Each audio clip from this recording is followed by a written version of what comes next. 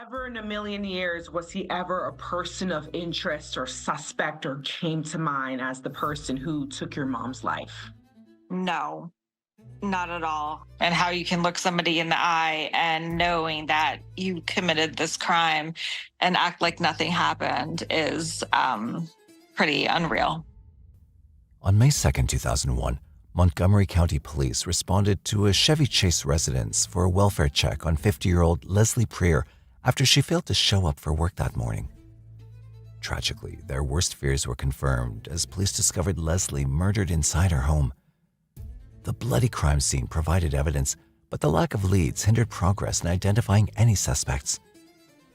For years, Leslie's husband and daughter yearned for justice, while the case remained cold amidst the hustle and bustle of a busy police department.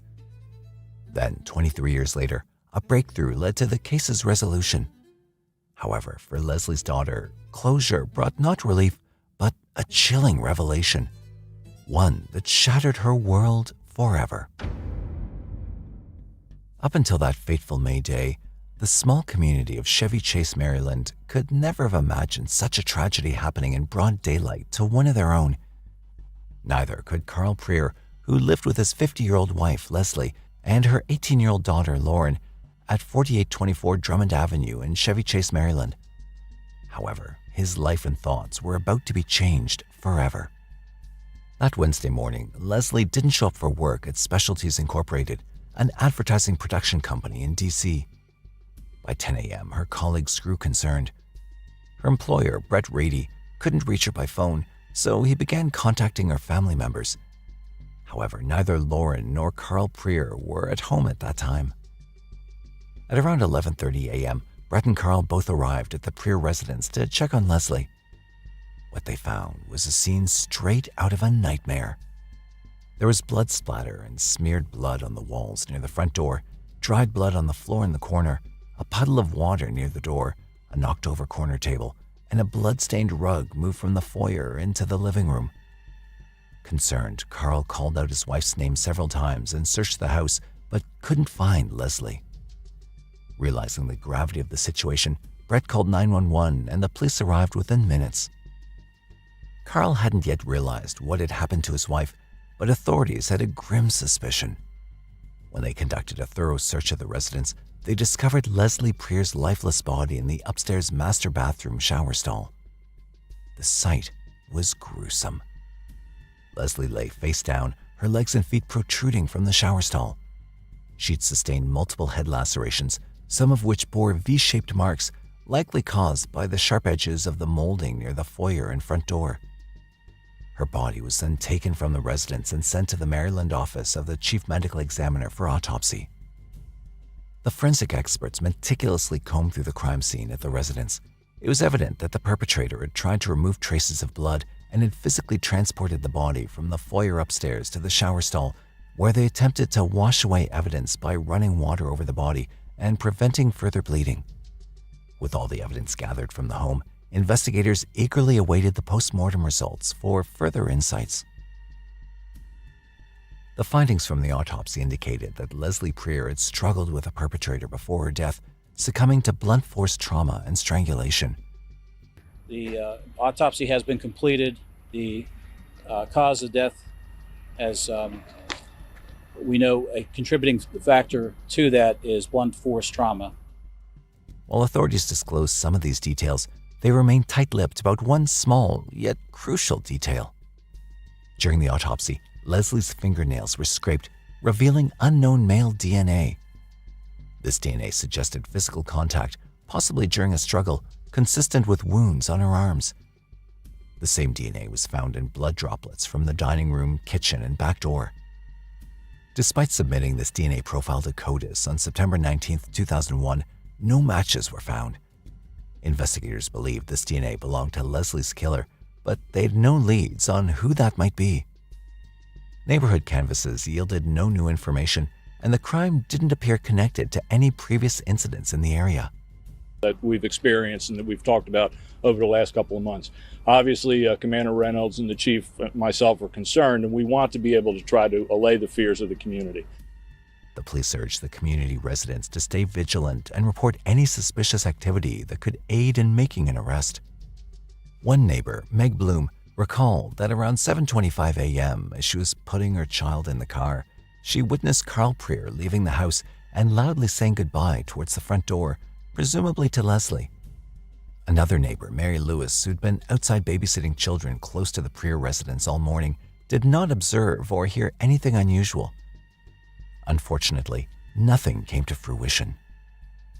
Detectives extensively interviewed family members, friends, and co-workers of Leslie Preer to identify any males who might have had a motive to harm her. Those identified were interviewed and asked for DNA samples to compare against the unknown profile found at the crime scene. All samples were analyzed and ruled out, eliminating them as suspects. Detectives also investigated individuals with records of violent crimes, burglaries, and home invasions in the area, but found none of them to be viable suspects. For a while, police even suspected Carl Preer might have had something to do with his wife's murder, but that was all it was, just speculation. Detectives lacked any evidence to tie him to the crime. Eventually, the case went cold, leaving the family to cope with their shattered hearts over the passing years. Carl Preer passed away from septic shock in 2017, never knowing who killed his wife. Lauren, always believing in her father's innocence, later reflected that he truly died of a broken heart. After losing both her parents, Lauren yearned for closure. She kept calling Montgomery County detectives asking for answers. She never lost hope that one day her mother's killer would be brought to justice. The case was reopened in 2022 with the Montgomery County Police offering a $10,000 reward for information leading to an arrest, but no one came forward. Exhausting all other leads, the cold case section turned to forensic genetic genealogy DNA analysis as a last resort.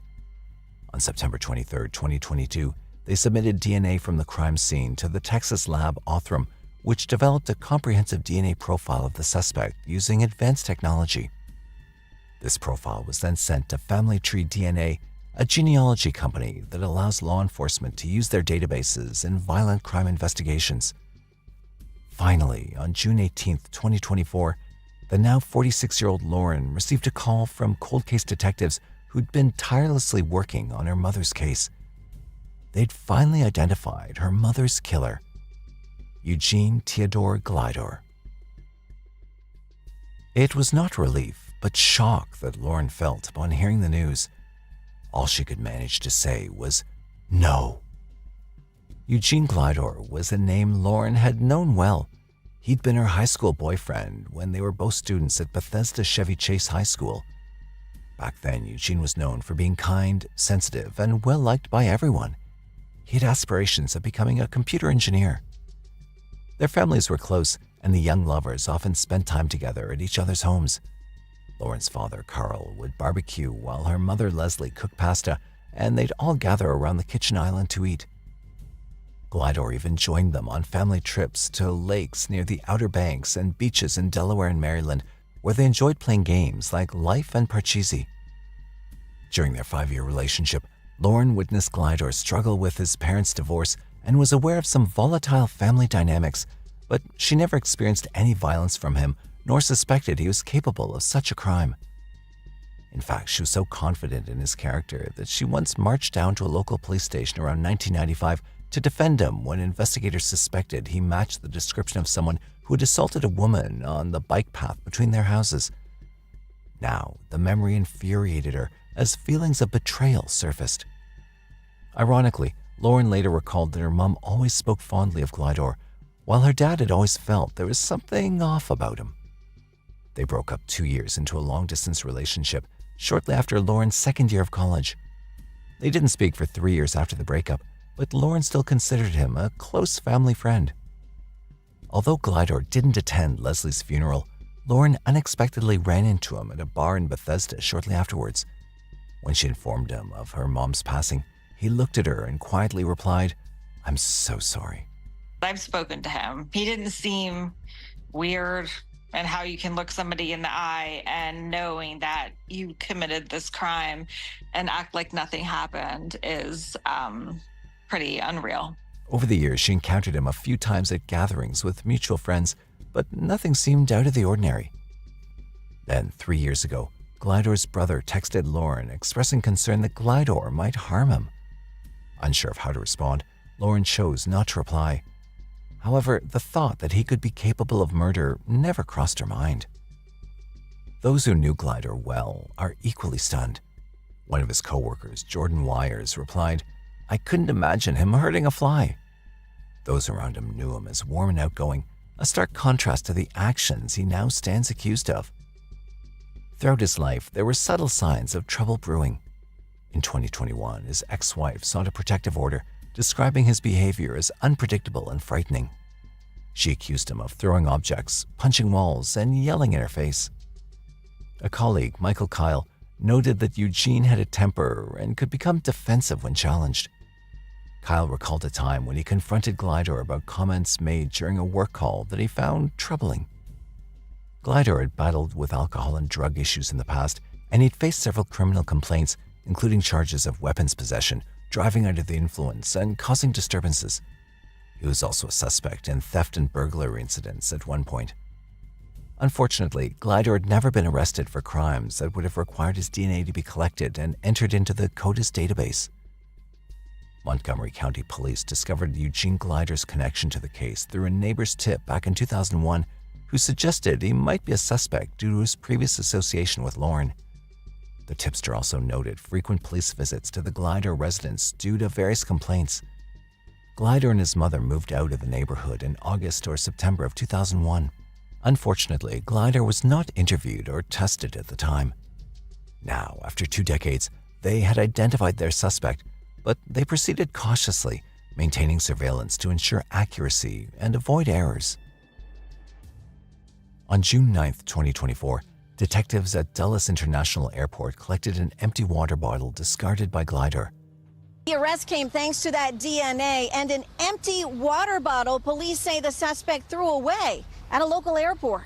This crucial piece of evidence was then tested against crime scene evidence and positively matched. 9 days later, on June 18, 2024, Eugene Glidor, now 44 years old, was apprehended by the U.S. Marshals Task Force in Washington, D.C., and formally charged with first-degree murder. He waived his right to a bond hearing and will remain incarcerated without bond pending further legal proceedings. However, the motive behind Leslie Preer's killing remains unclear, especially since, at the time, both Lauren and Eugene had moved on with new relationships. Hopefully, Leslie Preer's family has finally found the closure they've been seeking for all these years.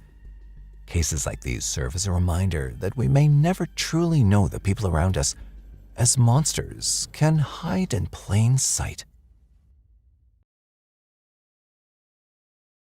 After 23 years, authorities say they solved a cold case involving a newborn baby dumped in a ditch in Johnson County. On November 18, 2001, a newborn baby girl was abandoned in a ditch in Texas and left to die.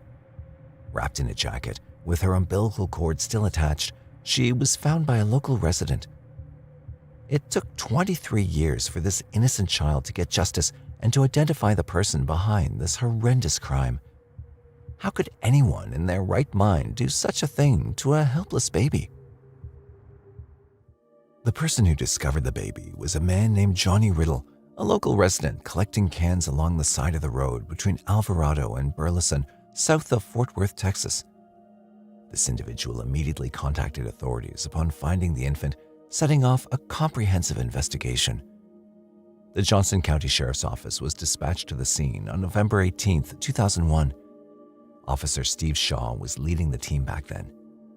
The police collected evidence such as a smashed key fob, a spit cup, and a Coke bottle from Riddle, hoping to obtain DNA evidence.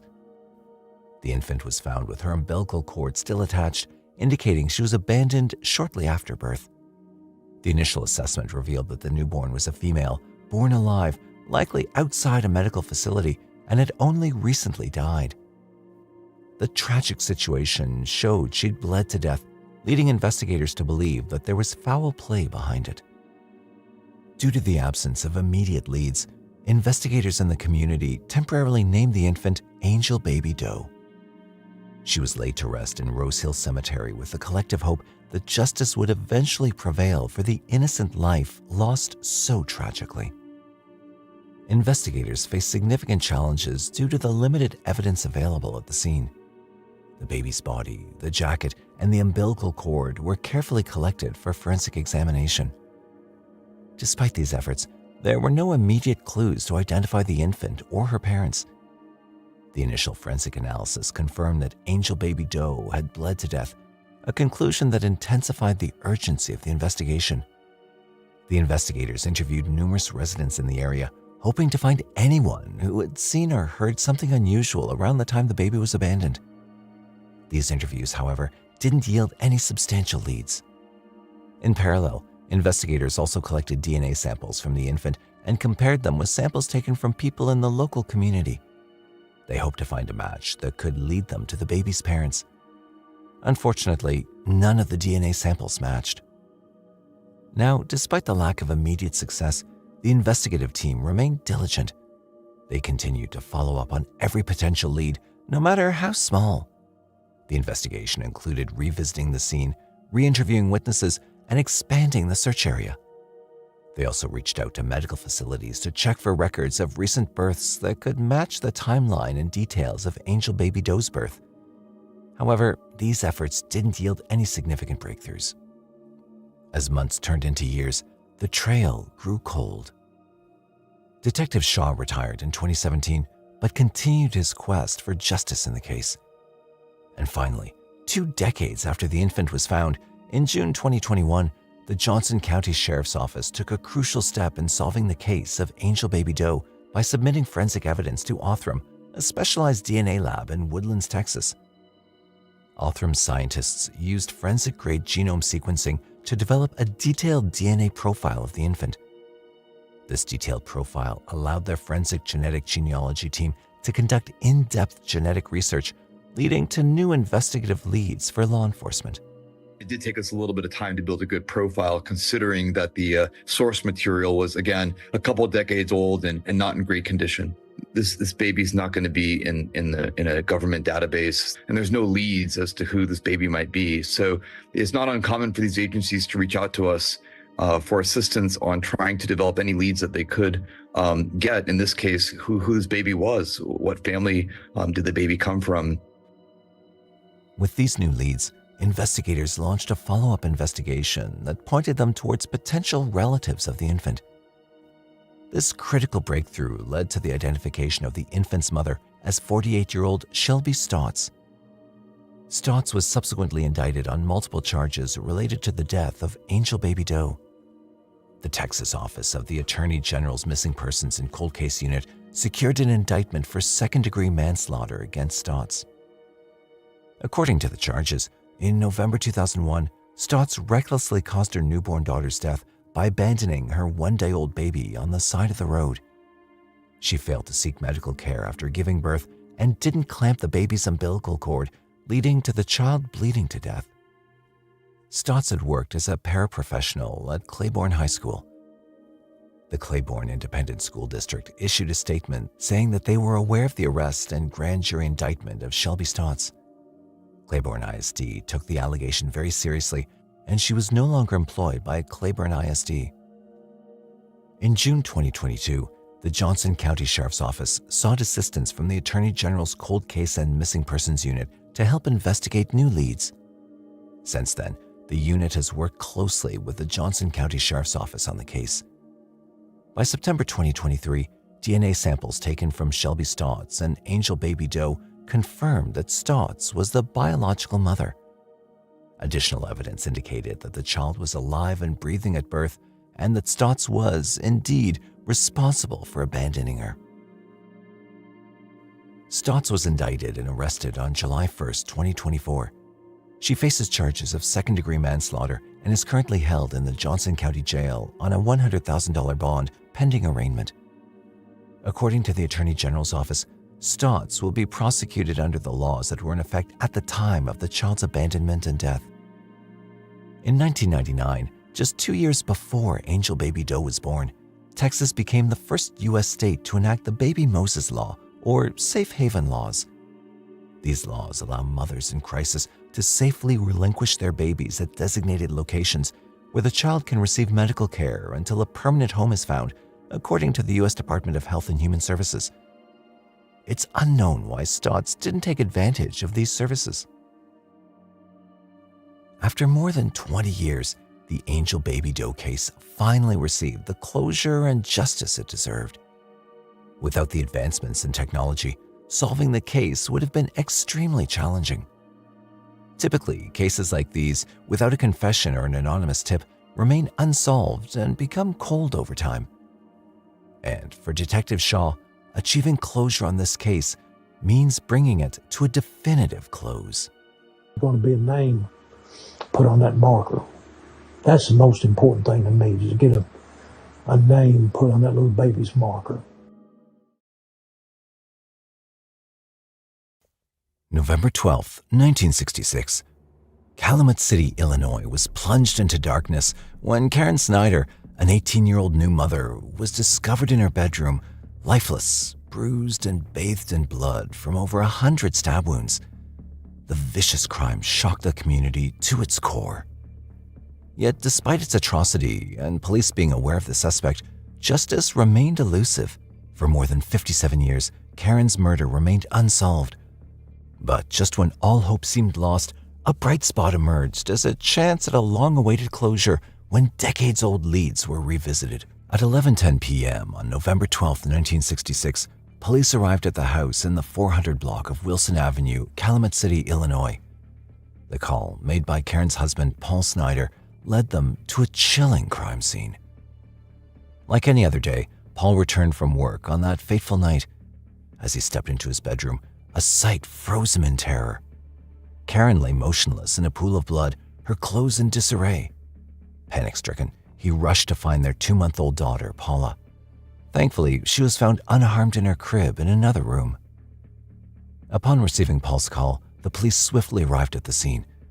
They meticulously examined the crime scene and collected evidence. Then Karen's body was sent for further examination. Despite their thorough search, no significant clues or murder weapons were discovered. Chicago Crime Laboratory detectives were also alerted and conducted their own investigation at the crime scene. Despite their efforts, they found no clear fingerprints at the time of the murder. However, their hopes rested on tests being conducted on blood smears found on a broken basement window, suggesting a possible entry point for the killer. Later, during the autopsy, it was discovered that Karen had suffered from both severe beatings and had been stabbed a total of 125 times. As time passed, investigators hit a dead end in the case. On the other hand, Paul provided a potential lead, naming James Barbier, a former railroad colleague and his friend.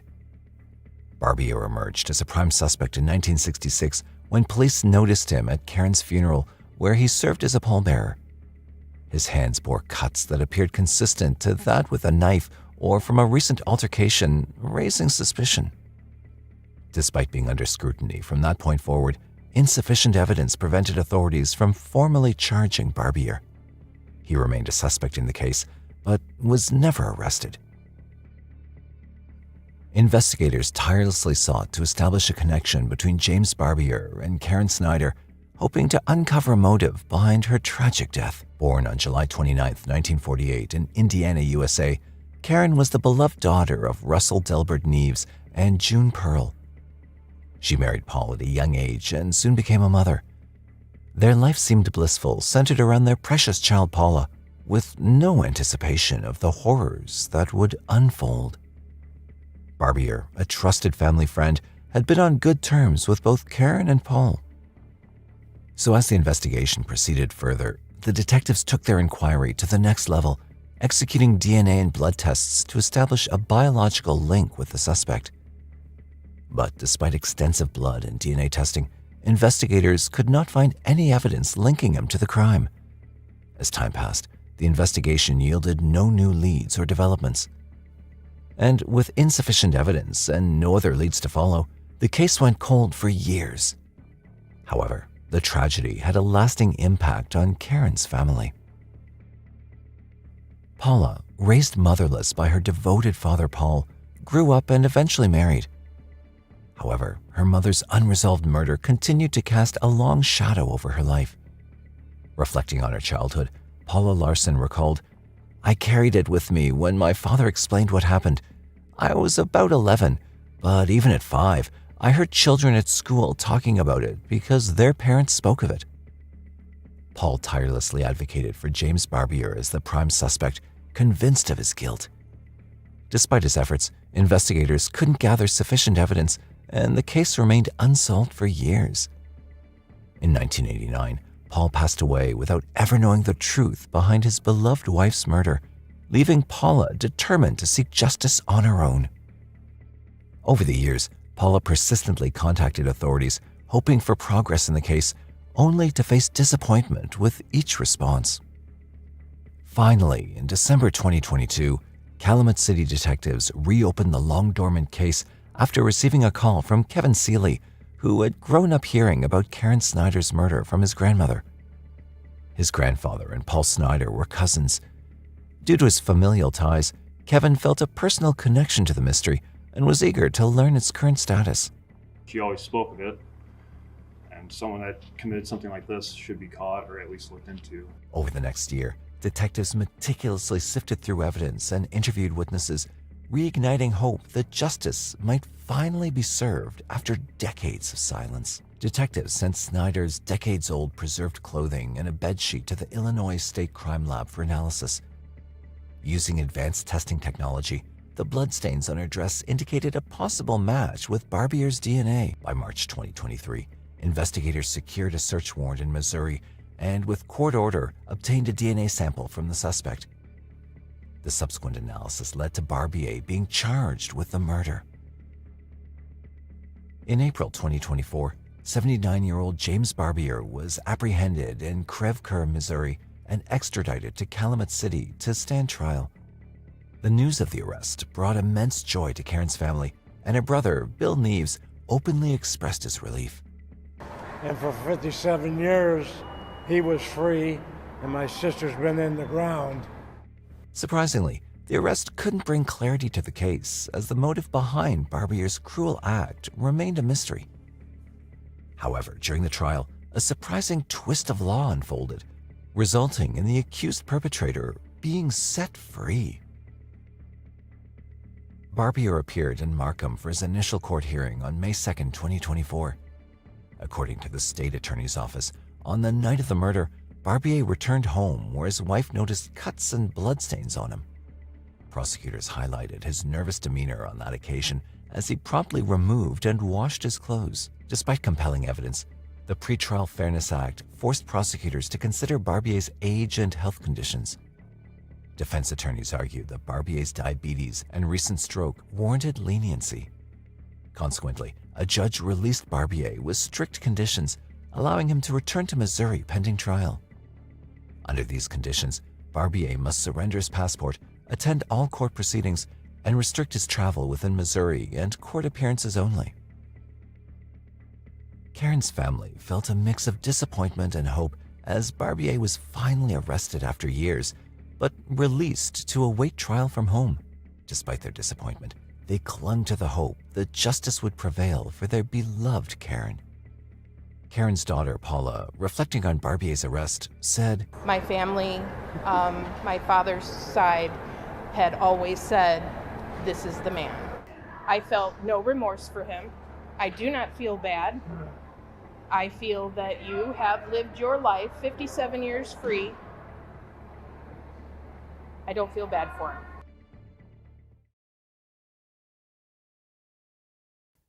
On January the 18th, 2022, 32-year-old Brandon O'Quinn Raspberry was found dead in his mobile home at the Lazy J RV Park in Nixon, Texas, with a single shot to his head. After an autopsy, police determined that he'd been killed 2 days earlier, on the 16th of January, and they quickly ruled the case as a homicide. With no murder weapon found, a lack of suspects, and no clear motive, the investigations led nowhere.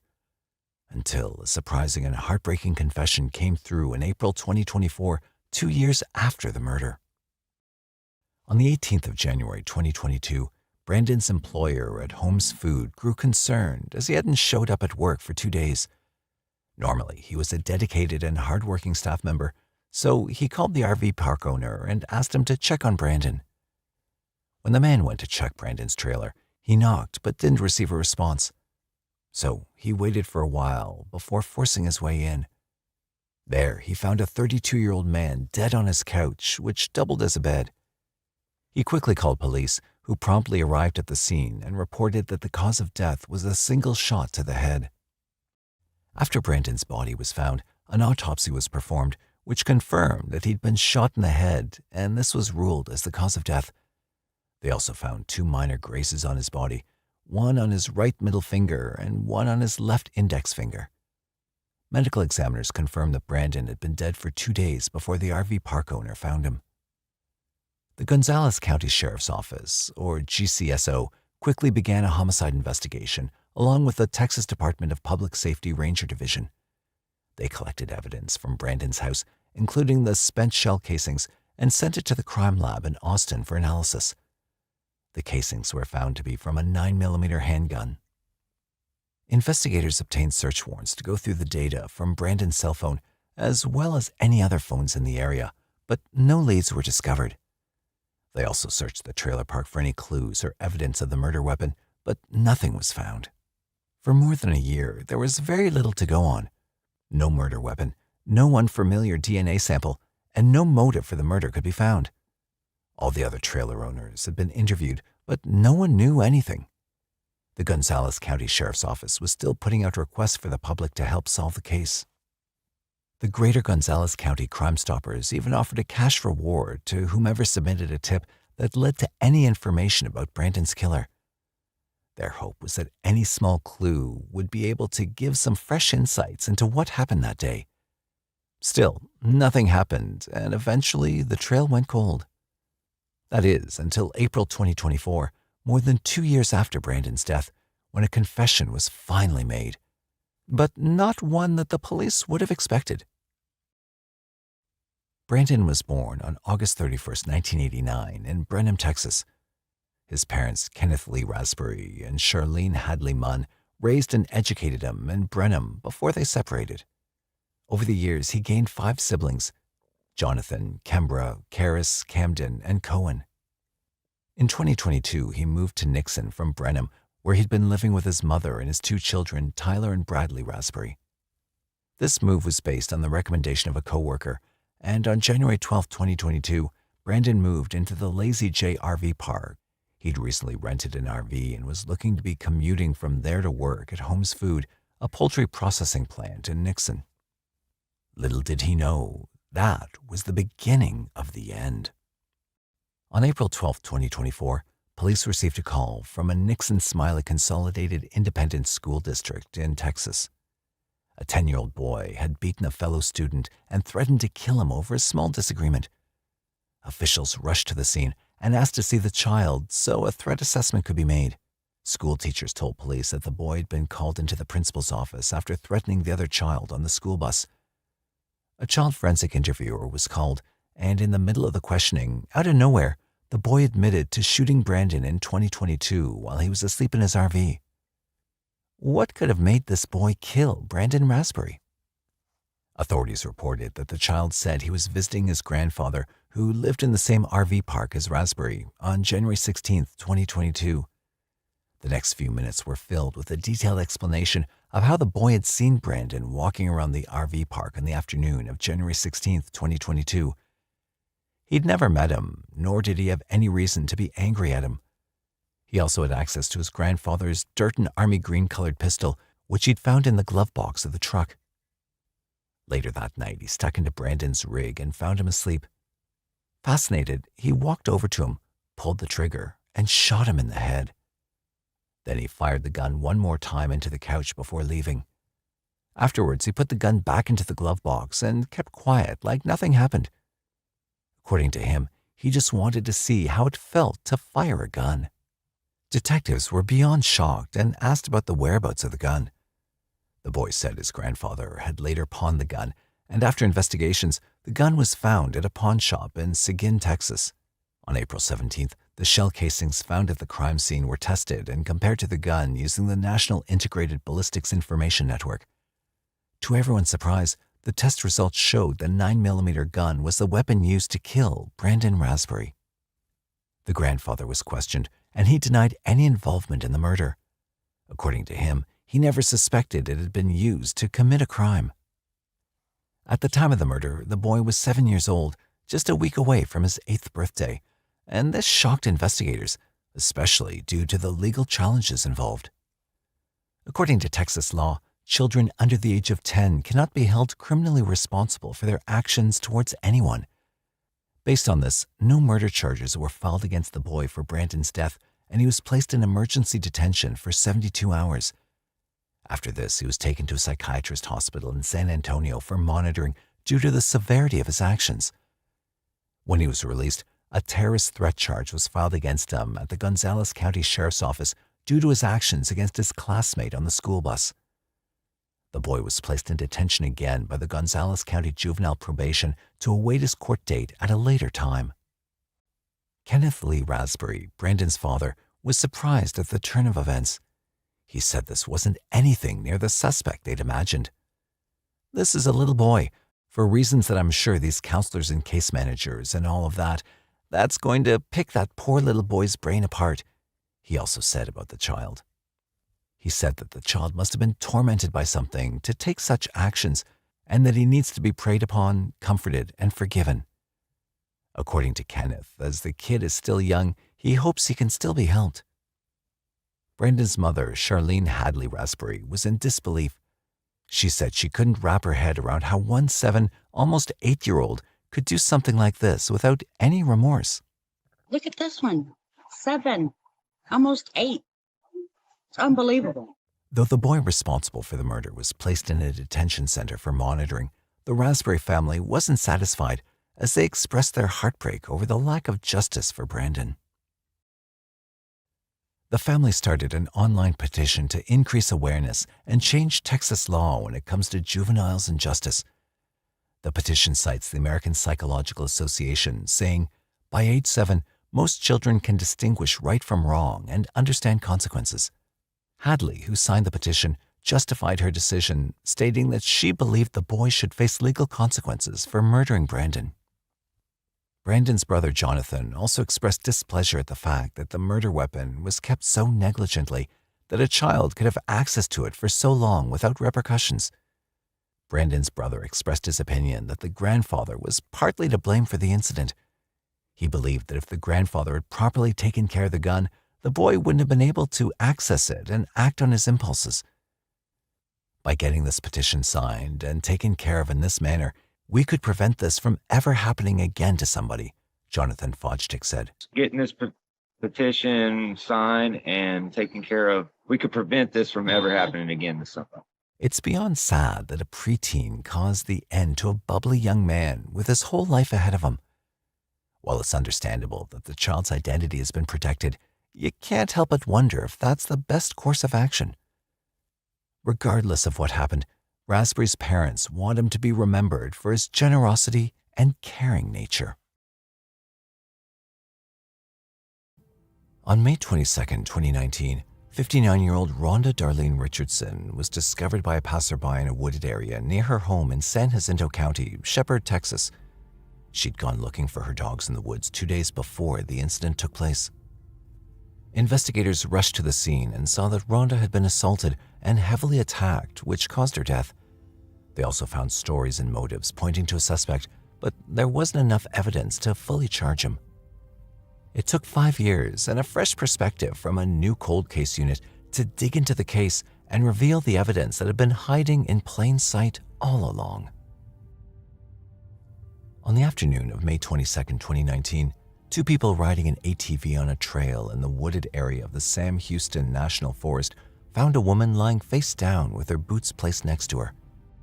Down this trail at Sam Houston National Forest in San Jacinto County, where investigators say a neighbor found the body of 59-year-old Rhonda Richardson. The San Jacinto County Sheriff's deputies were called to the crime scene at 4 p.m., where they identified the woman as Rhonda Darlene Richardson. Rhonda had multiple slashes on her body with blunt force trauma to the head and face.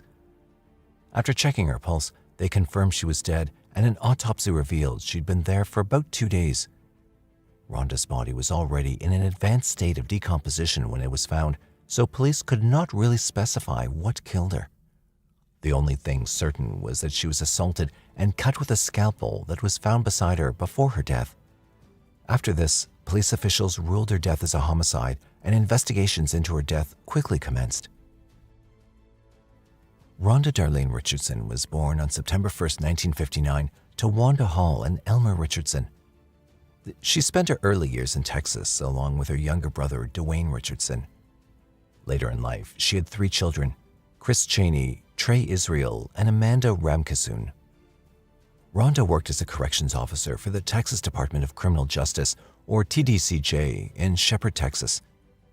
Frequently known as Rhonda Israel, she'd worked at different prisons, and just before her death, she was stationed at the Polunsky Unit, a prison near Livingston that held Texas death row inmates. She'd been working there for the past 25 years and was set to retire in a few months. Rhonda lived alone with her dogs, and she spent her free time traveling and gardening.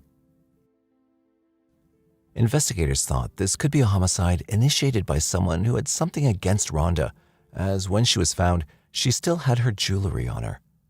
If the motive was robbery, then that person would have taken her belongings, and because of this, the police assumed her death might have been related to her work. The Texas Department of Criminal Justice, where she worked, questioned the inmates to determine whether she was a target, but they found nothing. She had no known enemies or issues with former inmates or co-workers. After this, officials went to her home and asked the neighbors if they'd seen or heard anything that had seemed suspicious in the days before her death. A neighbor mentioned that Rhonda had asked her neighbors to help her search for her missing dogs. One of the neighbors, Robert Dale Clary, had offered to help. According to another neighbor, James Talbert, he heard Robert on a phone call threatening to kill Rhonda's dogs, but he didn't tell Rhonda anything. He only saw her get on Robert's ATV around 12:30 p.m. on May 20th, 2019 to search for her dogs. He also confirmed that Robert was the last person Rhonda was seen alive with. After this, officials obtained a search warrant for Robert's house, where they found the ATV and a blood-stained rug. These items were taken to a crime lab in Montgomery County for analysis, but there was nothing to link them to Rhonda.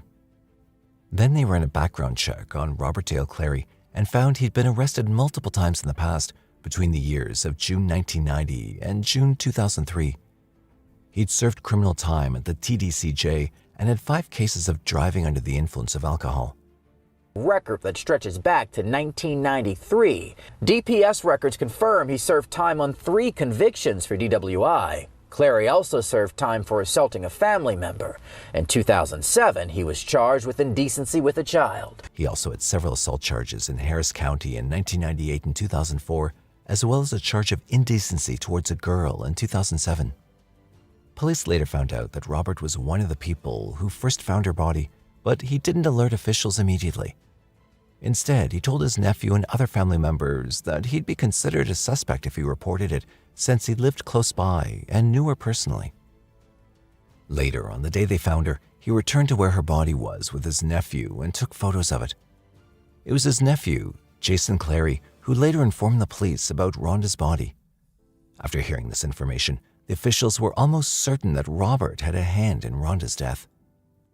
When the officials brought Robert in for questioning, he told the police that he only helped Rhonda look for her dog by driving her around the woods in his ATV. Still, investigators wondered how she went so deep into the forest when she was on foot with a set of ATV tire tracks found near her, coupled with the fact that she was naturally afraid of the woods because of snakes. They involved the FBI and the U.S. Forest Service Investigative Unit, but nothing new or defining against Robert or any other suspects were found.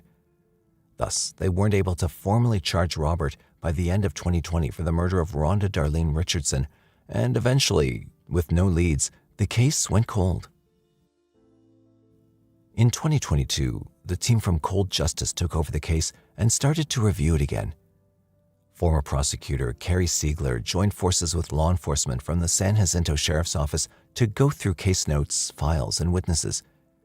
They also returned to the crime scene and asked further questions about the events that took place on May 22, 2019. The lead investigator, Steve Spingola, believed she'd been murdered, but Siegler believed that Rhonda had suffered a heat-related heart attack. He believed this because Rhonda had been overweight and hypertensive, and because of that, she might have fainted deep in the forest, after which an animal probably preyed on her. The forensic investigator, Catherine Paneri, however, ruled out an animal attack because of the absence of bite marks on her. Also, the scalpel used on her was still near her body. A forensic psychiatrist who reviewed Rhonda's case suggested that her killer had pent-up anger and most likely had a history of assaulting his victims. He also said that the person most likely knew Rhonda, and all these observations pointed to Robert once again.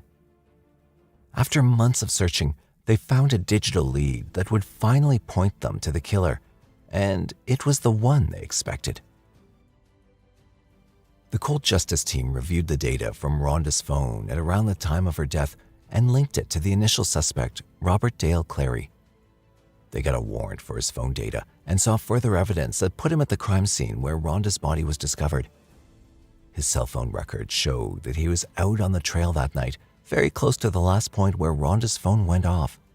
New information came up, new cell phone technology. That technology allowed investigators to place Clary on the trail the day before he allegedly discovered Richardson's body.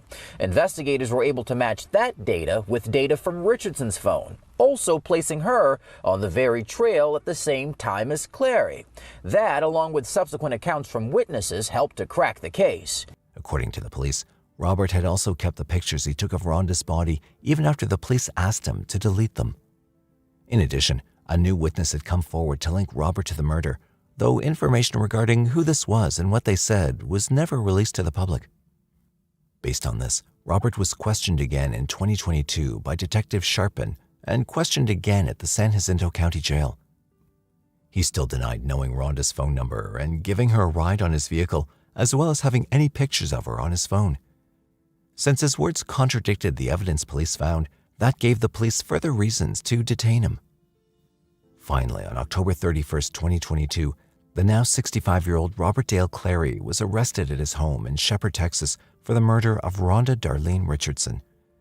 Robert Clary is now charged with murder, accused in the 2019 death of Rhonda Richardson, who worked as a prison guard. His trial was set to begin on April 29, 2024, where he could face up to 99 years imprisonment. This was when Robert started to talk, and he confessed to murdering Rhonda that day. In exchange for his plea agreement, he was officially sentenced to 30 years imprisonment in 2024. San Jacinto County District Attorney Todd Dillon expressed his happiness at the fact that justice was being served, even though it took years. Rhonda was looking forward to being there for her family in retirement.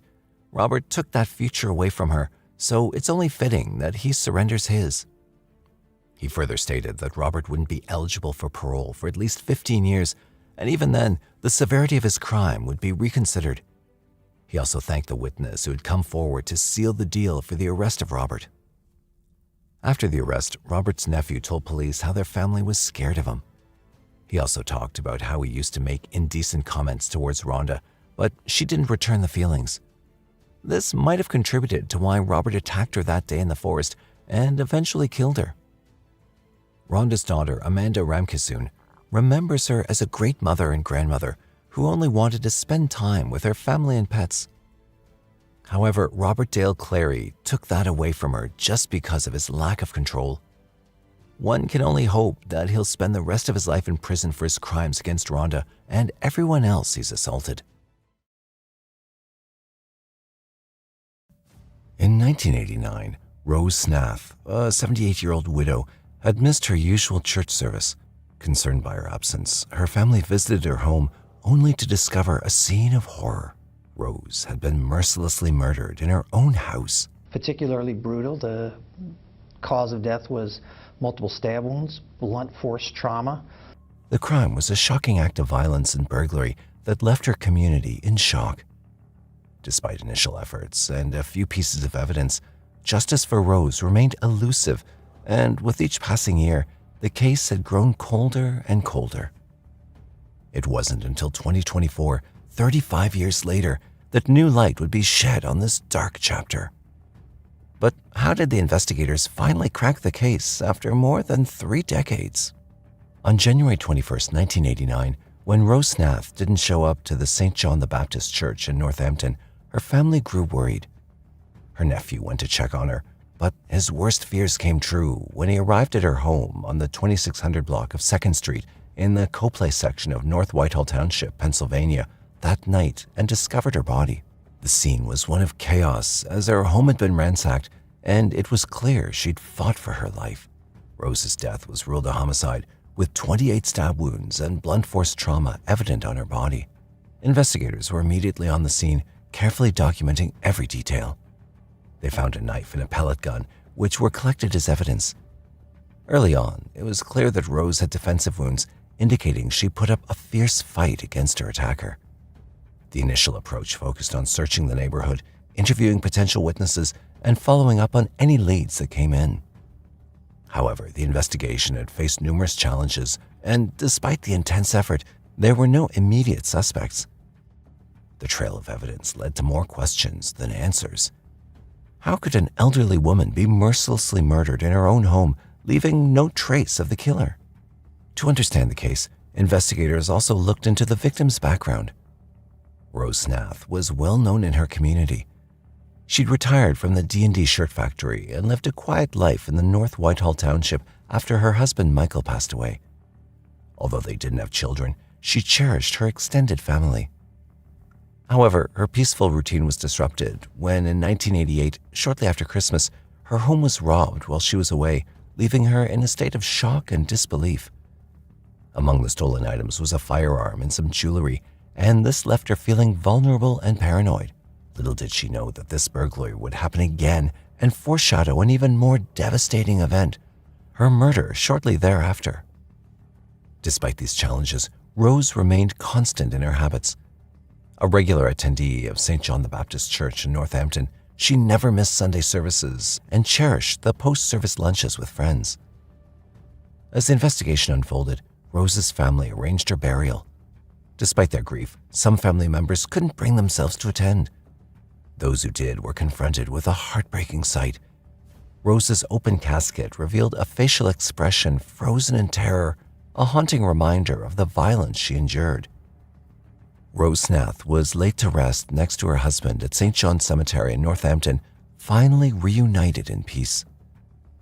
Then, for years, the murder of Rose Snath remained a cold case.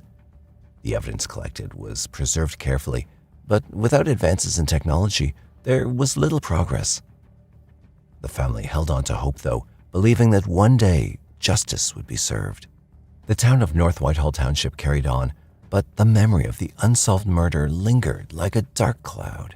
In 2018, after 29 years, hope was renewed as advances in DNA technology and forensic genealogy provided new investigative avenues. Investigators re-examined the preserved evidence from 1989 using these new techniques. Finally, after years of uncertainty, a breakthrough occurred. DNA evidence pointed to a suspect. Not available in 1989 or even the 90s, and really it's just become recently available, and that specifically includes touch DNA, which was recovered from one of the murder weapons. Eventually that touch DNA was traced back to Michael Bryce. In an astonishing twist, Michael Bresch, now 65 years old, had been living in Wind Gap, Pennsylvania, and was arrested in Coshocton County, Ohio. It was discovered that a mere 10 days after Rose's murder, Bresch was apprehended for escaping from the corrections facility and subsequently sentenced to 6 months in prison. Back in 1989, detectives had also searched the community corrections facility where Bresch was living at the time, but didn't have any evidence that would have suggested his involvement to any degree, so went unnoticed. He was charged with homicide, robbery, and other counts related to the murder of Rose Snath. The arrest on May 16, 2024, marked a significant turning point in the case. The DNA technology was a painstaking process, but one that brought the long-awaited breakthrough. The news of Michael Bresch's arrest brought a mix of emotions: relief, sorrow, and a sense of justice. Bresch was extradited to Lehigh County, where he was held without bail. The public defender's office had not yet been assigned to represent him, and the community waited anxiously for the trial to unfold. The trial date approached, and the evidence against Bresch was compelling, with DNA linking him to the crime scene. The courtroom was filled with Rose Snath's family members, who had waited over 3 decades for this moment. The prosecution presented a strong case detailing the brutal nature of the crime and the DNA evidence that pointed to Bresch. After Michael Bresch was apprehended in Wind Gap, Ohio on May 16th, he was extradited to Pennsylvania and held without bail at Lehigh County Jail. On May 21st, 2024, justice seemed within reach as Michael Bresch faced his first preliminary hearing. Details on whether Bresch had secured legal representation or entered a plea were not disclosed. Hnath's family received personal notification of Bresch's arrest, which provided them with some peace amidst the ongoing developments in the case. Further updates on this matter haven't yet been publicly released yet as of June 2024. As we close this chapter, we remember Rose Hnath, a kind and gentle soul whose life was tragically cut short. Her story is a reminder of the advancements in forensic science that can bring long-awaited justice.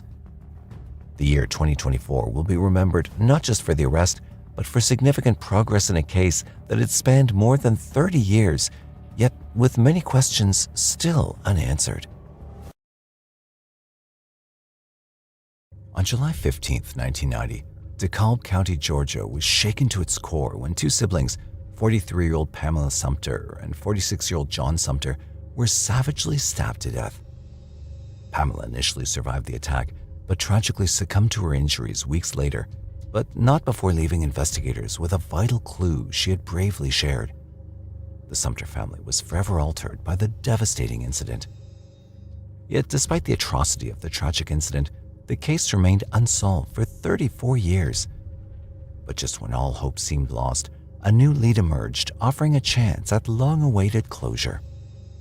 On July 15, 1990, in Georgia, DeKalb County Police were alerted to a grim scene at an apartment complex on Tree Hills Parkway in the town of Stone Mountain. There, they found Pamela lying in a pool of blood, grievously injured, but still clinging to life. Despite her harrowing ordeal, Pamela managed to convey to the officers that she'd been assaulted and stabbed by a man she barely knew. She said that her brother John had also been attacked. Authorities searched and found him deceased in another room, his body bearing multiple stab wounds. Without delay, Pamela was hospitalized. During her stay, medical officials collected an assault kit containing the perpetrator's DNA. Despite her dire condition, Pamela somehow managed to speak with investigators, and she provided them with the only clue they had. She informed them that her brother had invited the man to their apartment, about whom she knew nothing except that he was from Detroit, Michigan. Tragically, this was one of her final acts as she passed away from her injuries 3 weeks later on August 5, 1990. However, the investigators struggled to gather additional evidence and leads in the case. As time passed, there was no further development, and the investigation went cold for years. Nearly 3 decades later, in 2022, the District Attorney's Office of DeKalb County secured the prosecuting cold cases using DNA grant totaling $500,000 with an additional $33,000. This funding bolstered cold case investigators and the private lab, Othram, to re-examine and resolve the case. The decades-old assault kit of Pamela, carefully stored all these years, was finally sent for testing. In February 2023, DNA extracted from the kit yielded no matches in a statewide database, but produced a breakthrough when uploaded to a national database. Within days, it matched a 1992 assault case in Detroit that had never been prosecuted, where the victim identified her ex-boyfriend, Kenneth Perry, as her assailant. The reason behind the case never being taken to trial was never revealed to the public. However, with this crucial lead, authorities started taking a closer look at Perry. Simultaneously, they partnered with Othram, a lab specializing in forensic genetic genealogy. By comparing the unknown DNA to voluntary submissions from family members in databases, they successfully identified Perry through genetic genealogy analysis. The evidence conclusively linked Perry to the gruesome crime, prompting authorities to take him into custody. On June 6, 2024, 55-year-old Perry, residing in Loganville, Georgia, was finally arrested. Then, the court's order led to a DNA comparison, which further confirmed a match between Perry's DNA and the DNA from Pamela's previously collected and preserved assault kit. Perry was held without bond at DeKalb County Jail and awaited trial. On June 25, 2024, Kenneth Perry was found guilty by the DeKalb County Grand Jury for charges linked to the 1990 killings of Pamela Sumter and her brother John Sumter. James Sumter, the victim's brother, finally found solace after years of anguish as the case was brought to a close. James expressed his emotions by saying, "It's been over 30 years since this terrible, evil tragedy happened to my brother and sister. We can face the future with hope. Challenging times are coming. Whatever suffering we must go through, whatever hardship we must endure, whatever sorrows, if we have hope, a better day is coming." Crystal Saunders, a bubbly 24-year-old woman from Winnipeg, was last seen alive on April 18, 2007, just before she got into a vehicle on Sargent Avenue and Sherbrooke Street. The next morning, an off-duty police officer found the woman's remains in a ditch near St. Ambroise, a community about 80 kilometers northwest of Winnipeg. Although there were some developments in the case in 2014, it took another decade to reach its conclusion. When it finally did in 2024, 17 years after the murder, the resolution shocked everyone involved. On the evening of April 18, 2007, Crystal Saunders was seen at Winnipeg's West End by a Winnipeg Police Services officer on duty. Around 6 p.m., the officer watched as she entered a vehicle at the northeast corner of Sargent Avenue and Sherbrooke Street. The car hastily drove away, and that was the last time she was seen alive. A little over 36 hours later, on April 20th, around 9 a.m., an off-duty police officer discovered her body near a ditch near St. Ambroise, Manitoba, a community 80 kilometers northwest of Winnipeg. He had been trying to check his trap line when he saw her body. More members of the Royal Canadian Mounted Police, or RCMP, soon arrived at the scene, and after initial investigations, they ruled Crystal's death as a homicide. However, at the time, they gave out no further information on how she died, which was devastating for her loved ones who wanted to know what happened to her. Crystal Shannon Saunders was born in 1983. She grew up in the north end of Winnipeg, where she attended St. John's High School. She lived with her grandmother, Eileen Saunders, and her uncle, Joe Saunders.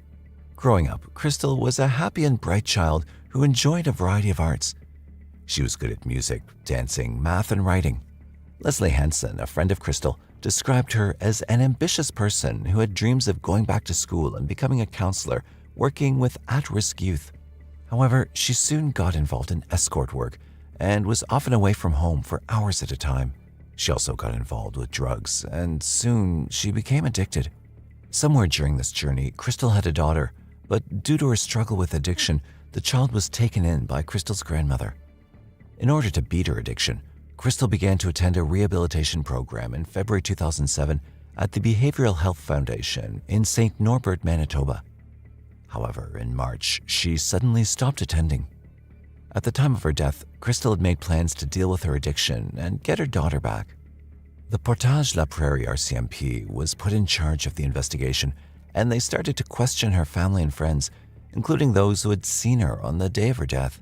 However, no one knew what happened to her, and since the police said very little about how she died, the public wasn't aware of what really happened.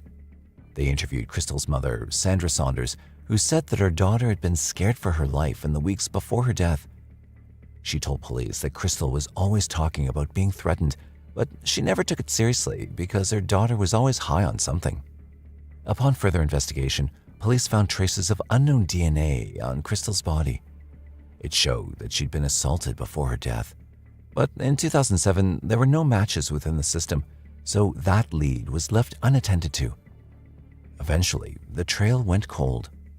By 2012, Project Devote took the lead of the still open investigation.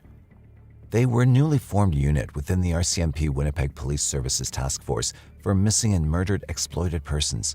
This unit submitted the DNA sample found on Crystal's body to the National DNA Databank. But no leads were found on this until December 2014, when investigators were contacted by the National DNA Database. After 7 years, the DNA sample found on Crystal's body had finally been identified. So who was the last person in contact with Crystal Saunders? In 2014, the DNA found on Crystal's body was linked to a 42-year-old man, Kevin Charles Quo. Quo's DNA had been obtained due to his previous convictions from other crimes outside Manitoba over the years. He was questioned about his involvement in Crystal's death, but he denied having killed her. Crystal's phone records showed that they'd been in contact the night she went missing, but Quo stood firm in the fact that he hadn't murdered her. Though his DNA was found on her, that wasn't enough to formally charge him for her murder, so he wasn't arrested. Over the next few years, police worked hard to find further evidence against Quo. At the time of Crystal's death, Quo was in the area, but his DNA being present at the crime scene could be ruled off as circumstantial. He attended his high school and post-secondary school in Winnipeg and had frequented areas around Ontario, Saskatchewan, Alberta, and British Columbia. After nearly a decade of police work, as well as other investigations trying to gather evidence, a breakthrough was finally reached in 2024. On January 27, 2024, Quo was arrested for the murder of Crystal Saunders. RCMP officers met him at his place of work in the lower mainland of Vancouver in British Columbia. Quo had been working and living in the area ever since the initial questioning in 2014.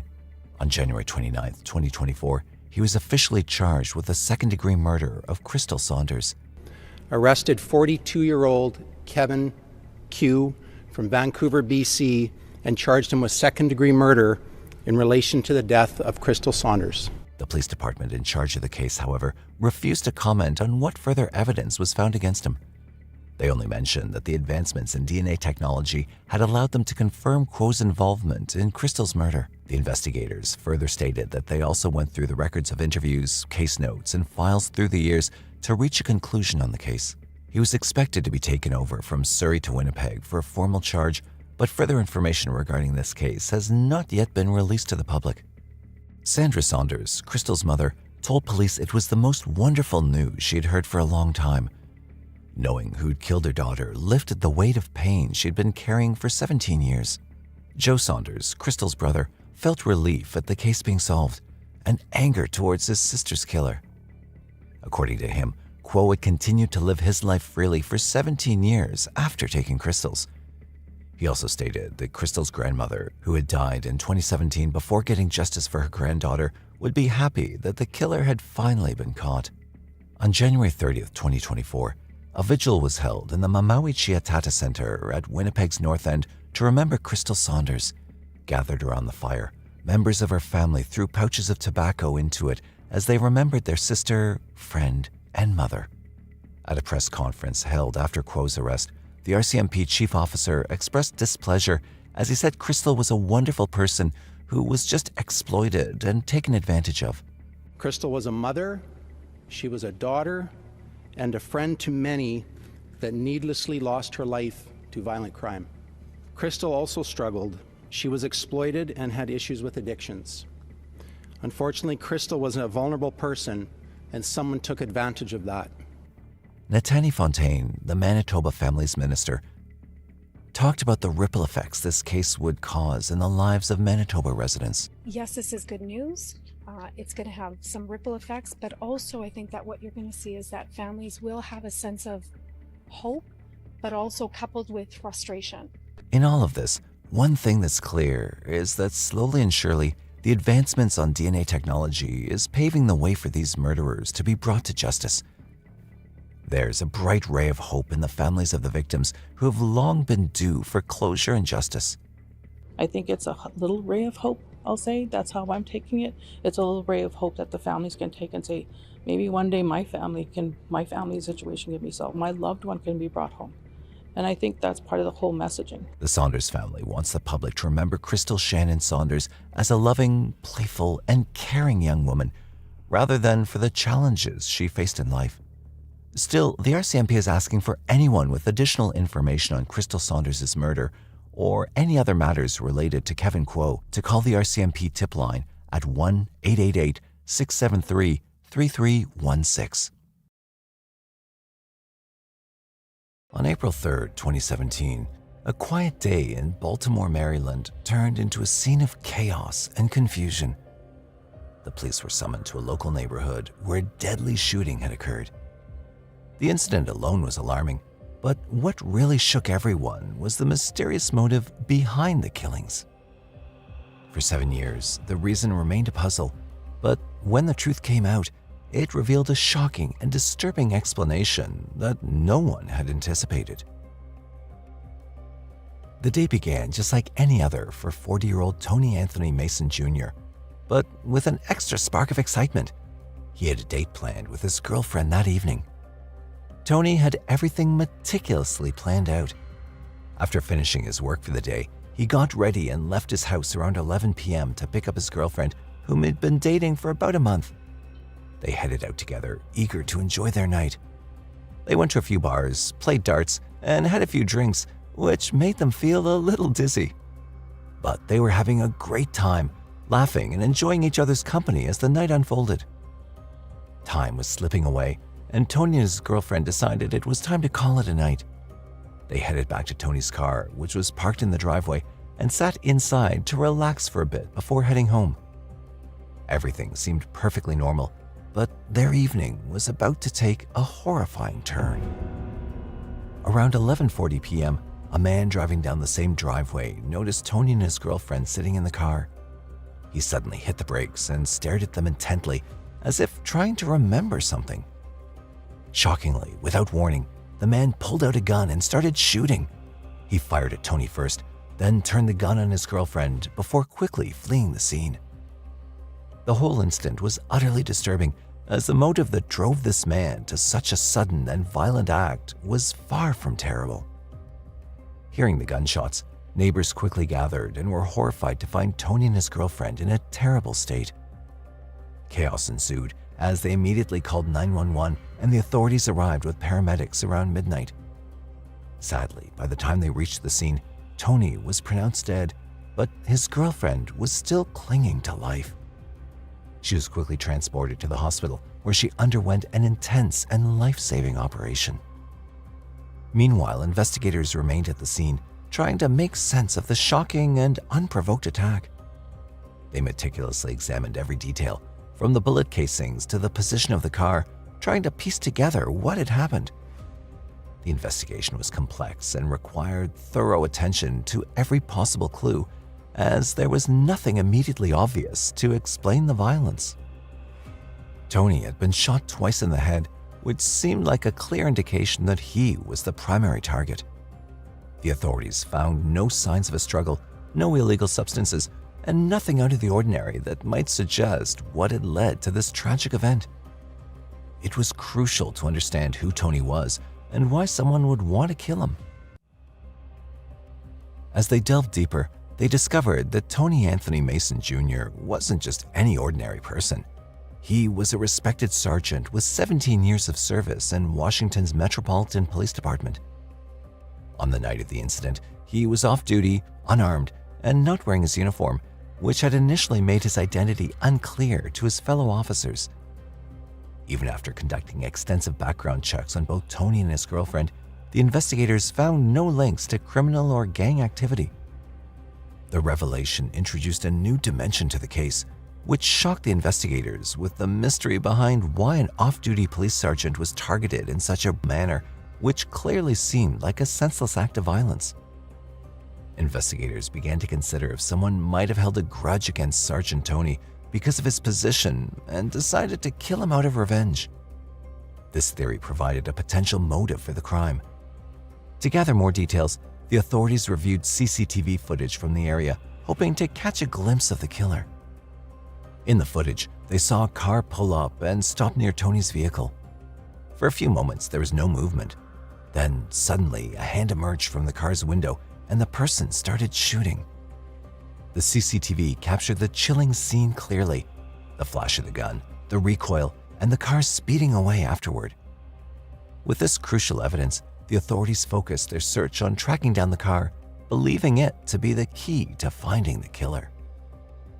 The clarity of the footage showed the car's make and model, providing a solid lead. Investigators began scouring databases, looking for any registered vehicles that matched the description. They also canvassed the neighborhood, hoping someone might have seen the car before or after the incident. Despite their efforts, the cars seemed to have disappeared into thin air. It was as if the vehicle had been swallowed by the night, leaving no trace behind. Despite their best efforts, the authorities hit a dead end in the investigation into Sergeant Tony's tragic death. Being frustrated and determined to find justice, investigators took a drastic step. They offered a $20,000 reward to anyone who could provide information leading to the capture of the killer. However, days turned into weeks as they waited anxiously for a breakthrough, but none came. With no leads or witnesses to guide them, the case quickly went cold, and Tony's death became an unsolved mystery. Then, 6 years later, in 2023, a breakthrough finally came. An anonymous tipster contacted the authorities with critical information about Tony's murder. This tip breathed new life into the investigation, offering a glimmer of hope that they might finally solve the case. The information provided became the focal point, reigniting efforts and urgency in the investigation. The tipster provided a startling revelation to the police involving his friend, 24-year-old Dion Thompson, who had confessed about a crime to him. According to the tipster, on April 3, 2017, after Thompson left his grandmother's house, he was en route to his own home when he abruptly stopped his car upon seeing Tony's car in the parking lot with the lights on. The couple inside were engaged in conversation. Despite observing them for some time, Thompson couldn't tell if he recognized them or not. In his paranoid state, he feared they might be there to rob him or retaliate against him for his ongoing robberies, so he acted out of panic. Thompson grabbed his gun and opened fire on the couple. His actions were driven by paranoia and a desperate attempt to protect himself. Little did he know, his impulsive act would lead to tragic consequences and set off a chain of events that would eventually unravel his crime. It was the day after the shooting when Thompson watched the news and learned the shocking truth that the man he killed was actually a sergeant. Fearing the consequences, he immediately decided to cover his tracks. Thompson drove to Philadelphia to dispose of the vehicle he'd used during the crime, hoping to evade any detection from the authorities and getting rid of any clues that might lead them towards him. This critical discovery gave authorities a major breakthrough in the case. They wasted no time delving into Thompson's background, conducting a thorough investigation that spanned a year. During this time, they uncovered crucial details about Thompson's activities and connections and meticulously pieced together his history. It was then that authorities uncovered Thompson's involvement in criminal activities and his leadership in a gang called the Slickest Ones, TSO. Investigators also uncovered Thompson's collaboration with accomplices known on the streets as Man and Club. Although one of them had died in a car accident after Sergeant Tony's death, no one else was charged in connection with the case. Armed with all the gathered clues and information, authorities painstakingly, over time, built a strong case against Thompson. Finally, in April 2024, after years of relentless pursuit of justice, they made their move. Thompson was apprehended and arrested, marking a significant moment in the quest for closure for Sergeant Tony's family and the community affected by his untimely death. During the trial, Dion Thompson's defense attempted to portray him as a naive teenager who didn't fully grasp the consequences of his actions. They emphasized that he was only 18 years old at the time of the shooting. However, the prosecutors argued vehemently that Thompson was fully aware of his actions and their implications. They presented compelling evidence and testimony to support their case. After weighing all the evidence and deliberating on the testimony, the jury reached a decision. Dion Thompson was convicted of first-degree murder and related offenses. He was sentenced to serve time in a federal prison, already facing unrelated charges for drugs and firearms. Metropolitan Police Department Chief Pamela Smith expressed a sense of closure, stating, "While we cannot undo the pain of loss or erase the memories of that tragic day, we find solace in knowing that justice has been served." Baltimore State's Attorney Ivan Bates highlighted the significance of the case, noting that it marked the first prosecution brought by his office's new cold case unit, ensuring that Thompson was held accountable for his devastating actions. The day was February 10th, 2009. The residents of Ridgewood, Queens, New York were going about their usual daily activities when their afternoon took a sinister turn. A 64-year-old man named Rosario Prestigiacomo was found viciously stabbed to death with his blood plastered all over his home's walls. The detectives at the scene were left with numerous unanswered questions, not realizing how long the investigation would stretch. Eventually, it took these detectives 15 long years, some advanced forensic genealogy, and a used fork to answer these questions and solve the case. Around 2:15 p.m. on a calm Tuesday afternoon, the New York Police Department received a distress call from Ridgewood, a neighborhood located in Queens, New York. The 911 call was made by a troubled neighbor who had heard some strange sounds coming from a particular house all afternoon. The neighbor believed these odd noises sounded like two people were struggling and urged the authorities to come and investigate the source of the strange sounds. It didn't take long for the police officer to arrive at the described two-story house located at 2031 Green Avenue Street in Ridgewood. The officer had repeatedly called out to the resident to let him in, but there was still no response, so he decided to go in himself by accessing the house through the first-floor window. Once the officer entered the house, he was greeted with a horrific scene. A deceased man was found lying face down in a pool of his own blood. The initial investigation showed that he'd been viciously stabbed about 16 times in the neck, torso, face, and limbs. The attack was so gruesome that the man's blood was splattered all over the walls of his home, making the residence look like a bloody butcher's shop. An alarming amount of blood was also present in the hallway, and the forensics team was immediately called to analyze the ghastly crime scene and gather evidence. Both the sketches and photographs taken by forensics captured the exact position the victim's body was found, the many blood splatters in and around the corpse, and the other potentially incriminating evidence that was uncovered or seen around the house. During their examination, forensics found that in addition to the clear stab wounds recorded by the first responders at the scene, there was also extreme damage to the victim's chest, esophagus, lungs, and abdomen, all marked with visceral puncture wounds. A detailed report from both the first responders and the forensics team was handed over to the chief medical examiner, who confirmed most of their findings. However, he uncovered something new during his extensive examinations. He'd noticed several blunt force injuries on the victim's head and torso, which appeared to have been inflicted with a shovel. This detail coincided with one of the probable weapons gathered as evidence by the forensics team. While the detectives didn't find the knife or dagger that they believed was the murder weapon, one of the potential weapons used during the attack that was retrieved at the crime scene was a bloody shovel.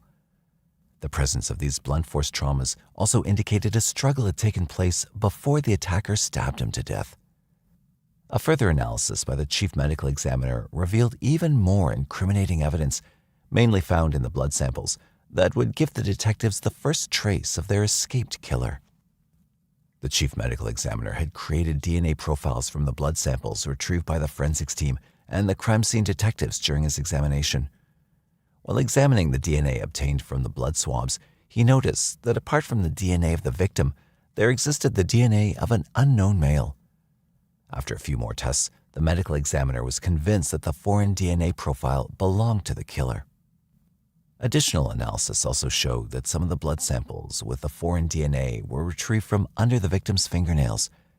This led the chief medical examiner to theorize that the unidentified DNA might have gotten there when the victim scratched or injured his assailant while attempting to escape, avoid the barrage of attacks, and fight back. The detective's initial approach to identifying the DNA sample was to put the unidentified sample into the local police DNA database and cross-check the profile with any suitable matches. Unfortunately for the detectives, this was where the first major challenge popped up in their investigation, as no matches were found for the unidentified DNA. Despite the initial setback, the detectives weren't willing to give up that easily. Over the course of the investigation, the unidentified DNA profile was placed into several other local, state, and even national DNA databases and databanks. But the detectives weren't able to identify the foreign DNA. And it wasn't long before it started to look like the victim's cold-blooded killer didn't even exist. To speed up the identification process of the elusive killer, the detectives went to interrogate and question the victim's neighbors to see if they knew about him and if they'd seen anything that night. One particular neighbor, whose name was Sam Shaheim, told the detectives that he'd met Prestigiacomo on numerous occasions as he used to frequent the deli he owned, located at the corner of Green and Grandview Avenues. During his interview, Shaheim further described Prestigiacomo as an elderly Italian landlord who was very quiet and didn't talk much. He then said that their block on Green Avenue, Ridgewood, was often quiet and they'd never heard or witnessed any bizarre noises coming from his home until that Tuesday afternoon. After they'd finished questioning all of Prestigiacomo's neighbors, the detectives didn't get anything on the killer, as no one could identify his assailant. With the detectives still having no solid leads on the identification of the foreign DNA, they decided to use a different tactic and look into the background of the victim, hoping they could potentially find some leads that would help them finally solve the case. The detectives had already identified the victim as Mr. Rosario Prestigiacomo. He was a 64-year-old man who was known to be a very reserved and quiet individual. The detectives had also spoken to all of his neighbors in Ridgewood, Queens, and each of them described him as a private but very friendly individual. The detectives then decided to look for clues elsewhere in his past as they tried to build a timeline leading to his murder. During their investigations, they found out that Prestigiacomo, who had been divorced from his ex-wife, had been living alone during the latter years of his life. Not much was uncovered about his career apart from Shaheim's information that he was a landlord. However, due to the fact that he'd been a long-time resident of the neighborhood, the investigators believed he might have already retired or was working locally. All this information made the investigation even more challenging for the detectives as they racked their brains trying to figure out who would want to ruthlessly murder a well-respected and polite 64-year-old man in a quiet neighborhood. As the months continued to pass by, the efforts put into solving the ghastly murder case of Rosario Prestigiacomo slowly dwindled. A solution to the case seemed completely impossible at this point, and the numerous detectives and officers who had tirelessly worked on the murder case were pulled and assigned to other cases. It wasn't long after that before the folder on the horrific homicide case grew cold with no answers to give to his grieving family. About 13 long years had passed since the homicide case of Rosario Prestigiacomo had gone cold. In March of 2022, both the detectives from the Cold Case Squad and the Queens District Attorney's Office decided to follow up on the case using an entirely different approach than what was used by the detectives in 2009. Their new approach saw them using a bit of outside help to follow up and potentially solve the case, and the detectives found that help in a private laboratory called Othram. Othram was a private and pioneering laboratory located in Woodlands, Texas, United States. They specialized in forensic genetic genealogy and the application of advanced forensic DNA technology to identify human remains and solve cold cases. DNA technology had advanced rapidly over the years since Prestigiacomo's homicide case had grown cold.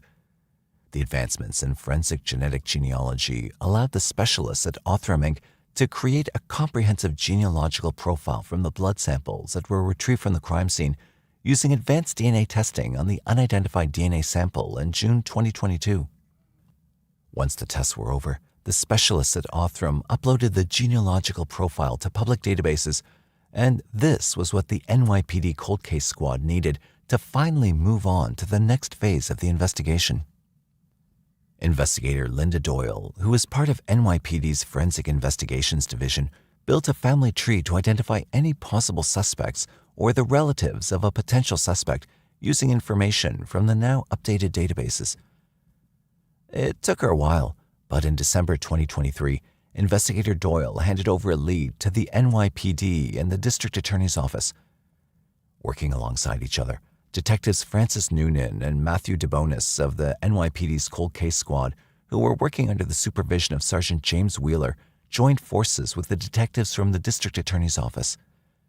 They tirelessly chased down the lead they'd been given, and after extensive investigations and detective work, they finally put a face to the unidentified DNA profile. The man they believed was their prime suspect was named Anthony Scalici.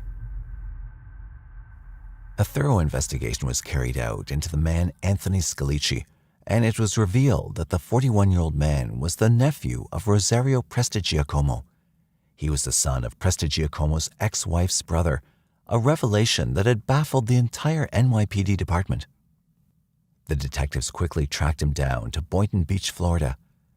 However, even after finding his current whereabouts, they still needed indisputable proof, and the only way they could get that was by acquiring some of Anthony Scalici's DNA. The detectives carefully followed Anthony Scalici's movements throughout the surveillance operation, and on February 17, 2024, they managed to successfully acquire a used fork that Anthony Scalici had discarded. Anthony Scalici's fork was analyzed by the Office of the Chief Medical Examiner under the supervision of Lisa Mertz, who was the assistant director of the NYPD Cold Case Squad. After the analysis, the medical examiner was able to produce a DNA profile. This profile was then sent for DNA testing, and it perfectly matched the unknown DNA profile that was found under Prestigiacomo's fingernail and in various other retrieved blood samples that were left at the gruesome crime scene. With no doubts left in their minds, the NYPD's Regional Fugitive Task Force, with assistance from the United States Marshals and the Boynton Beach Police Department, arrested 41-year-old Anthony Scalici on May 14, 2024. Scalici was then extradited to New York to face his charges on May 29, 2024. Anthony Scalici was arraigned on May 30, 2024 in the Queens Supreme Court. He was charged with second-degree murder for the killing of his 64-year-old uncle, Rosario Prestigiacomo. Scalici's lawyer, attorney David Cohen, told the court that his client had pleaded not guilty. Anthony Scalici is being held in jail at Rikers Island and faces up to 25 years to life in prison if he's convicted. Queens District Attorney Melinda Katz, who was present during Scalici's arraignment, gave a statement to the press on the case, saying, "I formed a cold case unit to bring closure to grieving families and seek justice on behalf of victims. This case is an example of the perseverance and determination of the investigators on this and every cold case, and highlights the successful partnership formed between District Attorney Office and the NYPD Cold Case Squad. Defendants should not be able to evade justice no matter how much time has passed."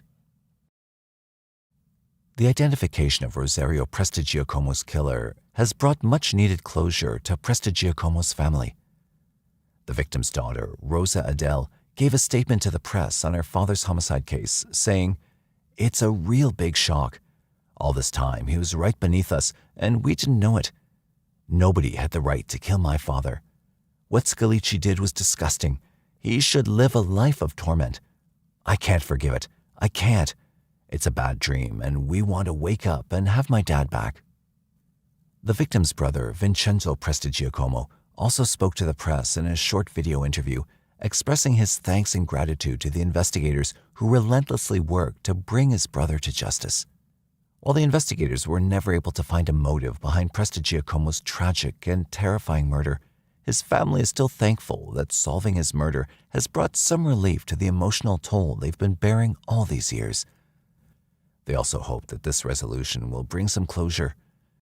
In the aftermath of the trial, the homicide case of Rosario Prestigiacomo has had a significant impact on law enforcement and how future cases are solved. The identification of Prestigiacomo's murderer marks the first use of forensic genetic genealogy to identify a suspect in a New York City homicide, and the detectives know it was only thanks to the use of that technology that the 15-year-long cold case was finally solved in 2024. Decades after a chilling murder in Washington, D.C., the Metropolitan Police made a desperate move in their quest for elusive clues to crack the case. They released a video on their official YouTube channel on October 30th, 2020. In 30 years since Norman Rich was shot and killed inside his home in the 500 block of M Street Northeast. Case remains open and under investigation. On March 28, 1990, Norman Rich, 34, known as Simo, was discovered by his 32-year-old girlfriend, Sheila Brown, deceased in their bedroom. Surprisingly, despite receiving clues from Sheila about the two perpetrators, the case remained unsolved for nearly 34 years, leaving the family in perpetual distress. Around 1 p.m. on March 28, 1990, Sheila found Norman's body in their bedroom and immediately contacted the police. Upon arrival at their home on 507 M Street, Washington, D.C., law enforcement observed that he'd sustained multiple gunshot wounds. When first questioned about the incident, Sheila provided vital details about the individuals involved. Sheila, the mother of their 3 children, was alone at home that day. She told the authorities that at approximately 8 a.m., she answered a knock at the door to find 2 men waiting. After informing Norman about their presence, she left to run errands and get her hair care done. She also informed the police that one of the men was referred to as Ducky by the other when she first answered the knock in the morning, but she claimed she didn't know either of them personally. When she returned home at around 1 p.m., she made a chilling discovery. She found the front door open and discovered Norman deceased in their bedroom. Other family members of Norman were notified and they arrived at the scene. Sakethia Tyler, Norman's younger sister, received the heartbreaking news around 3 p.m. Upon her arrival, she found her mother, Helen Rich Frazier, and brother, William Thomas, already present. Helen, who was battling cancer, was deeply affected by the sight of her deceased son. Their lives were irrevocably altered, and now their sole focus was to try and identify the perpetrators. Detective Ruben Sanchez Serrano took the role of the lead investigator on the case. During the investigation, Detective Ruben observed an unusual demeanor from Sheila when he sought her assistance. He noted that she was reluctant to speak to him and had a combative attitude. However, she did eventually offer to help by providing composite sketches of the 2 men she claimed visited their home on the day of the incident. Unfortunately, even with these sketches, the detectives were unable to discover any significant leads which might lead them to the killer. Despite questioning numerous individuals and identifying potential suspects, no arrests were ever made in the case.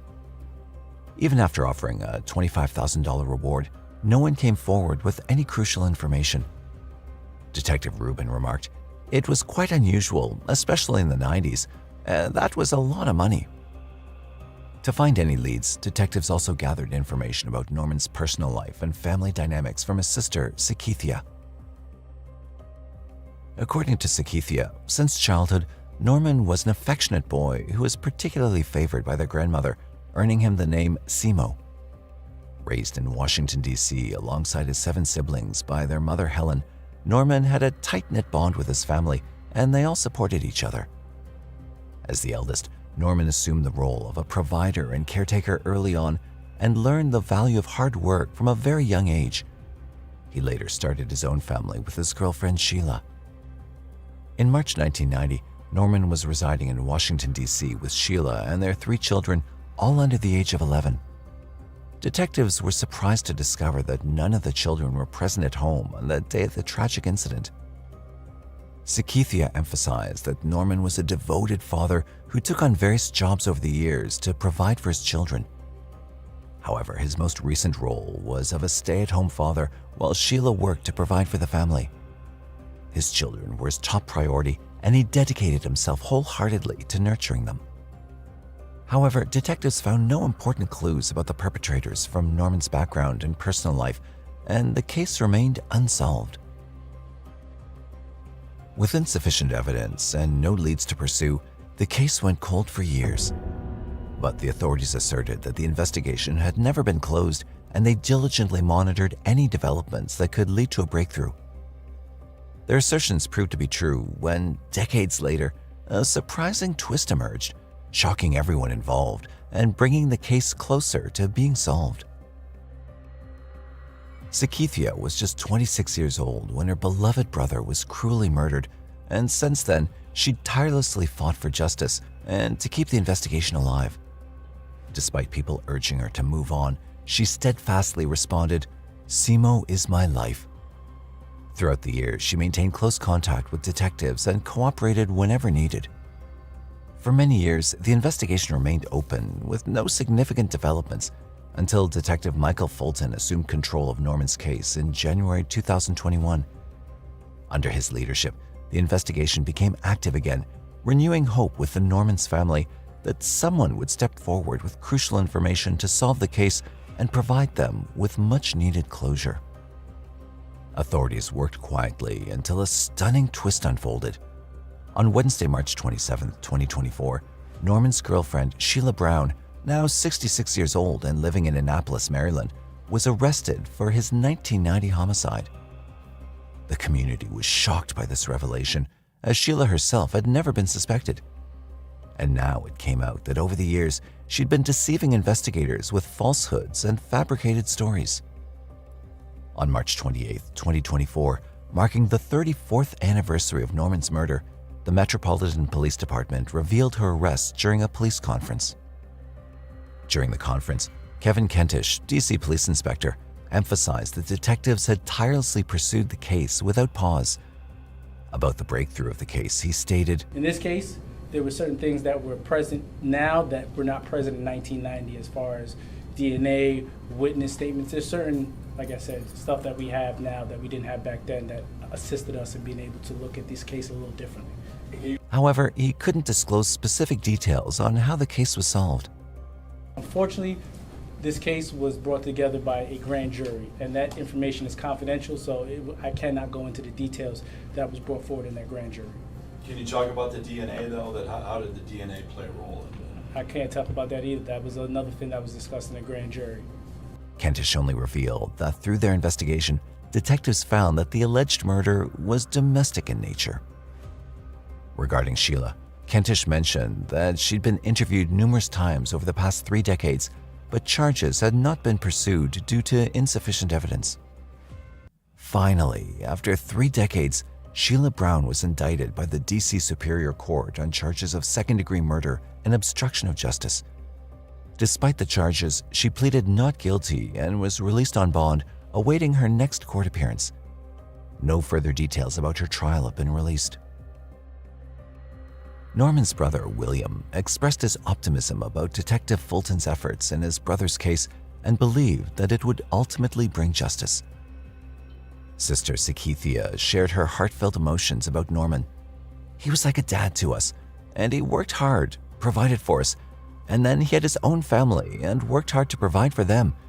He was just that type of person. He'd give the shirt off his back for someone in need." We hope that the result of this trial will bring about justice for Norman and his family after all these years. February 25, 2016 would mark the beginning of a devastating 7-year-long search for answers for the Bauer family. A teen's big move across the country quickly morphed into a terrifying mystery for her friends and family. Morgan Bauer, 19, was last seen on February 25, 2016. Prior to that, Morgan moved from her small hometown in Aberdeen, South Dakota to Atlanta, Georgia, and took a job as a dancer in a Gainesville club. 2 weeks later, she disappeared. Her disappearance remained a mystery for 8 long years until shocking evidence finally surfaced and answered all the questions. Morgan was last seen at the T Strip Club on Cheshire Bridge Road on February 25, 2016. According to the club's manager, she'd applied for a position but was missing the necessary paperwork. Her mother, Sherry Keenan, reported her missing after Morgan failed to make contact for an extended period of time, which was out of character for her. After moving to Atlanta, things had begun to go south for Morgan. She initially made arrangements through Craigslist to exchange housekeeping duties for room and board until she settled into a job, but found herself homeless after the agreement fell through on the second day. For reasons unknown, the man she was staying with had asked her to leave, placed her belongings by the door, and wrote a note telling her not to return. Without a place to stay, Morgan found herself moving between various motels. She had initially placed her hopes on a tax return that was supposed to be loaded onto her card, but the money had not yet come in by the time the deal with her Craigslist acquaintance fell apart. In need of work and determined not to go back to Aberdeen, she found a job as an exotic dancer at the now-defunct Top of Gainesville Strip Club in Gainesville, Georgia. According to her mother, Sherry, all communications between Morgan and her loved one stopped after February 25th. She was known for always updating her social media accounts, so they grew concerned when Morgan stopped with her daily updates and also ghosted her best friend Taryn, and the last activity on her phone was on her Instagram account on the morning of February 26, 2016. After not hearing from her, Morgan's best friend Taryn approached Sherry to inform her that Morgan hadn't been in touch. Concerned, Sherry traveled to Atlanta.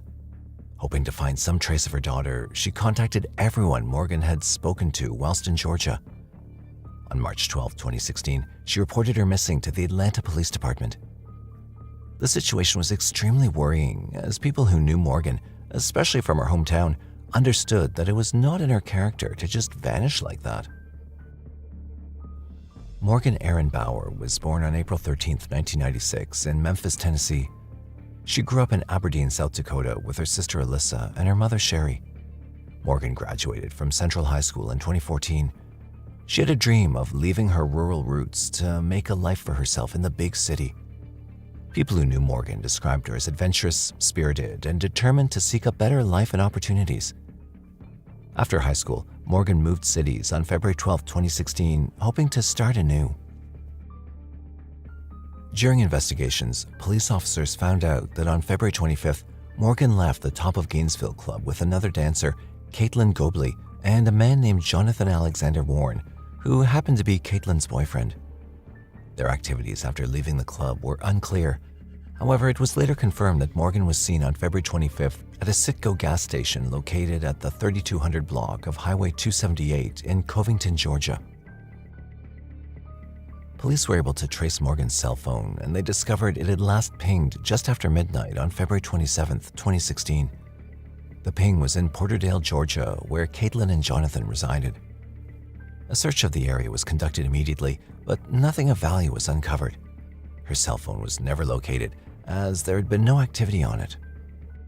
When the couple were questioned, they reportedly denied having been with Morgan that night.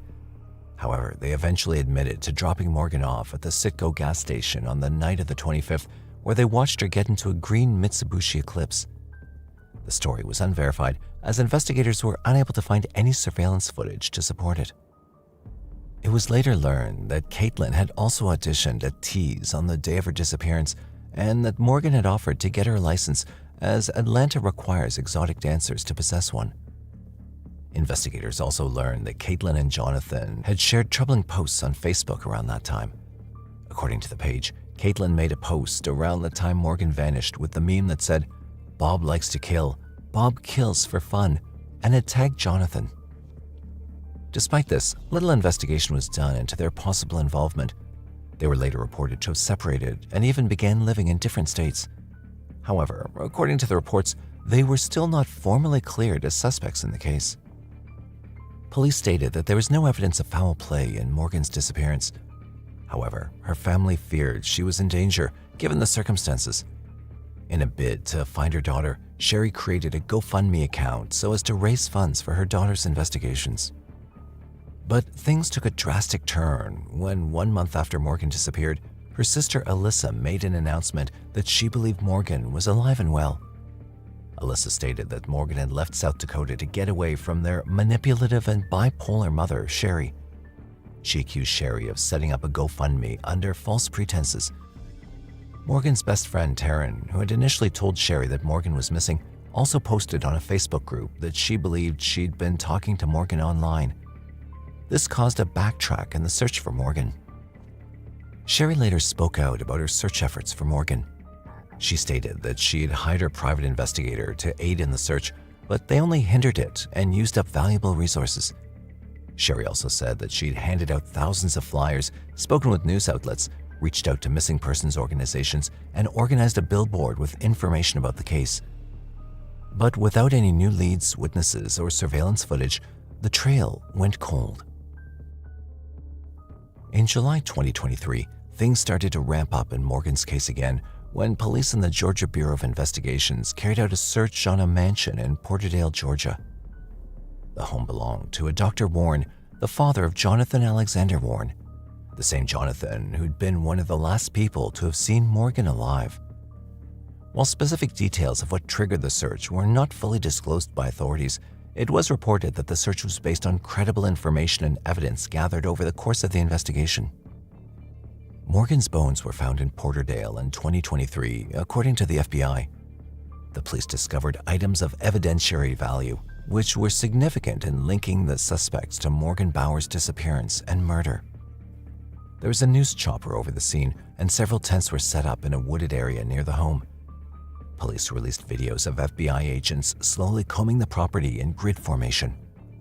Police said a new search warrant was issued based on new details that recently came to light, but they didn't disclose what evidence led them to the property. In August of 2023, Caitlin Gobley was arrested in Peoria, Illinois, and Jonathan Alexander Warren was arrested in Los Angeles, California. Jonathan and Caitlin faced charges of malice murder, felony murder, aggravated assault, tampering with evidence, and concealing the death of another. Jonathan was also accused of necrophilia. It was later revealed that after the murder, Morgan's remains were cut up and burned in an attempt to cover up what had happened and to get rid of any evidence. Specifically, both defendants were accused of murdering Morgan by strangling her to death. The alleged aggravated assault is the underlying offense for the felony murder charge. Most seriously, both suspects were accused of causing Morgan's death with malice aforethought by strangulation and other means unknown to the grand jury. On January 10, 2024, Jonathan Alexander Warren, at his second arraignment hearing, fought for a speedy trial requesting the death penalty. As this was not an option, he was given at his request life without the possibility of parole.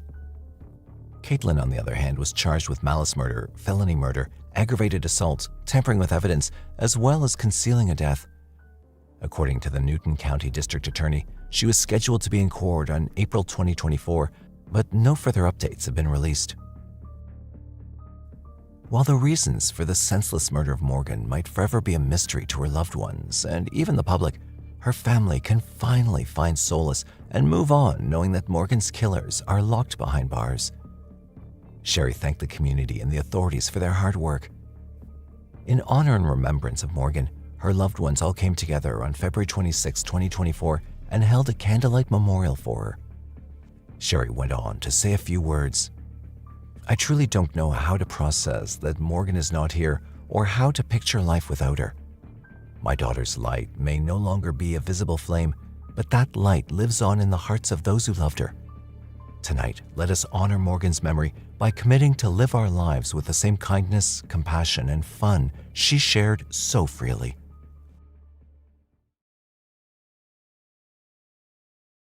January 18, 2001 would mark the beginning of a devastatingly horrific period in the lives of the Baker family. On January 18th, 23-year-old Tara Louise Baker woke up, packed her bag, and headed to her college library with a couple of friends like she always did. But little did they know that this would be the last time they would ever set eyes on Tara. On the morning of January 19th, Athens-Clarke County firefighters discovered Tara's body while responding to a fire at her apartment located at 160 Fawn Drive in Athens, Georgia. The mystery of what happened to the once bright and ambitious law student would remain unsolved for 23 years until a breakthrough finally came. On the night of January the 18th at 9:46 p.m., Tara's friends had received a call from her, at which time Tara had still been at the library. She'd phoned to make sure her friend arrived home safely and informed her that she planned to leave the library at a later time, around 10 p.m. The following morning, around 11:20 a.m., the attention of the fire department was drawn to a building along 160 Fawn Drive that had just gone up in flames, Tara's apartment. Firefighters quickly responded to the scene, but what they found was more than just a blaze. In the midst of all the chaos was Tara's lifeless body. At the scene of the crime, it was discovered that Tara had been beaten and strangled even before the fire broke out, indicating that the fire was set intentionally to cover up the heinous crime. Despite extensive investigations, including interviews with friends, family, and neighbors, without any significant leads, there were no arrests. The community and Tara's family mourned the loss of their beloved child. Tara Louise Baker was born on March 17, 1977, in East Point, Georgia. Raised in the small town of Lovejoy, Tara's parents, Howard and Virginia Baker, nurtured her in a homely environment that emphasized the importance of education, hard work, and community involvement. She was one of the 4 children they had. Tara's vibrant personality, intelligence, and strong sense of determination were evident from an early age, endearing her to friends and family alike. Tara attended Lovejoy High School, where she was an outstanding student and was known for her leadership qualities and her ability to inspire and motivate her peers. After graduating high school in 1995, Tara pursued her undergraduate studies at Georgia State University, where she majored in political science. Tara's ambitious nature led her to the University of Georgia Law School, where she began her studies in the fall of 2000. As a first-year law student, she gained a reputation for her dedication, intelligence, and enthusiasm for the law. Tara aspired to work in public service, potentially as a prosecutor, where she could make a meaningful impact in society by ensuring justice and fairness. Friends and classmates alike recalled Tara as a beacon of kindness and inclusivity. This is why, when she was killed, it was all the more disturbing. Who would have wanted to take the life of one so beloved? Back to the events of January 19, 2001, the Athens Clarke County firefighters found her body in her bedroom after they broke open the door to her apartment, which had been locked and deadbolted from the inside. The first thing pointed out was the fire and how it seemed intentional. The way the fire was set at different locations and the way the 4 burners in the kitchen were on high in the apartment also indicated clear signs that Tara's killer was trying to bury evidence. Next, the body. Her body was found in the bedroom, and an autopsy revealed that she'd been beaten, stabbed in the neck multiple times, and strangled to death right before the fire began. The discoveries from the scene indicated that whomever the killer was, they had a personal vendetta towards the victim. Officers described the scene as one of the most complex they'd ever encountered. The fire destroyed a lot of potential evidence, but the autopsy made it clear that the case was a homicide. The level of violence indicated that the perpetrator likely knew Tara. Some witnesses also recalled seeing a suspicious figure near the apartment on the morning of the fire. However, no definitive identification was made, and the leads from these sightings quickly grew cold. Some of Tara's items that were recovered from the scene included her personal belongings and potential forensic evidence that the fire had severely destroyed, making it difficult to extract usable information. Over the years, multiple theories surfaced, but none led to the killer. Gradually, the possibility of catching the killer and serving justice began to look like a far stretch, and as time passed by, the case went cold. Over the years, several persons of interest had been investigated, but no arrests were made. The authorities continued seeking new leads and tips from the public. In July 2023, Georgia Governor Brian Kemp passed a bill that created and funded a cold case unit within the Georgia Bureau of Investigation. The law, known as the Coleman-Baker Act, provided $5.4 million in funding to establish a cold case unit, with investigators stationed throughout Georgia who could re-examine old cases with fresh eyes and technologies.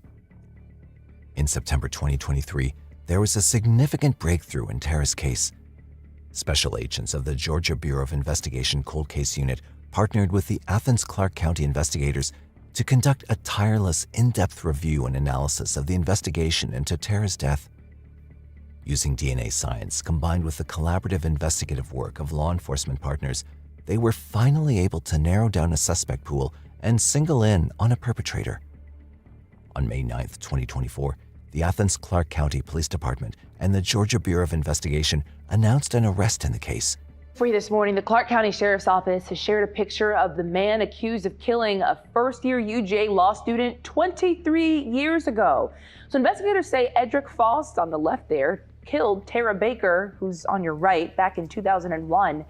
And they tell us that he set her apartment on fire to cover up that death. Faust faces several charges now, including murder, arson, and aggravated sodomy. More than 23 years after the death of Tara Louise Baker, Edric Lamont Faust, 48, of Athens, was charged with multiple offenses, including murder, felony murder, aggravated sodomy, concealing the death of another, tampering with evidence, and arson in connection to Baker's tragic death. According to court records, less than a month after Baker was killed, Faust was arrested and pleaded guilty to aggravated assault for cutting someone's neck. Faust was incarcerated between August 21, 1997 and July 20, 1999, as well as between May 1, 2001 and May 28, 2003. A search of the Athens Clarke County Court website also returned records for numerous arrests and probation violations dating back to at least 2001. Officials have not yet disclosed the exact forensic procedure that led to Faust getting caught. It's now clear that Faust and Baker had no prior relation, which perhaps makes the extent of this crime even more shocking. It's still unclear if this crime was premeditated and thoughtfully planned out.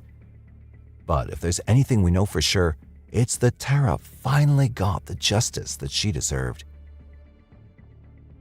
After decades of uncertainty and heartache, the mystery surrounding Tara Louise Baker's tragic death has finally come to a bittersweet conclusion. While the exact motive behind this act might forever remain a mystery to the public, the Bakers can finally find solace in knowing that the person responsible is now behind bars and justice is finally served. In a heartfelt news conference, Tara's mother and her siblings expressed their gratitude to all those who helped bring a resolution to this case. January 19th, 2001 is a day our family will never forget. Our lives were forever changed and innocence lost through the acts of heinous, senseless violence. We have waited for days, weeks, months, and ultimately 23 years for answers. During that time, the candle for hope, truth, and the strength we carried in our hearts grew dimmer. In April of last year, we watched the governor sign a bill codenamed after our beloved Tara. We told friends, family, legislators, reporters, and anyone that would listen that this bill was not for us. It was Tara's legacy. She was the champion for so many during her life, albeit short, and through this law, she would continue to help others.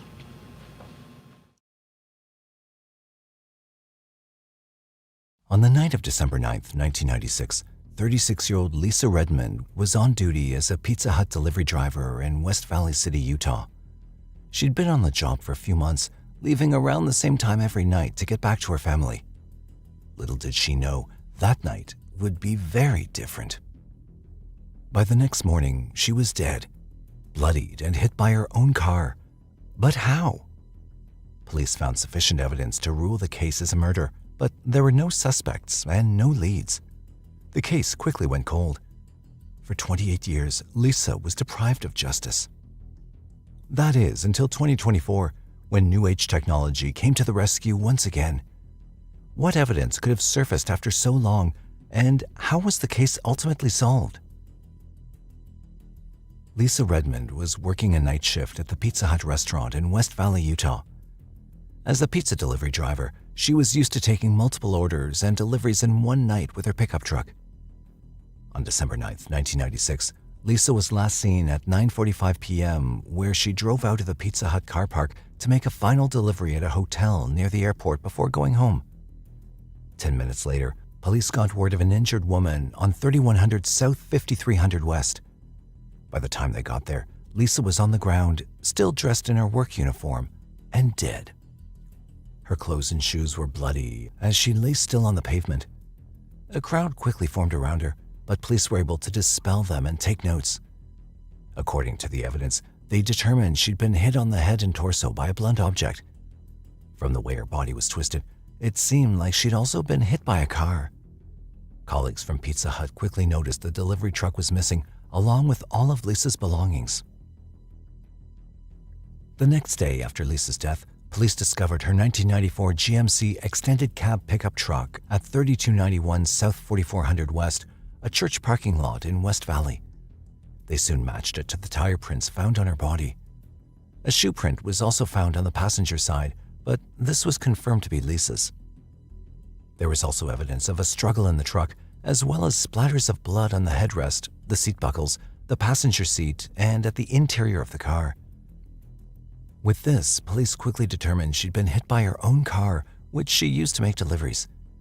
A knife with a complete palm print was also seen, and detectives ruled the death as a homicide.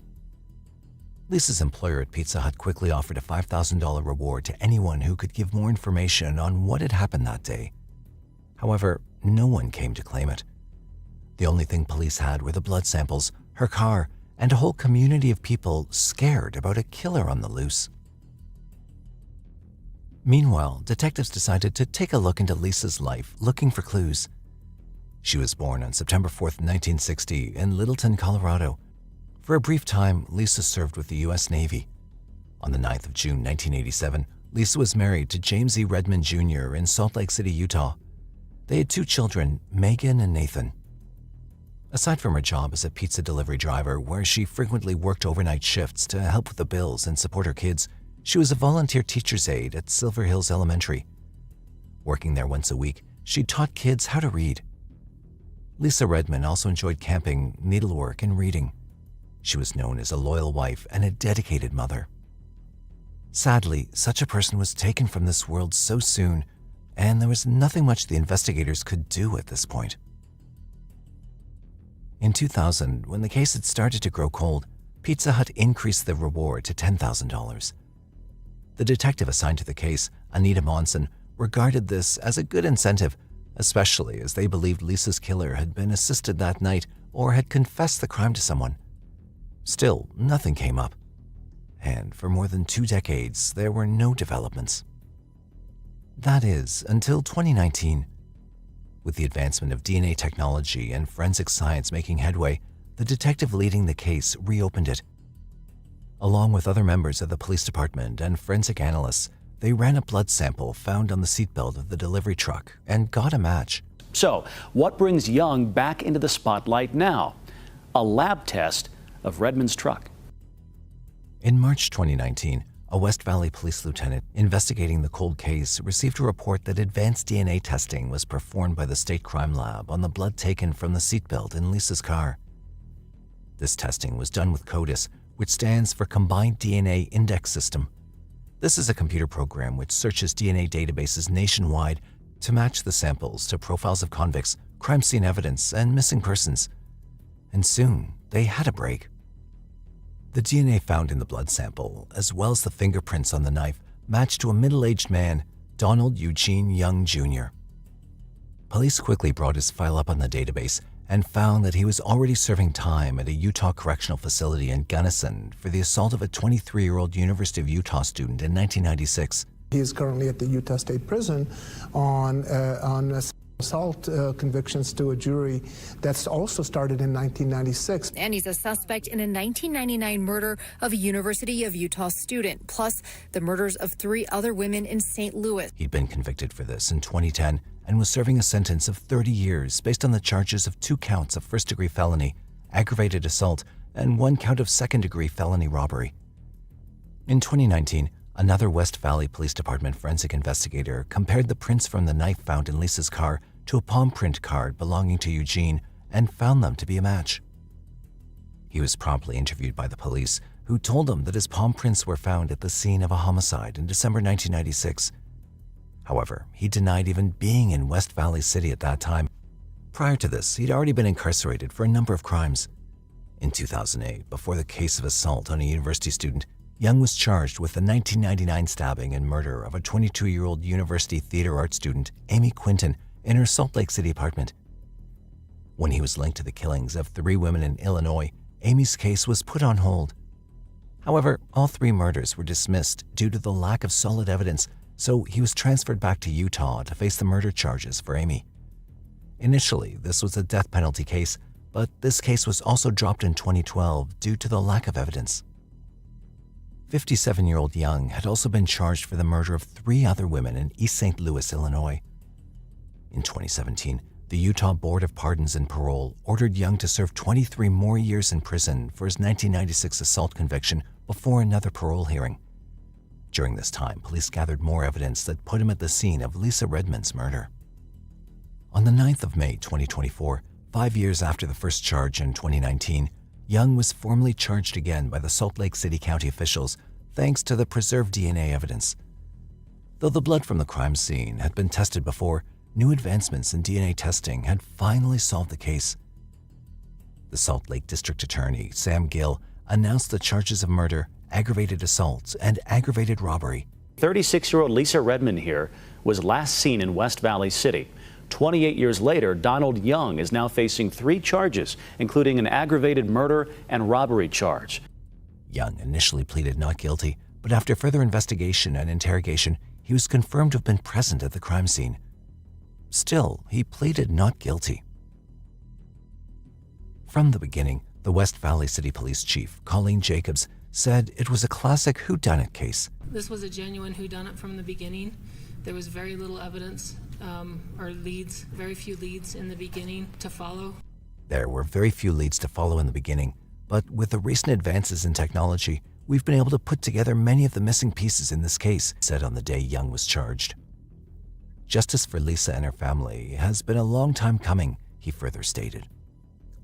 Unfortunately, in June 1999, Lisa's husband, James, died in a car accident near Fort Collins, Colorado, long before he could get justice for his wife. His death resurrected the case in 2000, which made Pizza Hut up their initial $5,000 reward for information. Megan, Lisa's daughter, was just 8 years old when her mother died, and a lot of her memories are distorted.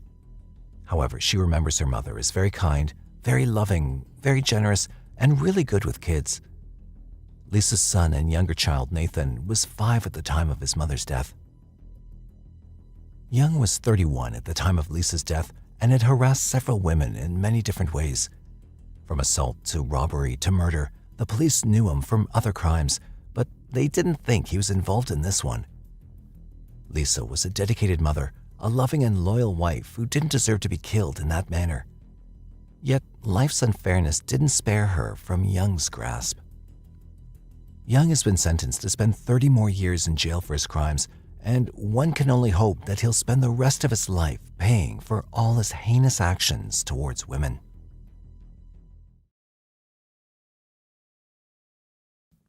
In the quiet suburban streets of Moore Park, California, an unsettling discovery was made on April 16, 2004. Ventura County Sheriff's deputies responded to a wellness check that evening. What they found was grim. 71-year-old Dennis Leroy Wood, the resident of the home, lay dead from gunshot wounds to the head and chest. It baffled investigators, and after exhausting all leads, the trail ultimately went cold. The mystery remained unsolved for 20 years, leaving the community and authorities alike questioning if this case would ever be cracked. Investigators initially focused on piecing together the events leading up to Dennis's tragic death, hoping to uncover any clues that might shed light on the perpetrator. On the 12,500 block of Mountain Trail Street in Moore Park at approximately 5:30 p.m., only to discover the lifeless body of this 71-year-old man. Dennis, a familiar face in the community, had met a tragic end. The case, labeled a homicide, sent shockwaves through Moore Park. Investigators carefully gathered evidence, questioned neighbors to see if they'd witnessed anything, and followed every lead tirelessly, making sure nothing was overlooked, but the mystery around Dennis's death remained. The police wanted to uncover more about Dennis, and so they gathered information about him. They learned that he was born in 1933 and had been a longtime resident of Moore Park. Wood worked as a salesman specializing in prepaid phone cards, a role that kept him well known in his community. He also identified strongly with his Christian faith. However, details about his personal life remained sparse, and his image was not widely publicized during the investigation. Despite their efforts, the case went cold, leaving investigators with more questions than answers. As the years passed, the case of Dennis Leroy Wood remained a haunting mystery for the Ventura County Sheriff's Office. Periodically, the cold case unit would revisit the file, sifting through old evidence and hoping to unearth new leads. Their relentless determination kept the case alive, although answers remained elusive. Then in 2023, their persistence paid off. Investigators reopened the case and uncovered compelling new evidence that linked Antoine Nemi, a 71-year-old man from Victorville, to the long unsolved murder. The newly discovered evidence suggested that the murder was driven by financial motives, though the specifics of this evidence and the exact nature of their business dealings remained undisclosed. Antoine Nemi and Dennis had a history. They knew each other and conducted business together. At the time of Woods' death, Nemi resided in Newbury Park. This breakthrough hinted at hidden depths and dark secrets that had laid dormant for nearly 2 decades, leaving many to wonder what really transpired between the two men. At around 11 a.m. on May 14, 2024, 72-year-old Antoine Nemi was arrested on charges of first-degree murder, felony conspiracy, and solicitation of murder. He's currently held at the Ventura County Jail with bail set at $2 million. His arraignment was scheduled for the afternoon of May 16th in the Ventura County Superior Court, though no information has been shared with the public about the progress of the case yet. Investigators now prepare for the legal battle ahead, knowing that the arrest of Antoine Nemi marked a crucial turning point in their pursuit of justice. Sergeant Albert Ramirez, who supervises the cold case unit, emphasized that Nemi's arrest was the result of meticulous detective work and a renewed focus on solving this long-standing mystery. The Ventura County Sheriff's Office continues to seek additional information related to the case. They encourage anyone with knowledge about the crime to contact the cold case unit at 805-383-8739 or via email at coldcase@ventura.org. Additionally, Ventura County Crime Stoppers is offering up to $1,000 for information leading to an arrest and criminal complaint. Informants can remain anonymous by calling 800-222-TIPS or 800-222-8477. With the investigation still active, authorities hope to uncover further details and secure justice for the victim. On May 9, 2008, 47-year-old Leroy Julius became the victim of a senseless crime that ended up claiming his life. His death and the mystery surrounding it would mark the beginning of a 16-year-long search for answers about what really happened to Leroy. On that day, just like every other day in Leroy's life, he woke up, got dressed, and headed to the College of New Jersey, where he worked as a cook. After leaving work, Leroy went over to his girlfriend, Linda Armstrong's place. On getting to her apartment in Ewing Township, New Jersey, Leroy began hearing banging noises near his truck. His girlfriend's uncle, Cletus, reported that Leroy had gone out to investigate the noise, but that turned out to be the last time he was ever seen alive. Though Leroy's fate wouldn't be a mystery for long, the questions surrounding his case wouldn't be answered for another 16 years. On the evening of May 9, 2008, Leroy was found dead less than 3 miles from his girlfriend's apartment under circumstances that initially puzzled the investigators. Leroy, a 47-year-old cook at the time, was found in a gravel lot across the street from his girlfriend Linda's home, severely beaten. The whole scene appeared to be a robbery, as his pockets were turned inside out. His wallet was also found to be missing from the scene. The chain of events leading to this grim discovery began when Linda's friends gave her a ride to the store at around 10 p.m. as she needed to pick up some groceries. After dropping her off at her apartment, they immediately left. Linda then received a call from her female friend who had just left, saying she'd forgotten a pack of cigarettes. Upon returning, the friend was said to have noticed something in the gravel lot and drew Linda's attention to it. There, they discovered Leroy beaten to death. Leroy Julius, often referred to as Cook, was born on November 9, 1960. He grew up in Ewing Township, New Jersey, where he spent most of his life. Known for his hardworking and kind nature, Leroy was employed as a cook at the College of New Jersey, a job he took great pride in. Leroy had siblings and a son whom he raised with his girlfriend, Linda. Leroy was deeply integrated into his community and was well liked by his colleagues and neighbors. He lived in a neighborhood a few miles from his girlfriend Linda's house, but he spent most of his time at her residence, where he also took care of Linda's nearly bedridden uncle, Cletus. People close to Leroy described him as a man who kept to himself, loved children, and could light up a room with his energy. He always joked and played around, Della Julius, his mother, said. The neighborhood kids missed him, she continued. He played basketball with the kids, and when the ice cream truck rolled through the neighborhood, he'd treat all the kids to ice cream. When investigators arrived at the scene, they found Leroy in a gravel lot. They believed that he was beaten just miles from his girlfriend's apartment near a carport in the 300 block of Hazel Avenue in Ewing Township. Then his body was dragged across the street to an empty lot where his pockets were turned inside out. He had severe head trauma, several injuries, and had lost a lot of blood. Leroy had been punched, kicked, and stomped to death. It was believed that Leroy was murdered for his bonus check. Earlier that week, Leroy had received a bonus check for cashing in his unused sick and vacation days. However, not many knew about this check, only his family members and close friends. Investigator Pat Holt, the lead investigator on the case, said Leroy had shoe marks on his chest that ranged from size 9 to 12. The wearer had stomped on his chest more than once and so severely that they'd collapsed his chest cavity. He had no defensive wounds, indicating that he may have been comfortable around his attacker or that he'd been surprised. Investigator Holt said that the beating was savage. He further disclosed that it looked as though Leroy was beaten to death by someone using only their own hands and feet, but because of the severity of the beating, they believed a weapon could have been used. As the case progressed, the police officers assigned to the case had drawn up a list of suspects for questioning that included Linda's friends. As part of the procedure, the police officers had called Linda and her friends in for questioning. Linda said that looking back, she now believed her female friend and the other person who took her to buy groceries, a man who went by the street name Black, had been acting suspicious after returning from the grocery store. She also noted that Black and her female friend were in a sudden hurry to leave after dropping her off, all of which seemed suspicious to Linda. As police arrived, Black was reported to have left quickly, citing warrants and stating that he didn't want to be involved with the police. The female friend had stayed back but appeared visibly distressed. Both Linda and her female friend were initially suspects at the beginning of the investigation, but were soon cleared. Detective Holt, who'd been on the case since the beginning, believed Black knew about Leroy's bonus check and may have been involved in or arranged the murder. He'd mentioned Black as the key suspect, but no arrests were made. And so, without any new evidence, no witnesses, and the lack of advanced forensic technology at the time, ultimately, the case went cold. The breakthrough in Leroy Julius's cold case took 16 years to arrive. In 2023, the Mercer County Homicide Task Force received new information prompting a reevaluation of physical evidence, including DNA. Advances in forensic technology allowed them to crack the case wide open.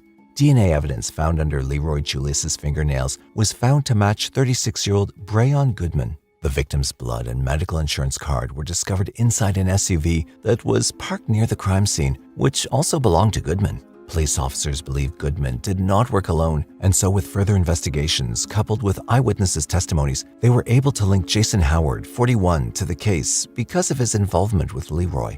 Witnesses had reported seeing Jason Howard standing next to Leroy's SUV on the day of the crime, watching the action with other onlookers while police arrived at the scene. This placed him in close proximity to the scene where the murder and robbery occurred.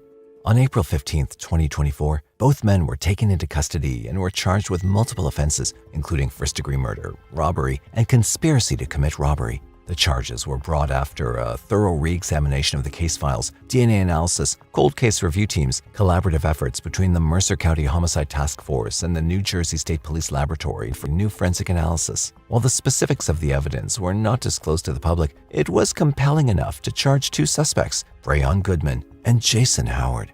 After decades of mystery, the case surrounding Leroy's death has finally come to a bittersweet conclusion. Leroy's family, who've long yearned for answers and justice, now finally have the closure that they deserve. This might perhaps help them move forward and begin to heal from the tragedy. The arrests also brought a measure of relief to the community, who had long been awaiting justice for his senseless murder. In an interview, Leroy's brother said, "It's bringing a little closure that they finally caught, but it's not going to bring them back to us. But it is justice finally been served." Leroy's family can finally find solace in knowing that the people responsible are now behind bars and justice is finally served. Innocent child was stabbed to death, brutally stabbed to death for no reason, and not to have a stone is just devastating. On February 7, 1977, Colorado Springs police responded to a call about a possible at a home in the 5400 block of North Nevada Avenue. What they found was far more horrifying than they had anticipated. Janie Ray Kushelika, the homeowner, returned that night to find the lifeless body of her 14-year-old neighbor, Maria Lorraine Hansel, who'd been babysitting her children. Fortunately, Kushelika's two boys were unharmed. However, when authorities arrived at the crime scene, they were shaken to the core, as the site was far from what one would expect first. The mystery of how a suspected suicide turned into a murder would linger for 47 years, ultimately becoming the last cold case solved by the Colorado Springs Homicide Department. The Suncrest apartment complex, where police were dispatched, consisted of 300 rental units. Kushelika's apartment was on the second floor. It hardly seemed like a place where such an incident could occur, yet the scene presented a chilling reality. As investigators entered the master bedroom, they found Maria lying on her back with her arms outstretched over her head at the foot of a large king-size bed. Detectives noted that she'd suffered dozens of stab wounds to her chest and neck. It was a sight not for the faint of heart, revealing that this young girl had endured a torturous death. And after we found out she was 14, we were just dumbfounded. As the body was removed from the house, detectives began examining the crime scene. Blood splatters were visible throughout the apartment, on the walls, ceiling, kitchen, and even in the bathroom. However, the focal point of the incident seemed to be the bedroom, particularly around the bed area. It also appeared that the perpetrator had used the bathroom to clean up after the murder. However, the murder weapon was nowhere to be found. Initially, detectives had theorized that the incident might have been a robbery gone wrong. However, they found no signs of forced entry, and it was noted that no valuables were missing from the home. This led them to dismiss the robbery theory. However, there were signs of assault, suggesting a possible motive. They also had reason to believe that Maria might have been familiar with the assailant. Based on physical evidence at the scene, the lack of forced entry, we can kind of surmise that Maria probably knew her attacker, or at least felt comfortable enough or safe enough to at least answer the door or open the door. To understand exactly what went wrong, investigators turned to Kushelika, who was still visibly distraught. Once she composed herself, she revealed that Maria had lived in the apartment across from hers with her family. Earlier that day, Kushelika had hired Maria to babysit her two sons, 8-year-old John and 6-year-old Dant. This wasn't the first time Maria had taken on the job. Despite being only 14 years old, Maria was remarkably responsible. Coming from a large family with 7 siblings, she was accustomed to caring for children. After losing her mother, Eva, just 2 months before her own tragic death, Maria had taken on a maternal role for her younger siblings, especially her 6-year-old sister, Erica. At such a young age, had a maternal instinct about her that was ever present. So when Kushelika left the home that day, she felt reassured knowing her boys were in good hands. Little did she know how disastrous the day would become. Around 9 p.m., Kushelika called home to check on her children and Maria. The phone rang 3 or 4 times before Maria answered, which was unusual given the apartment's small size. Maria sounded out of breath, prompting Kushelika to ask if everything was all right. Maria explained she was letting the dog into the apartment, causing the delay in answering. Assured by Maria's response, Kushelika advised her to call if she needed anything and ended the call. Unfortunately, it would be the last time Kushelika would speak to Maria. Kushelika arrived home around 11:30 p.m. and lightly knocked on the apartment door, a habit to signal Maria she was back. To her surprise, there was no response, despite hearing her dog barking inside. Eventually, she used a spare key to open the door. Inside, she called out to Maria several times, receiving no response. Then, to her horror, she discovered Maria in the master bedroom, lying in a pool of blood. Kushelika's initial thought was that Maria had taken her own life. Investigators found it strange that she'd think this, but Kushelika clarified that she was distraught and not thinking clearly at the time. Immediately after discovering the body, the concerned mother rushed to check on her children. Thankfully, both boys were safe and sound, still asleep in another bedroom. Detectives then interviewed the children. To their astonishment, they learned that the boys had witnessed the murder unfold. It's got to be pretty hard for young children to have to witness something like that. And that's just not right. The older boy, John, recounted to the police that he'd gone to bed around 8 p.m., but was awakened later by noise coming from inside the apartment. He told investigators that he saw a teenage boy engaged in a struggle with Maria, covering her mouth. John heard shouting and pleas to stop before the two disappeared into Kushelika's bedroom. He described the suspect as a white male, slightly older than Maria, standing 6 feet tall, with scruffy hair and acne, dressed in a fluffy coat and jeans. Apart from the boy's witness statement, leads in the case were few and far between. Detectives had combed the apartment complex and questioned neighbors, but no one reported seeing anything suspicious that night. Maria Hansel's death was officially classified as a homicide, and investigators gathered evidence from the scene, which included a sample of foreign bloodstain on Maria's blue jumpsuit. However, due to technological limitations at the time, there was no means to test the stains for DNA or match them to anyone. An autopsy performed shortly after her death revealed she'd succumbed to multiple stab wounds to the chest and a severe wound to her throat. The authorities began investigating Maria's friends and romantic interests, identifying several individuals. At one point, they focused keenly on one person of interest. Was identified in Rhode Island after being arrested on a similar case where a young girl had been murdered. That person, based on the investigation, was placed in Colorado Springs at the time of Maria's death, leaving shortly afterwards. However, lacking sufficient evidence, the police were unable to make an arrest. In the days that followed, a few other leads surfaced, but none led to a breakthrough. Despite diligent efforts of the detectives, the case eventually went cold.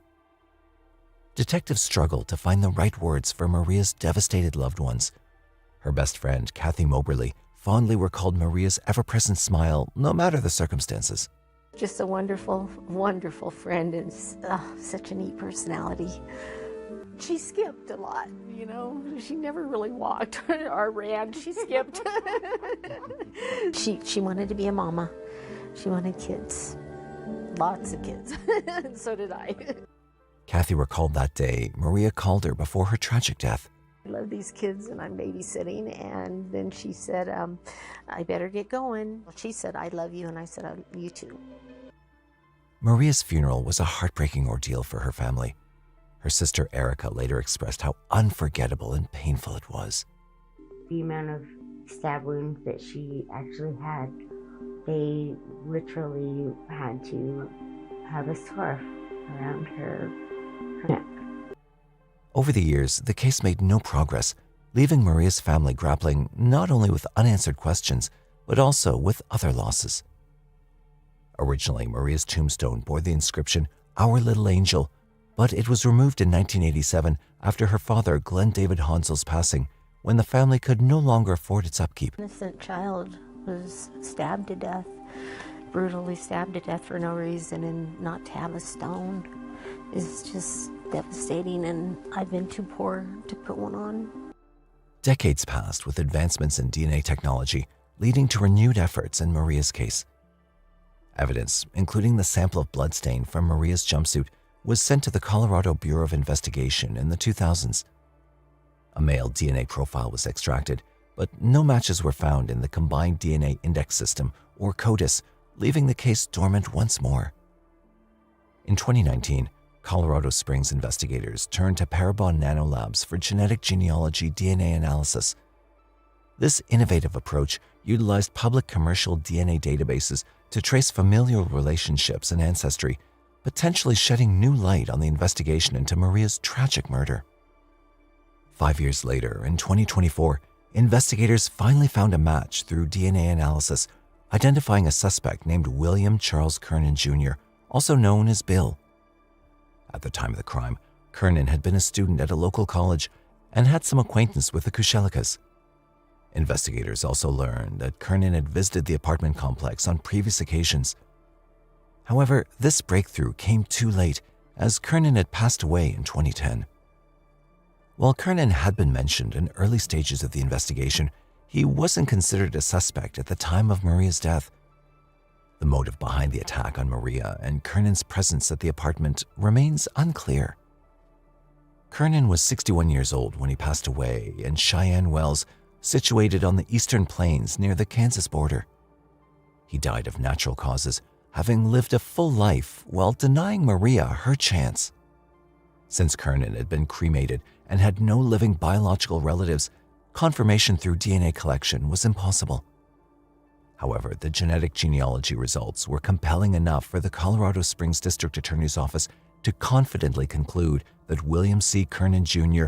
was indeed responsible for the murder of Maria Hansel. On May 8, 2024, the Colorado Springs Police Department held a press conference announcing the resolution of Maria Hansel's murder after nearly 5 decades. CSPD is grateful to announce that we have closed the investigation into the homicide of Miss Marie Hansel from 1977. This closure has come after many years of hard work and a tireless search for justice for Marie. Probably once a week for the last 5 years calling, and they've come through for us. I hope for other families it can be the same way. Family members present were visibly emotional as department members and other officials detailed the closure of Maria's case. David Hansel, Maria's brother, spoke to those gathered, thanking the police department for their diligent efforts and requesting privacy on behalf of the family. While the outcome may not have satisfied everyone, for a family haunted by unanswered questions for decades, finding closure brought a sense of justice at last.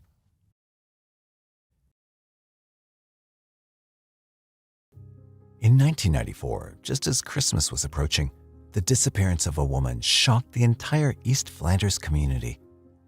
The investigators worked tirelessly to unravel the mystery of that night when Annie de Portera went missing. What made the case even more disturbing was that Annie was already struggling with depression, leading many to speculate about her fate. For 30 long years, this case kept law enforcement on edge, as no one could have anticipated the horrifying secrets that were about to be revealed. In November 1994, 48-year-old Annie de Portera was thrilled about her weekend plans to meet up with friends. It was a rare chance for everyone to be free, and she'd been looking forward to it for days. After finishing her chores, Annie got ready, excited for the evening ahead. She told her husband, Hans D., she'd be back soon and left their house in Saint-Martin-la-Thème, a village in East Flanders, Belgium. Den, who worked as a painter, had a packed schedule ahead. He was also a referee for a football match and had some shopping to do, so he left shortly after Annie. Being busy with his tasks, he also didn't get a chance to talk to Annie again after she left. Later that evening, after finishing all his work, Den returned home, expecting to find Annie there. But she still wasn't back, which was unusual for her, as Annie was never out so late. Being worried, Den decided to contact her friends and see if she was still with them. What he learned shocked him to the core. They told him that Annie had never shown up for the meetup to start with. This news sent Den into a panic because Annie had been battling depression for some time. Although Den had tried to convince her to get proper treatment at a hospital, Annie always refused. She insisted she could get better at home and often argued with Den about it. Eventually, their son also moved in together with them, hoping that being surrounded by family support and love would help Annie recover from her depression. Den did everything he could to make her feel safe and cared for. Now the fact that she hadn't come home or even met her friends was deeply concerning. Where could she be? What happened to her? Desperate for answers, he quickly called Annie's sister, Katrina, to let her know what was going on. Annie and Katrina were incredibly close, and Annie never went anywhere without informing her sister. But this time, Katrina had no idea where Annie was, which made her extremely worried for her sister's safety. Finding Annie became an urgent priority due to her health conditions and the fact that she had left behind her money, passport, and all essentials, making it unlikely that she'd planned to go far. With mounting concern, Den and Katrina reported Annie as missing. The news of Annie's disappearance also quickly spread, and relatives rushed to Den's house to console him and their son. It was hard for everyone to accept that Annie, such an elegant and loving person who adored her family, could vanish without a word. She was the heart of the family, and the thought of her being out there alone was unbearable. A full-blown investigation was launched to find Annie. Investigators explored every possible avenue, but it was the 1990s, an era without the advanced technology available today. Investigators diligently pursued every lead, relying on traditional methods. They conducted numerous interviews with Annie's friends and acquaintances, hoping for any clue that could shed light on her whereabouts. They meticulously searched the route Annie would have taken to meet her friends, hoping for a breakthrough, but each effort ended in frustration. Days turned into months with no meaningful leads emerging. The search for Annie became increasingly desperate as time passed without any new information. Despite their relentless efforts and the support of Annie's devastated family, the case grew colder with each passing day. As time went by and no new leads surfaced, the search for Annie became an agonizing mystery. It was an incredibly difficult time for Katrina, Den, and especially for their son, grappling with the sudden disappearance of Annie as they struggled to explain to him where his mother had gone. Year after year passed with no sign of Annie, yet they held on to their belief that she might still come back. But as time wore on, Annie's family faced the harsh reality that she might never return. 5 long years after Annie went missing, in 1999, her husband made the difficult decision to seek legal recognition of her absence. The court also granted his request, officially declaring Annie absent. This legal step marked a bittersweet milestone for the family, acknowledging the possibility that Annie was no longer alive, while still holding on to the hope that one day they might learn the truth about her disappearance. After 30 long years since Annie's mysterious disappearance, the case that had seemed unsolvable suddenly gained new life in April 2024. A resident of Kerstraat in Saint-Martin-Latem was tending to his garden when he noticed something peculiar buried beneath the soil. As he dug deeper, a sense of unease grew until he uncovered the astonishing truth that it was human skeletal remains that lay hidden there. Shaken by the discovery, he wasted no time in alerting the authorities. Police and forensics teams swiftly arrived at the scene, carefully excavating the bones and preserving any potential evidence. The remains were then sent off for detailed testing and analysis. The examination of the skeletal remains posed significant challenges due to their advanced state of decomposition. Forensic experts meticulously worked to reconstruct the puzzle of bones, looking for clues that could reveal the identity and circumstances surrounding the person's death. By May 2024, the test results were in. The findings confirmed the chilling truth. The skeleton belonged to Annie de Portera. As investigators combed through old records, they discovered that a woman resembling Annie had been reported missing from the exact area where the remains were found all those years ago. This revelation reopened many wounds that had never fully healed since Annie's disappearance in 1994. Her disappearance, once resigned to the passage of time as an unsolvable mystery, now demanded a renewed investigation. To verify the identity of the woman whose remains were discovered, investigators needed to find any surviving family members. So they tracked and went to Annie's former residence and were surprised to find her son still living there, holding on to hope that his mother would one day return. Her husband Den, though, had already remarried and settled in another country. The officers had the difficult task of informing him that Annie was deceased and that her remains had been found. It was a profoundly emotional moment for her son, grappling with the sudden realization of his mother's fate. Despite the overwhelming grief, Annie's son bravely agreed to provide his DNA to help confirm the identity of the remains.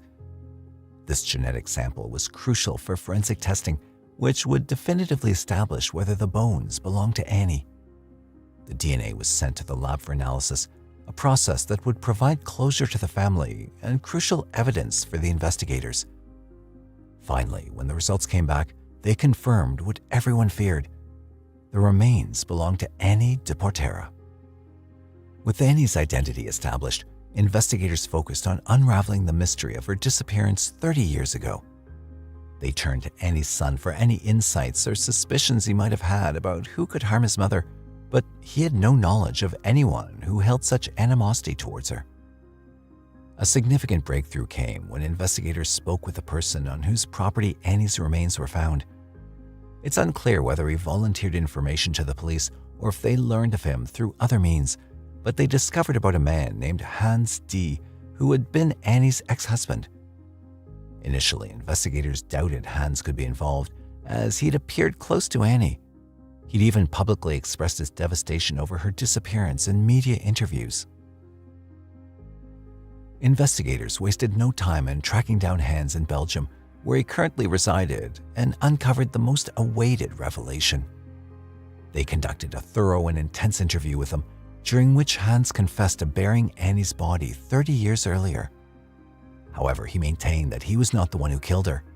According to Hans, he was paid to dispose of Annie's body, but didn't know the identity of the person who hired him. Despite Hans's claims, investigators harbored serious doubts about his story. They believed he was withholding crucial details and suspected him of being directly responsible for Annie's death and burial in the neighbor's garden. In May 2024, Hans was promptly arrested and charged with first-degree murder in the case of Annie de Portera. Currently, he remains in custody, awaiting his trial and sentencing. After years of uncertainty and anguish, Annie's family finally had some closure.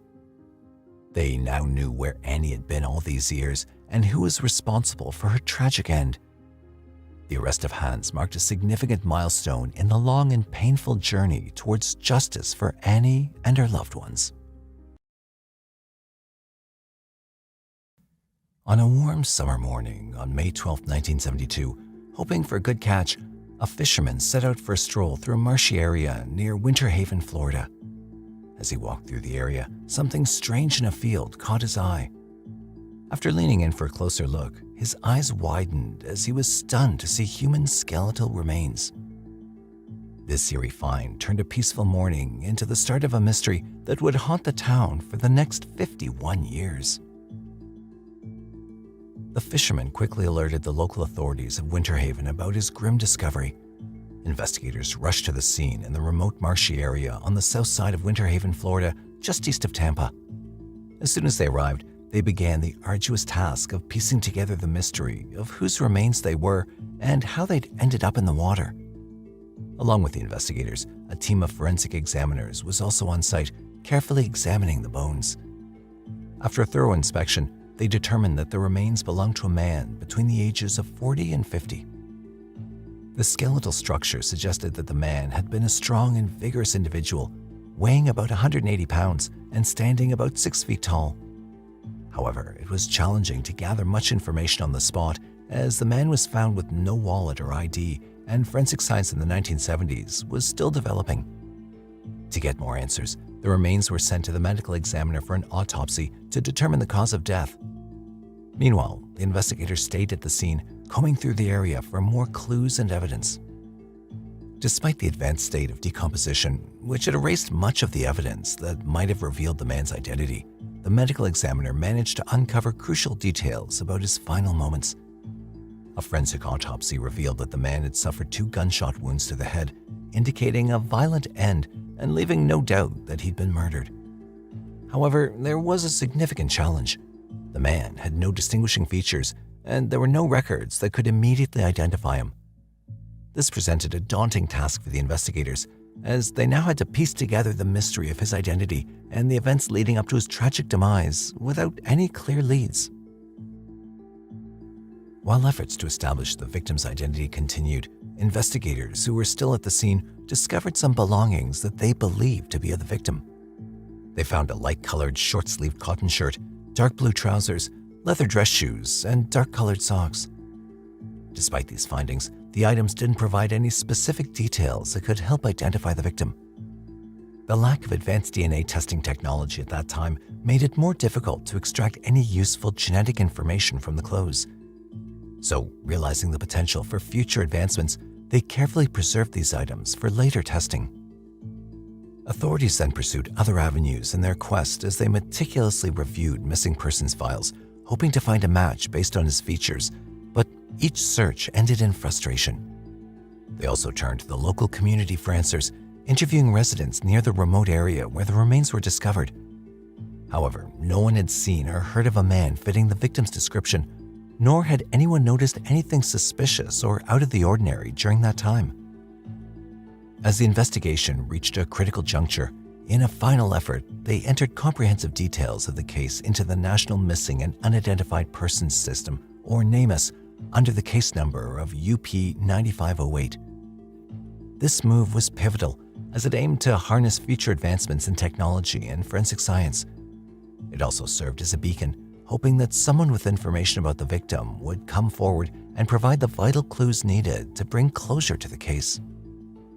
Despite relentless efforts by law enforcement, no new details emerged, and the community and investigators were left with haunting questions. Who was he? How did he come into such a secluded area? And most importantly, who was responsible for his murder? With no new leads or witnesses, the investigation couldn't move forward, and the case went cold. The unidentified man was laid to rest as John Doe in Lakeside Memorial Cemetery in Winter Haven. It seemed as if this case was destined to remain unsolved, with the file gathering dust on the shelf. However, things took a surprising turn in January 1974 when Charles Williams, an inmate at a Florida state prison, became pivotal in reopening the case. Williams, probably seeking leniency for himself or driven by his conscience, contacted detectives from the Polk County Sheriff's Office. He claimed to have information that could shed light on the case. According to Williams, during his time at Rayford Prison, he'd befriended another inmate named Clarence Ingram, a connection that could potentially unravel the long-standing mysteries surrounding the unidentified man found in the marshlands. During their conversations, Ingram had revealed chilling details about a crime he'd committed alongside a man named Edgar Todd. Ingram confided to Williams that one night in 1972, they'd met a man in a bar in Winter Haven. After sharing some drinks and conversation, they left the bar with them in the man's white Chevrolet. As they drove through the quiet night, an argument broke out, which quickly escalated into drunken violence. In a fit of rage, they shot that man twice in the head. To cover their tracks, they decided to dispose of the body in a remote field near a canal in Elwaz, believing the turtles would consume the remains and leave no trace of their heinous act. Ingram had also revealed that they'd found tools worth between $1,000 and $1,500 in the victim's vehicle, which they sold to Ingram's brother, Johnny Ingram. After that, the pair drove the car to Keeler, Michigan, where they sold it for $500. Williams's account included specific details that piqued the interest of detectives, particularly the mention of the vehicle having a Georgia license plate. This piece of information prompted investigators to cross-check missing persons reports from Georgia around the time of the incident. However, they soon hit a roadblock. The lack of advanced forensic technology at the time made it impossible to make definitive connections. Despite having a promising lead, they couldn't make any headway. The investigators' hopes were dashed, and the case went cold once again. It seemed like the case would never be solved. With no identity for the victim, the case had been closed for decades. However, in February 2017, a renewed effort would change the course of the investigation. After 44 years, at the order of the court, the victim's body was exhumed to obtain a DNA sample, reigniting hope that modern forensic techniques could finally unravel the mystery. The exhumation was conducted with precision, and DNA extracted from the remains and sent to the University of North Texas, a leading institution in forensic science. Investigators collaborated with the Georgia Bureau of Investigation to collect reference samples from the families in Georgia who matched the physical description of the John Doe, hoping for a breakthrough. They believed that if the victim were connected to these families, it would provide them with a solid lead. However, the test results showed that the victim didn't connect with any of the families. This was a significant but disappointing development, as it meant the search for John Doe's true identity had to continue. The victim's DNA was also entered into the Combined DNA Index System, or CODES, but no matching profiles emerged, leaving his identity to be a mystery once again. Would investigators ever solve this long-standing cold case? In September 2023, investigators decided to leverage the latest advancements in forensic genetic genealogy, a method that had successfully solved numerous cold cases in recent years. A part of the victim's femur bone was sent to the Othram Lab, a private facility known for its cutting-edge forensic work. The lab's analysis began with the meticulous extraction and sequencing of DNA from the femur bone. Geneticists compared this DNA to profiles in public databases, seeking matches that could provide clues about the victim's ancestry and familial connections. In May 2024, Othram provided detectives with a breakthrough they'd been waiting for. Their report suggested that the unidentified victim could be Mac Lavelle Proctor. This potential identification was based on extensive forensic genetic genealogy analysis, bringing investigators closer to solving the long-standing mystery. Armed with this new information, investigators reached out to Mac's son, Wright Proctor. Wright confirmed that his father was seen by family between 1969 and 1972 in Georgia for the last time. This crucial confirmation brought the investigators one step closer to finally solving the case and bringing closure to the case that had lingered for over half a century. On May 5, 2024, detectives confirmed that Wright was indeed the biological son of Mac Lavelle. This identification marked a monumental step forward, finally bringing long-awaited answers to the case. Wright provided additional context about his father's life, mentioning that Mac was a master mechanic known for his gentle nature and skilled craftsmanship. Mac Lavelle Proctor was born on November 28, 1914, and his talent for fixing anything with an engine made him a beloved figure in his community. However, it all took a tragic turn when he mysteriously disappeared. Strangely, Mac was never formally reported as missing to law enforcement, leaving a gaping void in the records and complicating efforts to investigate his case. His family, perhaps due to a combination of fear, confusion, and the social norms at that time, did not reach out to the authorities. With Mac's identity confirmed, detectives now had new avenues to explore in their quest to bring his killers to justice. They could re-examine the evidence and leads with fresh eyes and a clearer understanding of who the killer was. Mac's family shared numerous details with authorities, revealing that he would have likely carried his tools with him in his vehicle. This information intriguingly matched the earlier account provided by prisoner Charles Williams, who had recounted that Clarence Ingram and Edgar Todd had sold the victim's tools after the murder. This connection provided a crucial link between Mac's disappearance and the chilling confession of the two criminals. With Mac's identity now confirmed, investigators intensified their efforts to build a case against Clarence and Edgar. The consistency between Charles Williams' prison confession and the new evidence bolstered detectives' confidence that they were on the right track. The connection between the white Chevrolet with a Georgia license plate, which his family confirmed was Mac's, further solidified their case. As part of the cold case unit's thorough investigation into Mac's death, detectives delved deep into the backgrounds of Ingram and Edgar. However, their findings proved deeply disappointing. Edgar Todd, who is believed to have shot Mac and disposed of his body, had passed away in 2015. Clarence Ingram, his accomplice in the crime, had died even earlier in 1995. This revelation meant that both key suspects directly involved in Mac's murder were deceased and would never face the prosecution. Further investigation uncovered that Clarence's brother, Johnny Ingram, who had allegedly purchased the stolen tools from Todd and Ingram, had also passed away in 2003. This information closed off another avenue for the authorities in obtaining crucial testimony or additional evidence that could have linked the suspects directly to the crime. The inability to bring Clarence and Todd to trial was a significant blow, especially for Mac's family, who had longed for justice.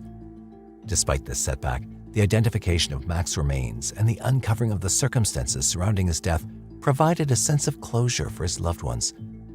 Knowing the truth about Mac's fate, albeit without legal repercussions for the perpetrators, allowed the family to begin healing after enduring decades of uncertainty and pain. In 1976, a strange woman appeared on the doorsteps of the St. Francis Catholic Worker House in Chicago. She had no idea of her past life and only wanted to be identified as Seven. The focus was on Chicago police and detectives who repeatedly tried to identify who Seven really was, but without any leads, a lack of identification, and her memory loss, the case quickly grew cold. The mystery of her identity remained unsolved even at her death in 2015. However, in 2024, nearly 50 years later, when the case was finally cracked, the police uncovered a story too shocking to believe. On a snowy day in 1976, a woman came to the doorstep of St. Francis Catholic Worker House. The first person she met was Denise Plunkett, who saw her when she was on her way to the hospital. The woman introduced herself as Mr. Seven, insisting that she was male and should only be referred to in the third person. Other workers tried to ask Seven where she'd come from, but her memory was blank. If anyone asked for her name, she would tell them Mr. Seven, or he's a number, not a name. His name is Seven. Over time, she wore only men's clothes and soon became a house cook. Seven was well known for cooking spicy and sweet casseroles, as well as rice and bean dishes at the Worker House, which was home to several homeless advocacy organizations. This attracted a lot of people to the place, which quickly became a top hotspot for breakfast and dinners. Still, no one knew anything about Seven's past or where she'd come from. She continued to stay in the Worker House for more than 2 decades, staying at the White House located on a residential block. Seven stayed in the men's section, often smoking on the porch. Her life rotated around the same lifestyle of cooking for the Worker House until 2003, when she had suddenly passed out in the hallway. Doctors ruled the collapse as a consequence of diabetic shock, and since the Catholic Worker House couldn't provide the type of care Seven needed, she was moved to an assisted care facility in Chicago. Seven became a ward of the state until her death on November 18, 2015, as a result of heart disease, along with dementia and persistent diabetes that contributed to her failing health. This was nearly 40 years after her first appearance at the Catholic Worker House in Chicago in the 1970s. Investigators puzzled about her anonymity had taken fingerprints from her, but they didn't match to any database. Lost for what to do, they buried Seven at the Mount Olivet Catholic Cemetery. She was buried in the section for unidentified people, with her tombstone only showing the numbers 04985 written on it. This number marked the amount of deaths that had taken place in Chicago in 2015, with Seven being the 4,985th case. The police first took an interest in Seven after her arrival at a care facility along Lake Michigan in 2015. Since she didn't have a legal name or any means of identification, they quickly filed a missing persons report documenting her memory loss and disorientation. Police also tried to take her fingerprints twice, but it was unsuccessful due to disfigured fingers causing unreadable results. Afterwards, they circulated a photo of her to other Illinois law enforcement agencies. Sometime later, the public brought up a person named Skevin who had died in a car accident, but this was quickly proven to be a false alarm. The physical description of Seven noted her to be light in complexion with blue eyes and short hair and having very few teeth. Still, nothing was known about Seven, not even a social security number, and so the investigation was eventually suspended. The only thing police knew, aside from her history at the St. Patrick's Catholic Worker House, was that she was a Cubs fan and had childhood memories of visiting the Indiana Dunes. In 2022, Cook County investigators took over Seven's case with the aim of identifying the woman who had helped the St. Francis Catholic Church for so long. Sheriff Tom Dart, whose office had gained popularity for the solving of cold case crimes, described Seven's case as unusual. It was weird for a person to remain unidentified both in life and in death. The investigators had long ruled out foul play as the cause for her sudden disappearance, so they matched her previously collected fingerprint sample and ran it across multiple DNA databases, including the ones of criminal records. There was no match on that database, so as a last resort, they ran it through the military database. Luckily, there was a match on August 4, 2023. After 4 decades of only knowing this woman as Seven Doe, she could finally be identified with a real name. The data from the fingerprints obtained from Seven's body matched to a record in the military database. The match was a woman named Reba Caroline Bailey, who had been enlisted in the Army in 1961. Using this name, investigators in 2024 were able to find the surviving members of her family and piece together a few aspects of her life. Reba C. Bailey was born in 1940 in Danville, Vermilion County, Illinois, about 225 kilometers south of Chicago. She had a stay-at-home mother, Edna Bailey, and a carpenter father who often traveled for work, so there were multiple addresses for their large family in Illinois and Alabama. Reba was the youngest of 6 children, including 2 who died before adulthood. In 1950, when she was 10 years old, her family was involved in an accident when their father stopped their car to pick up a suitcase he saw at the side of the highway. They were hit by another car, which caused a fatal accident that took the life of Reba's mother. Reba, her father and brother were also terribly injured. Over the years, she worked as an elevator operator at a club and as a sales clerk. According to records, she enjoyed swimming, bowling, golf, and photography. However, there were no records of her in any public or private Catholic schools in Danville, nor were there any photos of her in high school yearbooks. In 1960, Reba enlisted for the Army and joined the military. She served the country in the home of chemical weapons, Fort McClellan in Alabama, Fort Ord in California, and in Texas as well. Along the line of service, she was awarded a medal for good conduct. 2 years later, in 1962, at the age of 21, she got married to a fellow veteran, 22-year-old John H. Bilberry, in California. She was honorably discharged due to her marriage some weeks later. However, no one could tell what happened between the period of her discharge from the military to ending up in Chicago with no recollection of her name or life before. When police reached out to Reba's family, they found out that her husband had passed away in 1989 while serving in Vietnam. He'd remarried 14 years after Reba's disappearance, but the wife and 2 of his siblings had already passed away. Reba's father and all of her siblings had passed away as well, with her sister, who died in 2007, being the most recent. However, she had more than half a dozen nieces and nephews living in Florida, Alabama, and Illinois who had heard of her but never gotten the chance to meet her. Among them was 65-year-old Rick Bailey, a funeral home director and the son of Reba's older brother, Richard, who died in 2000. In shock, he told police how his father had been looking for Reba for decades. Rick also said that he believed his father and Reba's other siblings would be very excited to hear that their sister had finally been found, supposing they were still alive. Rick further told police how over the years their family had different stories as to what caused Reba's disappearance. According to him, some said there was a huge fight between Reba and her father shortly before she disappeared. Others said it was about her decision to rejoin the military. Still, some believed it was because of her unwelcome sexual orientation. Among all of these, no one could understand why Reba wanted to be referred to as a male or why she named herself Seven, and the people who could have known had already passed away. Investigators assumed that maybe the name Seven was related to military service or birth order. Although Reba was the youngest child of her family, relatives had found some evidence that there might have been an unnamed child before Reba was born. However, nothing concrete could be proven, but if this was true, then Reba would have been child number 7. The only thing Rick and his other cousins knew was that there had been stories of Reba visiting family in Arizona and Chicago with her husband. Some of them told the police they remembered Reba's siblings talking about how she'd started using alcohol and drugs as well as dressing like a man. Amanda Ingram, Reba's great-niece, took up searching for Reba Bailey when her uncle, Richard Bailey, died in 2001. As a family historian, she kept up a family tree with records on a family website. She showed the police photos of Reba wearing a black button-down with her salt and pepper hair. Ingram expressed her pleasure towards everything that had happened, knowing her great-aunt was well taken care of. For a while, Reba's family members considered moving her body closer to them in Illinois, but they ultimately decided against it due to the expenses and complications involved. "We decided as a family not to disturb her," Rick Bailey said. "At least we know where she is now." Family and friends were shocked when they discovered who Seven was all this time. Sam Guardino, a former house resident staying near Seven at the time, said he had accepted Seven for who she was and figured she would tell her story when she wanted to. Still, nobody could have done more to help the homeless, 83-year-old Plunkett said about Seven's good works at the Catholic Worker House.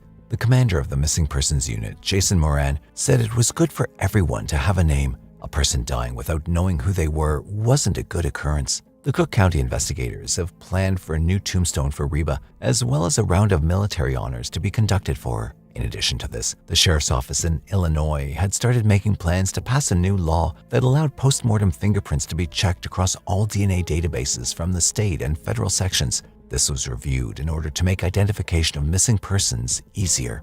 It's beyond shocking how a woman, full of life, could suddenly go missing one day and be found with no memory of who she was. With all the varying stories, one can't help but wonder what really happened to Reba Carolyn Bailey. Was she in an accident? Did she have children? What were her reasons for choosing to be addressed as a man? Had the signs of dementia started long before it was actually diagnosed? Sadly, she's no longer alive to tell her story and see the family she left behind while living a totally different life. However, her case will bring more light to the post-mortem identification of unknown persons. Hello. Hello. Yes. I just want to go there. Listen to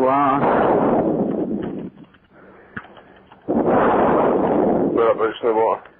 See, Martin's primary school is. Male or female? Female. On August 25, 1996, a local passerby made an emergency 999 call to the authorities upon discovering the lifeless body of a young female on the banks of the River Leven in West Dunbartonshire, Scotland. Police divers pulled the victim's body from the River Leven. The extensive skull fractures indicated unimaginable violence endured by the victim before her death. Who could inflict such a heinous act on a defenseless child, and why? Most importantly, why did the family have to wait 28 painful years to receive the justice they rightfully deserved? The victim was identified as Carolyn Glacken. Her story is not for the faint-hearted. Carolyn was just 14 years old when she was discovered face down, partly submerged in the river, a tragic event that coincided with her mother's 40th birthday. Carolyn was born on January 8, 1982, in Derry, Northern Ireland. As an only child, she lived with her parents, William and Margaret Glacken, in Bonnhill, West Dunbartonshire, Scotland. At the time of her death, she was a 14-year-old student at Our Lady in St. Patrick's High School in Dunbarton. On the night of August 24, 1996, after spending time with friends, Carolyn was seen by her best friend, Joanne Menzies, near shops close to her home at 2354. She was last spotted at 15 minutes after midnight walking down Dilchip Lane toward the now demolished Dilchip Bridge, locally known as the Black Bridge, and then onto the river towpath. The following day, a passerby discovered Carolyn's partially submerged body in the River Leven near Bonnhill in Renton. She'd sustained extensive injuries to her scalp, face, and neck from blunt force trauma. Carolyn's funeral was held on February 26, 1997 in Alexandria.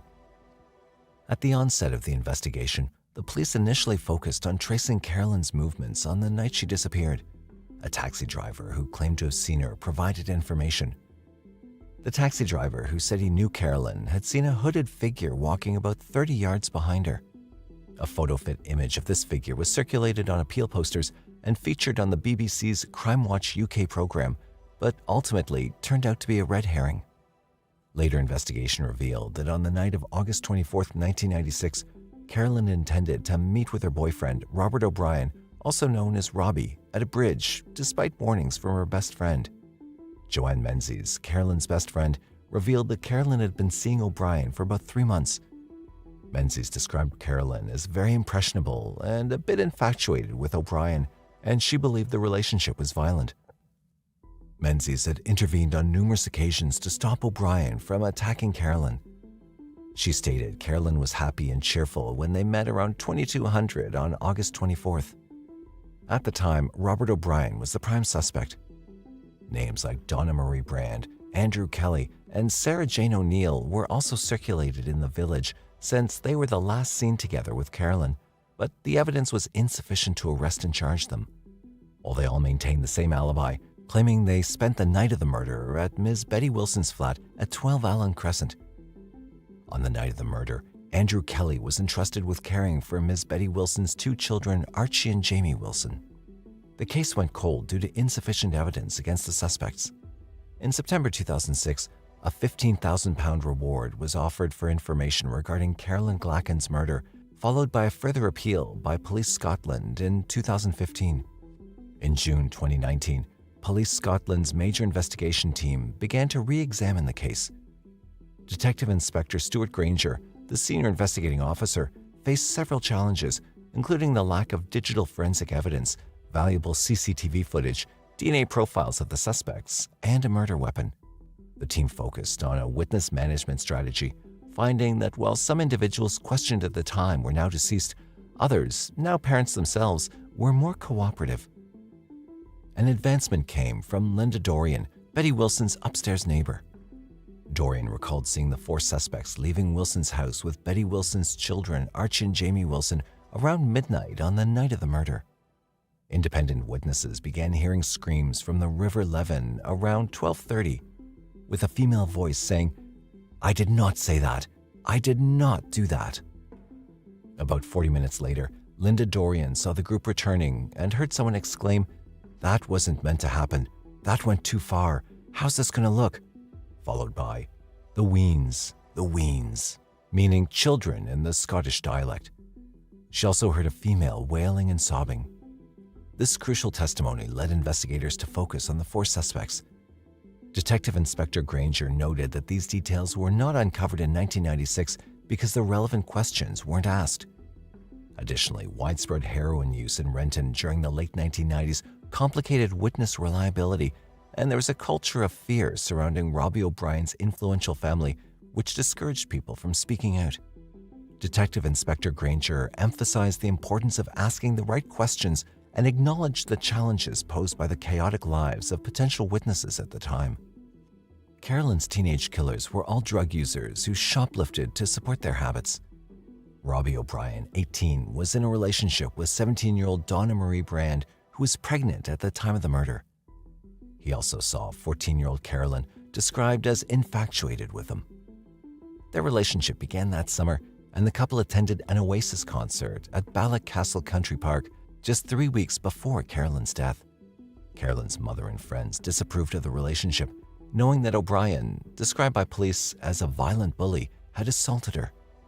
Police established that when Brand went home on Saturday nights, O'Brien would typically arrange to meet Carolyn at a bridge over the river.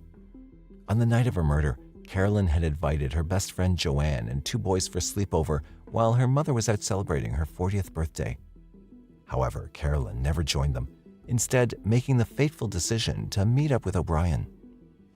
The breakthrough in Carolyn Glacken's case came through the testimony of Archie Wilson, a 4-year-old boy at the time of the murder. Archie, usually energetic, slept in late in the morning following Carolyn's death. His mother, Betty Wilson, discovered him drying wet trousers on the fire, indicating something unusual had happened. Upon questioning, Archie mentioned being taken to the River Leven at night. Initially, Archie's account wasn't fully considered, but later interviews and a child psychologist's assessment validated his testimony as a lived event. Archie recounted seeing Carolyn being attacked and pushed into the water by a person named Robbie, who struck her with a stick and a pole. He vividly described Carolyn's injuries, including a metal object in her eye, a detail unknown to the public until then. Archie's testimony contradicted the killer's alibi and played a crucial role in their conviction. In November 2021, Robert O'Brien, Andrew Kelly, and Donna Marie Brand were charged with Carolyn's murder. The trial commenced at the High Court in Glasgow in November 2023, resulting in their conviction on December 14, 2023. O'Brien and Kelly were sentenced to life imprisonment in January 2024, while Brand will also be sentenced for her role in the murder. O'Brien, the primary perpetrator, received a life sentence with a minimum term of 22 years. Kelly, while playing a lesser role, was also sentenced to life with a minimum term of 18 years. Brand's sentencing was postponed because she was deemed unfit to attend court. Judge Lord Braid, presiding over the trial, emphasized the severity of the crime, stating that O'Brien's actions were particularly heinous. He highlighted the cruelty inflicted on Carolyn, leading to her drowning in the river. Kelly, though playing a lesser role, was still involved in the violent attack on Carolyn. The killer's alibi, maintained for 27 years, was ultimately disproven with the help of crucial witness testimony. I know it might not look like it, but I am over the moon. I just couldn't have asked for anything better. I don't think closure is the right word, but justice is certainly the right word. Detective Chief Inspector Stuart Granger expressed gratitude to the public for their assistance in the investigation and for coming forward with vital information regarding Carolyn's tragic death. After years of tirelessly fighting for justice, Carolyn's mother can finally find some solace. Carolyn's tragic passing had a lasting effect on both her family and the broader community. Rather than celebrating milestones and accomplishments, her memory remains a poignant reminder of the vibrant and innocent child she once was, frozen in time and dearly cherished. Barbara Tucker was a 19-year-old sophomore business student at Mount Hood Community College, Gresham, in 1980. On January 15th, she was on her way to evening class on campus when she suddenly ran out of a bushy, wooded area on Northeast Kane Drive. Several cars had to swerve and brake to avoid hitting the young woman, and one driver was almost unsuccessful. Barbara had mud and blood on her face and was waving her arms in an attempt to flag down cars, but no one pulled over. A strange man also ran out of the woody area, grabbed Barbara by the arm, and pulled her back into the woods. Some witnesses would later tell the police that they thought it was just college students playing pranks or a youthful game of dodging traffic. That next morning, a fellow student on his way to class found Barbara's body in the shrubs. She was half-dressed, had been physically assaulted, and beaten to death. No one saw the strange man, and for 4 decades, a lot of people, including Barbara's siblings, never thought he would ever be found. Who was the strange man? What was the connection between him and Barbara? And why did this case take 44 long years to get solved? On February 25, 1960, in Portland, Oregon, Louise and Albert Tucker had a baby girl. She was the youngest of 7 children, and the Tuckers named their baby girl Barbara May Tucker. Barbie, as her family fondly called her, was strong, tall, athletic, and put it to good use on the Cleveland High School basketball court. She participated in a national competition and won awards while involved with Distributive Education Clubs of America, a club for students interested in business and retail. In the summertime, she worked at Sears. Family and friends described her as goofy and ambitious. She was the first in the Tucker family to go to college. Barbara loved writing songs, poems, and playing her guitar. She dreamed of opening her own craft supply shop one day after she got a business degree. Despite being the Tucker family's baby, Barbara grew up independent. After high school, Barbara moved to Gresham, where she began attending Mount Hood Community College. Sadly, Barbara's life was taken from her at the age of 19, just 2 years into college. Barbara had an evening consumer credits practices class on January 15, 1980. She'd spoken to her mother about her plans for the night. The night was rainy and chilly, but she'd go grab ice cream with a friend after her class. Witnesses who drove by saw Barbara running onto Northeast Kane Drive from the wooded area on the west edge of campus. They recalled thinking she was waving at someone and trying to get people's attention. However, no one stopped to confirm. A witness recalled seeing a man lead Barbara back into the wooded area. The next time Barbara would be seen, she was lifeless in a grove of trees. She was partially naked, and her purse and books were found next to her. The police quickly arrived at the scene, and a medical examiner determined she'd been physically assaulted and beaten to death. The investigation began, but there was never any progress. There was no evidence, and the numerous eyewitnesses were of no use to the case. No one could remember what the strange man looked like. Time went by, Barbara's case began to freeze over, and her loved ones struggled to move on. Susan has told me that there isn't a day that goes by in the past 44 years that not one day that she doesn't think about Barbie. Barbara's father, Albert Tucker, did not take her death well. According to his other children, the first time they ever saw their father cry was when the news of her death reached the family. And in the weeks, months, and years that followed, Albert was still obviously hurting over the loss of his daughter. He would immediately leave the room whenever anyone mentioned Barbara. Sadly, he passed away in 1989 without ever getting closure for his beloved daughter. Her mother, Louise Tucker, on the other hand, expressed her grief and hurt differently. She held onto everything Barbara left behind. She bought a single yellow rose and planted it in the family home's garden. The rose bush grew strong and tall like Barbie, and it would blossom every spring. Louise would write letters to the Multnomah County District Attorney's Office often. Norm Frink was the chief deputy of the Multnomah County District Attorney's Office when the office was in charge of the case in the 1980s. Norm mentioned how frequently Louise wrote to the office and how frustrated he felt because the case didn't seem to be going anywhere. Louise passed away in 1995, but till she died, she never forgave herself. She believed that the reason this happened to Barbara was because she'd let her move to Gresham for college. It had been raining in the evening of January 15, 1980, and the Tuckers believed Barbara had gotten a ride from a stranger to get to her campus. Louise kept lamenting that maybe if Barbara had gone to a college closer to home, she wouldn't have gotten into a stranger's car. One of her siblings would have dropped her off, and she'd still be alive. While Barbara remained 19 in memories and pictures, all of her friends grew older and began to work towards their dreams. Barbara's childhood best friend, Maria Adrian, was very affected by Barbara's murder. Maria got married and became a mom, and as her children grew, she anxiously waited for them to pass the milestones Barbara never got to achieve. After her children graduated from college, got married, and settled into their lives, she could finally breathe, she said. Barbara's case aged and soon became the oldest unsolved homicide case in Gresham, but that was about to change. In 2000, vaginal swabs taken during Barbara's autopsy were sent to the Oregon State Police Crime Lab for analysis. The crime lab developed a DNA profile from the swabs.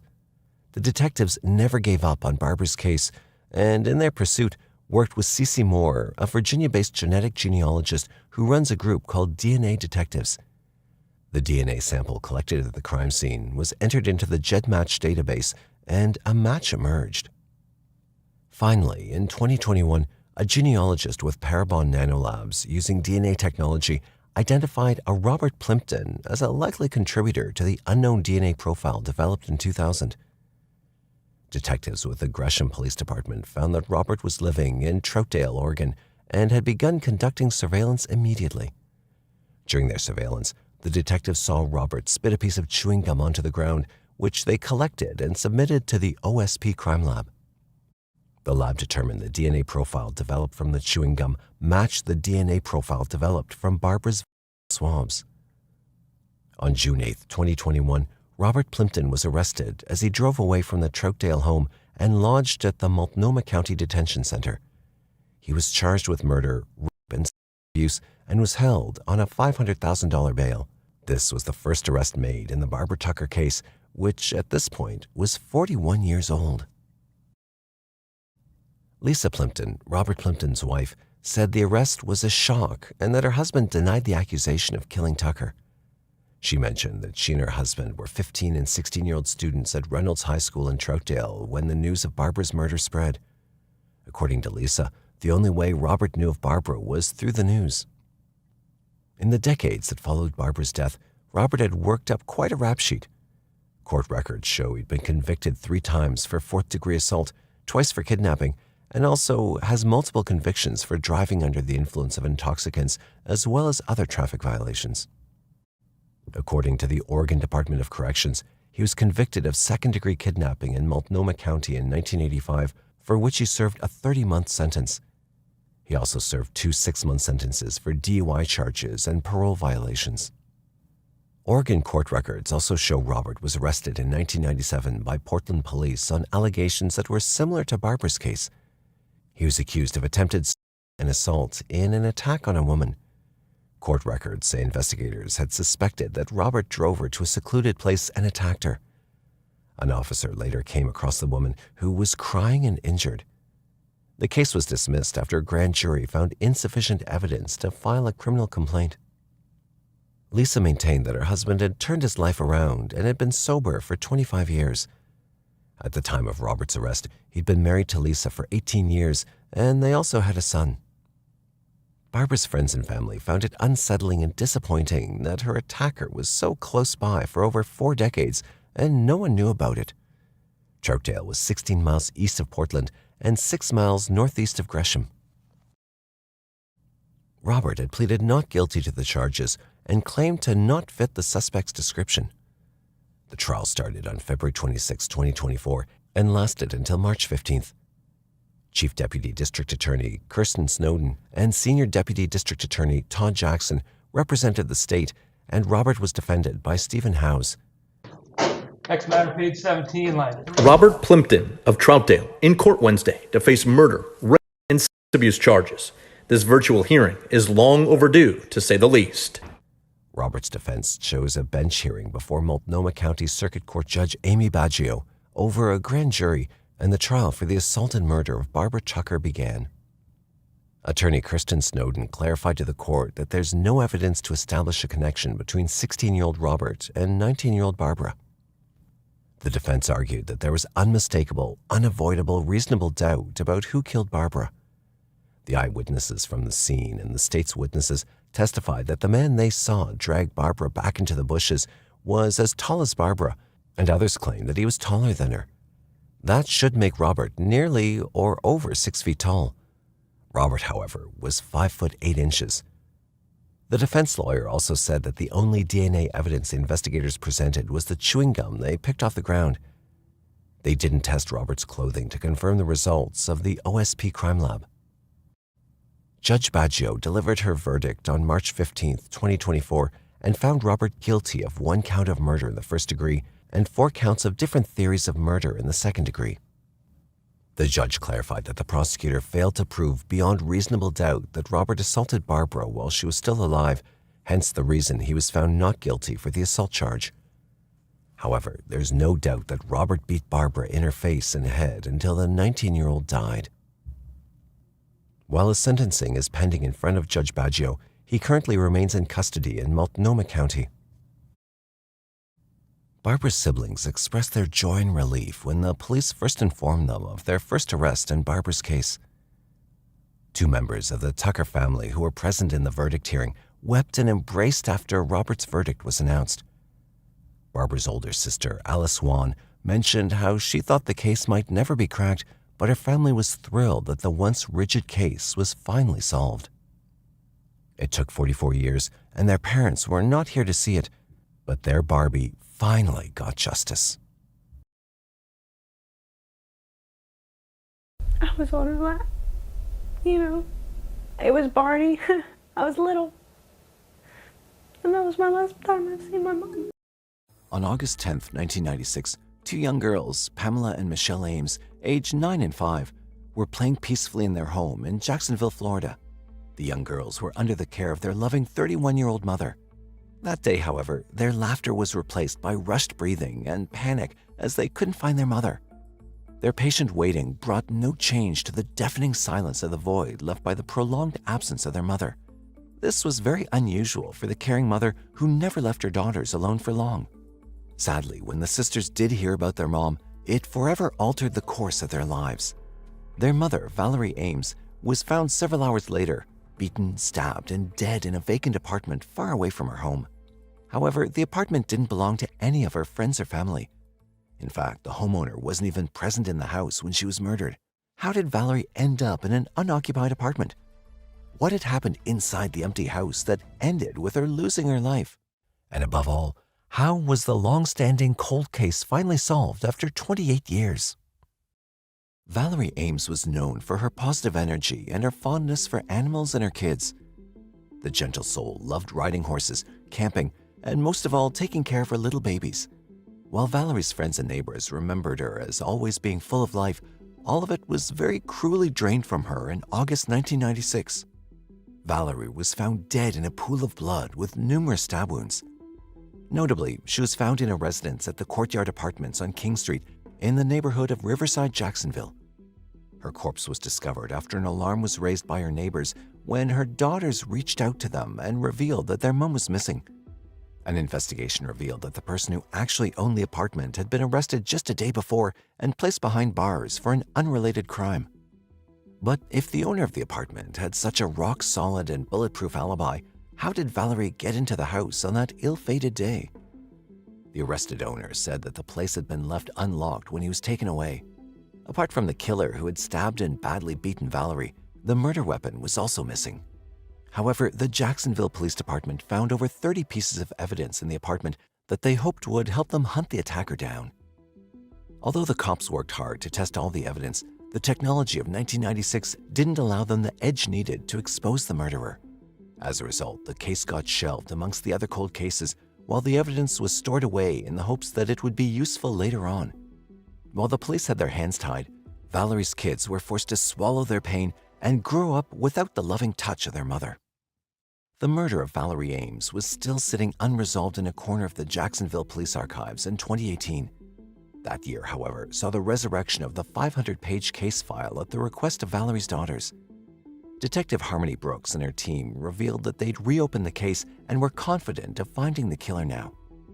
While the case was 22 years old at that point, forensic technology had also evolved in that time. Detective Brooks spoke to First Coast News and assisted the channel in releasing a cold case documentary on Valerie Ames. She said that there were over 30 pieces of evidence found at the crime scene that day that would now be tested with modern equipment to hunt Valerie's killer down. The police found some breadcrumbs to follow. Slowly, the Jacksonville police pieced several things together and made use of new advanced DNA testing methods in the hopes of identifying the killer. The 22-year delay did pose several challenges, but detectives were determined to catch the killer this time. Finally, in April 2024, the police got the breakthrough they needed 6 years after reopening the case from 1996. On April 2, 2024, the Jacksonville Police Department announced that they'd made an arrest in the Valerie Ames homicide case. The suspect, 69-year-old Jerry Phillips, was apprehended after almost 28 years. The announcement was made by Jacksonville Police Sheriff T.K. Waters at a press conference. Sheriff Waters spoke to the media and restored the public faith in police work and how detectives work very hard on every case. The apprehended suspect was picked up from Johnson County in North Carolina and charged with the murder of Valerie Ames. It was also revealed that the killer wasn't a random stranger to his victim. Despite the questions of the media, Sheriff Waters didn't reveal what exactly led them to Phillips, but said he was happy to finally catch him. Phillips was charged with battery and second-degree murder, which says that Valerie's murder wasn't premeditated, but circumstantial. This further begs the question of what exactly happened to the 31-year-old. It also raises the question of whether Jerry was the only person involved in this. Michelle James, the younger daughter of Valerie Ames, who was only 5 at the time of her killing, also made a media appearance after the arrest of Phillips. Michelle, who had only a handful of photographs to keep her mom alive in her heart, expressed both joy and anger when her old wound was reopened.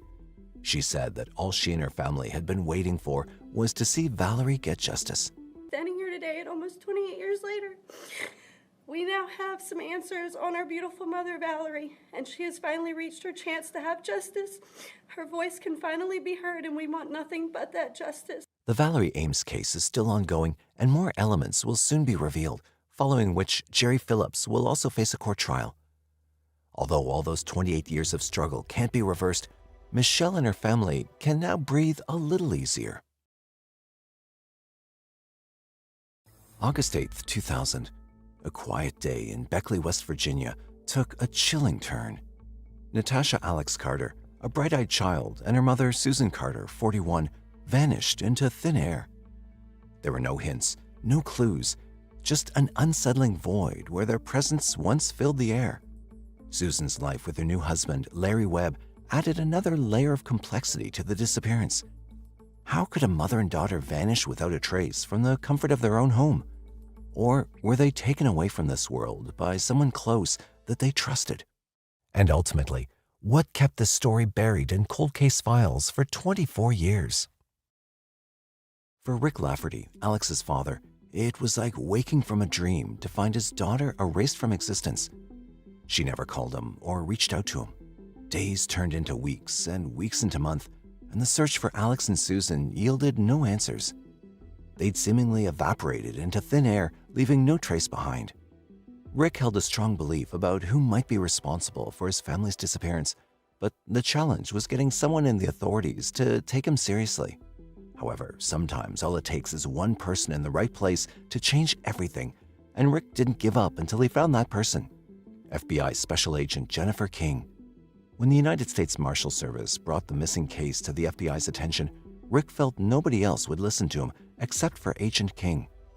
It was Agent King who then decided she wouldn't rest until Alex was found.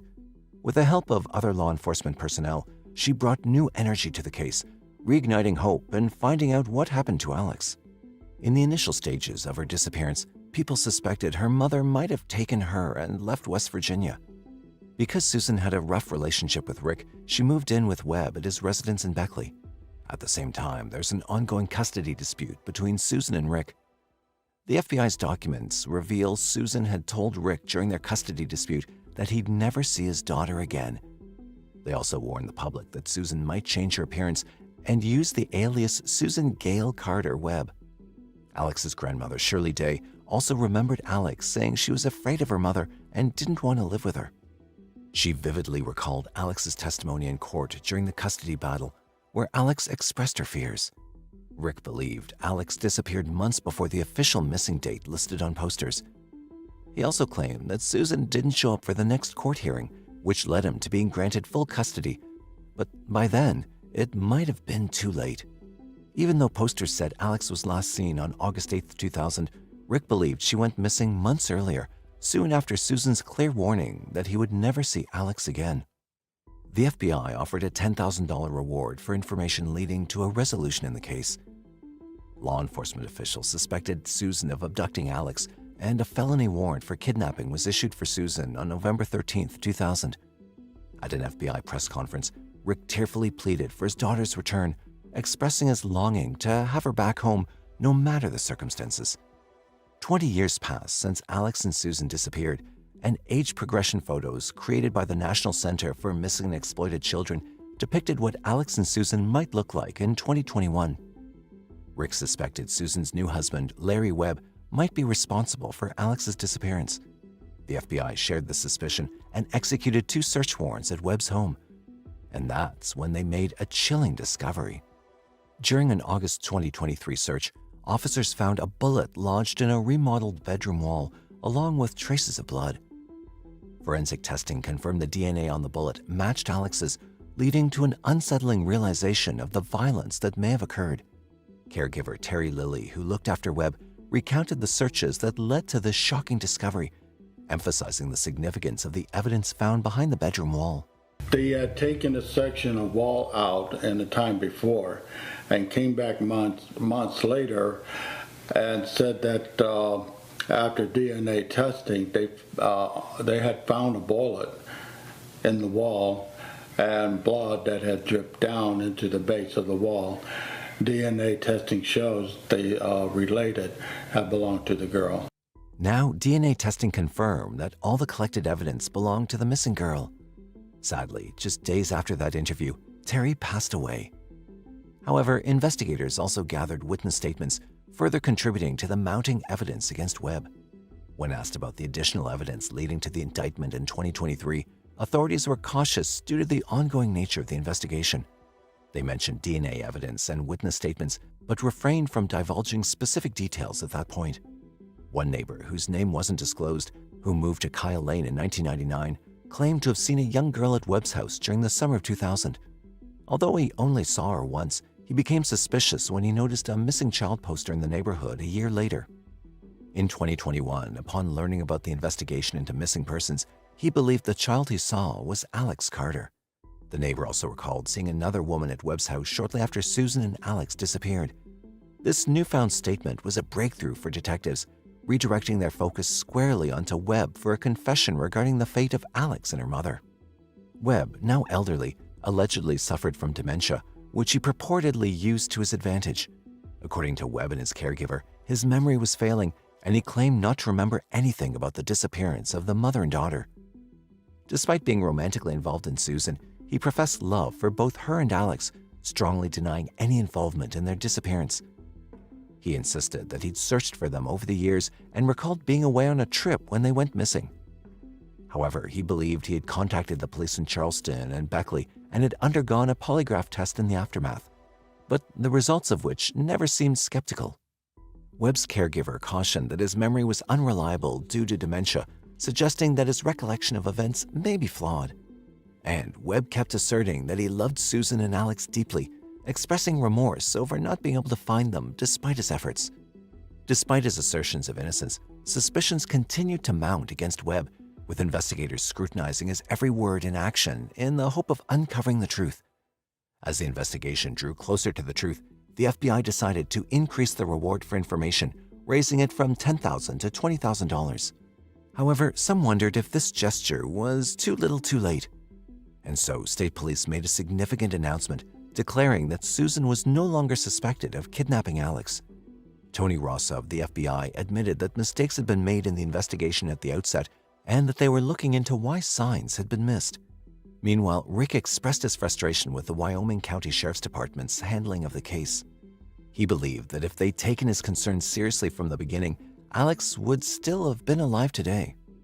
Despite his pleas, they initially dismissed Alex's disappearance, insisting she was with her mother. Nevertheless, with Susan being declared not a suspect in the kidnapping case, after 23 long years, the case had finally reached a critical juncture. The focus now shifted to locating the bodies of Alex and Susan. In October 2023, 2 months after the last search warrant, it was determined that Alex had been murdered in her room at Webb's Kyle Lane home. Webb, now in his 80s, was indicted on October 24, 2023 with murder charges for the disappearance of Susan and Alex Carter. Ben Hatfield, the Raleigh County prosecuting attorney, expressed confidence in the case against Webb. Despite Webb's declining health and the legal challenges involved in his arrest, Hatfield was determined to pursue justice for Alex and Susan. Due to Webb's deteriorating health and the legal hurdles associated with obtaining medical clearance for his arrest, his incarceration was delayed until April 2024. The grand jury was presented with the evidence and an indictment was requested. The delays continued for a while, despite efforts to expedite the process, including visits to nursing homes where Webb stayed. However, it was during one of these visits that a breakthrough in the case occurred. On April 24, 2024, Special Investigator Jeff Schote and retired Chief of Detectives from the Beckley City Police Department visited the Hilltop Nursing Home where Webb was residing before a court date. During their conversation, Webb gave a detailed and unequivocal confession. He admitted to shooting Susan Carter after suspecting her of taking cash from his home. The argument that followed led to her death. Webb then confessed to shooting Alex for eliminating the sole witness. According to Webb's confession, he stored the bodies in the basement of his home overnight before burying them in a shallow grave in the woods on his property over the next 2 nights. He buried them together, clad in their clothes. Webb's confession provided closure to a case that had haunted investigators in the community for over 2 decades. Despite the challenges faced along the way, the relentless pursuit of justice ultimately prevailed. The confession served as a crucial piece of evidence, shedding light on the events that led to the untimely deaths of Susan and Alex Carter and bringing some semblance of closure to their grieving loved ones, especially Rick, who'd been waiting to know what happened to his daughter for nearly 2 long decades. With the confession finally received, law enforcement officers were determined to bring little Alex back home to her father and find closure for the grieving family. However, Webb's deteriorating health and memory hindered the search efforts.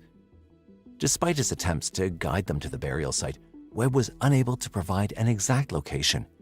In a display of unwavering commitment, neighbors Grant and Tammy Newhouse, owners of New Horizons Landscaping, volunteered their time and equipment to assist with the excavation. They tirelessly combed through Webb's backyard, row by row, until their efforts were rewarded. And on April 11, 2024, after 2 days of exhaustive searching, the bodies of Alex and Susan Carter were finally discovered. The moment was bittersweet, marking the end of a 24-year-long search for closure. Tragically, just hours before the discovery, Webb passed away in prison, escaping the full consequences of his heinous actions. Webb, who was incarcerated at Mount Olive, West Virginia, suffered what police are calling a medical episode. Webb was later pronounced dead at Montgomery General Hospital. According to a press release provided by Captain R.A. Maddy of the West Virginia State Police, Webb's medical emergency began at approximately 10:30 in the morning of April 11, 2024, just a few hours after the remains were found in his own backyard. For Rick, Alex's father, the discovery brought a mixture of emotions: relief that his daughter had been found, yet profound sadness at the circumstances of her death. His unwavering belief that one day she would come home had finally been realized, albeit in the most devastating way possible. As the case comes to a close, there is a glimmer of hope that the Carters can find some semblance of peace, knowing that Alex and her mother can finally be laid to rest. On April 11, 1968, 47-year-old Hiram Ross Graham, a decorated soldier from World War II, set out on his regular route as a milkman, but did not return home. A missing persons report was filed by the milk company in the evening when Graham's truck didn't return, long after his route was supposed to have been covered. After a thorough search failed to find him, the man was located the next day with the help of an aerial search deep in the woods of Vero Beach, Florida. Hiram Graham was lying dead next to his milk truck in the woods, shot 3 times, execution style. The veteran was slain days after the assassination of Martin Luther King Jr., which raised the possibility of its connection with violence over racial tensions. Who could have wanted the execution of a beloved milkman in the neighborhood? Was this a personal act of revenge, or did it have things to do with race or robbery? These questions remained unanswered for over half a century, finally finding resolution in 2024. Towards the end of World War II, the U.S. Army fought the Battle of the Bulge on the Western Front against Germany that helped turn the tide of the war, and among the heat of the battle was Hiram Ross Graham. Graham received the Purple Heart Medal from the president, given to the soldiers who sacrificed themselves greatly on the battleground. Graham later served as a chairman of band associations and commander of disabled American veterans. In the 1960s, Graham moved to Vero Beach, Florida with his family and started working as a milk salesman for the Borden Milk Company. Besides being a milk salesman, he was also the commander of the Civil Air Patrol for the district. The veteran-turned-warm-hearted milkman was loved by the consumers for his amiable nature, and he even used to chip in for the buyers who couldn't afford milk on any particular day. Hiram Graham and his wife Doris were parents of 2 boys and a girl. Graham was living a full life of pride in the scenic city of Vero Beach, but he couldn't have expected that all would end so suddenly. As he followed his usual delivery route on the Thursday morning of April 11, 1968, Graham was in the neighborhood of Gifford when he was seen engaged in a conversation by a local girl. That very moment became the last time he was seen alive. Graham didn't return home after a shift that day. Concerns began to rise when he didn't return the truck to the Ford Pierce office of the Borden Milk Company after covering his delivery route in Gifford. The Indian River County Sheriff's Office was alerted, and they began a local search in the areas around Graham's route, but he was nowhere to be found. As the concerns mounted the following day, a plane was arranged for an aerial search of the city and its forested areas. Officers spotted a chilling scene from the air when they flew across a wooded section between the North and South Gifford roads. Deep in the woods, a milk truck was spotted with a man lying next to it. When they located the scene, their worst fears were confirmed. It was Graham, shot 3 times, execution style. An autopsy report revealed the bullets were shot from a low-caliber weapon. There was also about $70 or $80 missing from the truck. When the locals along his route in Gifford were interviewed, officers learned about the girl who saw Graham lastly. She stated that she approached the milkman's truck and saw him engaged in a conversation with 2 African-American men. Graham told the girl he'd be back soon, and the 3 of them drove away in Graham's truck. After that, locals had heard a few shots being fired. A police description of the case said that an early 1950s model Chevrolet, occupied by 2 unknown males, was seen leaving the area at high speed minutes after the shots were heard. The 2 African-American males who were seen hopping into Graham's milk truck were carrying guns, as per the statement of the girl who saw them. Did Graham know them personally, or did they threaten Graham for some unknown reason? The mystery remained as to why and how they managed to hop into Graham's truck. Both of them, however, remained unidentified. Despite the authorities' best efforts, the killers were successful in eluding them. One of Graham's sons, Larry Edwin Graham, who was just 16 at the time, was given the news about his father's death by the sheriff's officers. On April 15, 1968, Hiram was buried in Crestlawn Cemetery after a military farewell service. Over the next 6 years, several efforts were made, and over 15 investigations occurred through the county in order to generate leads on the offenders. But none of the leads panned out. The murder of the veteran soldier went cold for good. 38 years passed, and the grisly incident of Graham's homicide was long forgotten. In 2006, Graham's son Larry came forward to raise a voice for his father's case. Larry Graham and the family, while doing an open interview with a local media outlet, accused a man named Thomas Williams from Indian River County for committing the murder of Hiram Graham. Larry stated the family had been positive about the potential involvement of this individual, though the reasoning behind this was never revealed. This was the first time in 38 years that the case showed some signs of life, and seeing this, the sheriff's office decided to reopen it. But before the department could examine the accusation and learn more about this individual, Thomas Williams, who lived in Indian River County itself, Williams himself wrote a letter to the editor of the newspaper. He complained that his name had been wrongfully accused in a random case, and he didn't possess any knowledge about the matter. He denied any involvement in the case and warned the newspaper not to dishonor his name. The investigation lost momentum due to this and went dormant once again.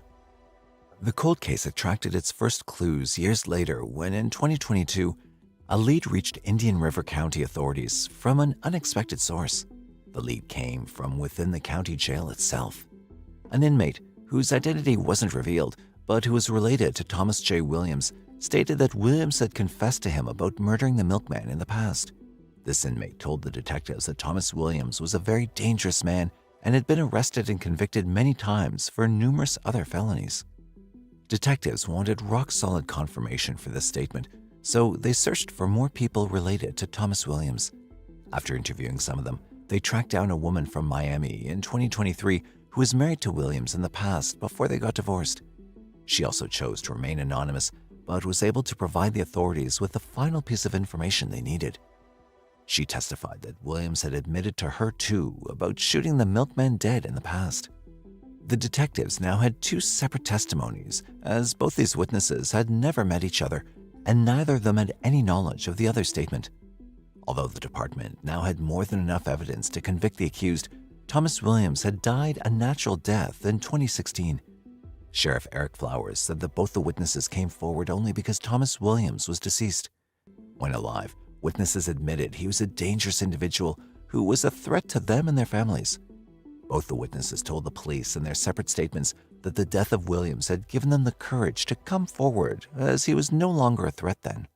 These folks said, I would have never said anything to you before. As long as he was alive, he was a threat to me and my family. We would have never told you. But the fact that he is now dead gave them the courage to come forward. Larry stated that the killing of his father came at a time when racial tensions were high due to the assassination of Martin Luther King Jr. He thinks that his father may have become a target in the predominantly African-American residential area of Gifford. But Sheriff Flowers denied the claims and firmly stated that robbery was the motive of the killers. The Borden Milk Company confirmed after Graham's death that about $70 to $80 was missing from the truck. About the second partner who accompanied Thomas Williams in the homicide, Sheriff Flowers said that they had an idea about who it could be, but needed confirmation from more witnesses. He's encouraged anyone with knowledge about the case to come forward and contact the Indian River County Sheriff's Office. In April 2024, Thomas J. Williams was convicted for the murder of Hiram Graham. In the press conference, Larry Graham remembered the courageous life led by his father and the long wait his family had to endure. The Graham family finally had their closure after 56 years, and the soldier-spirited Hiram Graham rested in peace as a war hero. On November 27, 1988, a simple missed phone call led to a chilling discovery. Robert Hecht never missed his weekly Sunday call with his out-of-state sister, but on that Sunday, silence hung heavy on the line. Worried, his sister contacted the authorities for a welfare check at his Rio Togas Road residence in Punta Gorda, Florida. 2 days later, on November 29th, their worst fears were confirmed. 58-year-old Robert was found lifeless in his home, mercilessly murdered. This quiet day had transformed into a horrifying scene. They investigated the case for a long time. Unfortunately, the case went cold for 3 decades. But just when hope dimmed, there was news again. What evidence could detectives have found after 30 years? And more importantly, who was responsible for this murder? Before we get into the future, let's revisit the grim scene. Investigators noticed that the scene itself painted a grim picture. Robert lay lifeless on the couch, and there was a heavy glass ashtray next to him, covered in blood. And he had been murdered by the use of an ashtray, a big heavy ashtray that was found in the house. He'd been struck in the head several times. It was clear that the ashtray was the murder weapon, but there was no signs of a fight. This meant Robert was likely surprised or attacked from behind. He also appeared to have been dead for a couple of days, and the police estimated the date of his death to be the 27th, the day he missed his sister's call. Apart from the weapon, the police found another clue at the crime scene. On the back of his leg was a burnt matchstick and a cigarette butt on the floor. A single cigarette butt with potentially big implications. But there was something even more concerning. Robert's brand new Lincoln Town car was missing. It had vanished without a trace and added yet another layer of mystery to this already confusing case. As investigators dug deeper, they tried to trace Robert's movements before the murder. Witnesses claimed to have seen him on the evening of November 26, 1988, just a day before his death. But there was a new face by his side, a man named Ray. Described as a white male with a southern accent, he was an unfamiliar figure to those who knew Robert. The details about Ray were also sketchy at best. Ray claimed to be from Tennessee and Kentucky and had supposedly separated from his wife and was living with his 14-year-old daughter. So who could he be? The more they thought about it, the stranger this encounter seemed. Could he have played a part in Robert's final hours? Investigators pinned down Robert's last confirmed movements. He was seen with Ray at the Fisherman's Village Oyster Bar in Punta Gorda on the evening of the 26th. Robert had even mentioned plans to visit another bar with Ray before heading home. This established a clearer timeline and locations for Robert's final hours, but Ray remained a ghost. His identity was the biggest obstacle in the case. The search for answers went beyond Charlotte County. Then a crucial breakthrough arrived. The police learned that on November 28, 1988, in a town called Lenoir, a man was spotted leaving a store and ditching Robert's stolen car, the Lincoln he'd just bought a month earlier. It had been left abandoned on Main Street in Lenoir, North Carolina, over 700 miles from Punta Gorda. This unexpected discovery not only confirmed the theft of the car, but also suggested a potential escape route for the perpetrator. The car, now in the hands of the Lenoir police, became a key piece of evidence that could hold some important clues. Following the lead of the recovered Lincoln, crime scene investigators conducted a meticulous examination of the vehicle. Their search yielded an important piece of evidence, a single cigarette butt. This discovery was particularly interesting because during their prior investigation of Robert's home, they'd found another cigarette butt near the body. But the one in the stolen car was presumed to belong to the person responsible for the murder. The cigarette butts in his car were a significant find because Robert had a strict rule of no smoking in his car. He never smoked in it himself or allowed anyone else to do so, and this suggested that the cigarette likely wasn't from Robert, but rather a potential breadcrumb left behind by the killer. The investigation was about to take another turn just as detectives were digging deeper into the lead of the stolen Lincoln. A new witness came forward, claiming they saw a blonde woman in the passenger seat of the stolen car. This threw the whole investigation for a loop. Who was this woman? Was the blonde woman a random passenger or something more? Detectives tirelessly interviewed witnesses, searching for any inconsistencies that might lead them to the truth. As days turned into weeks, pressure grew from the media, but the Charlotte County Sheriff's Office stayed silent. The lack of motive, the mysterious Ray, and the surprising blonde woman all started to look like a planned crime gone wrong. Grief gripped Robert's family as their Sunday ritual turned into a chilling silence. With no new leads to chase and the well of clues running dry, the case eventually turned cold. Yet a question haunted the investigation. Would they ever find Robert's killer? Years passed with the Robert Hecht case lying cold, but hope was reignited in September 2021. Determined to crack the decades-old mystery, Charlotte County cold case detectives re-examined every detail. Witness interviews were prioritized, particularly those focusing on the elusive Ray.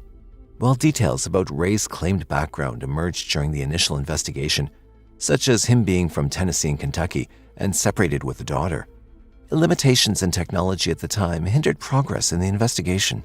This seemingly normal information wasn't enough to narrow down the suspect pool, but it held the key to unlocking the truth in 2021.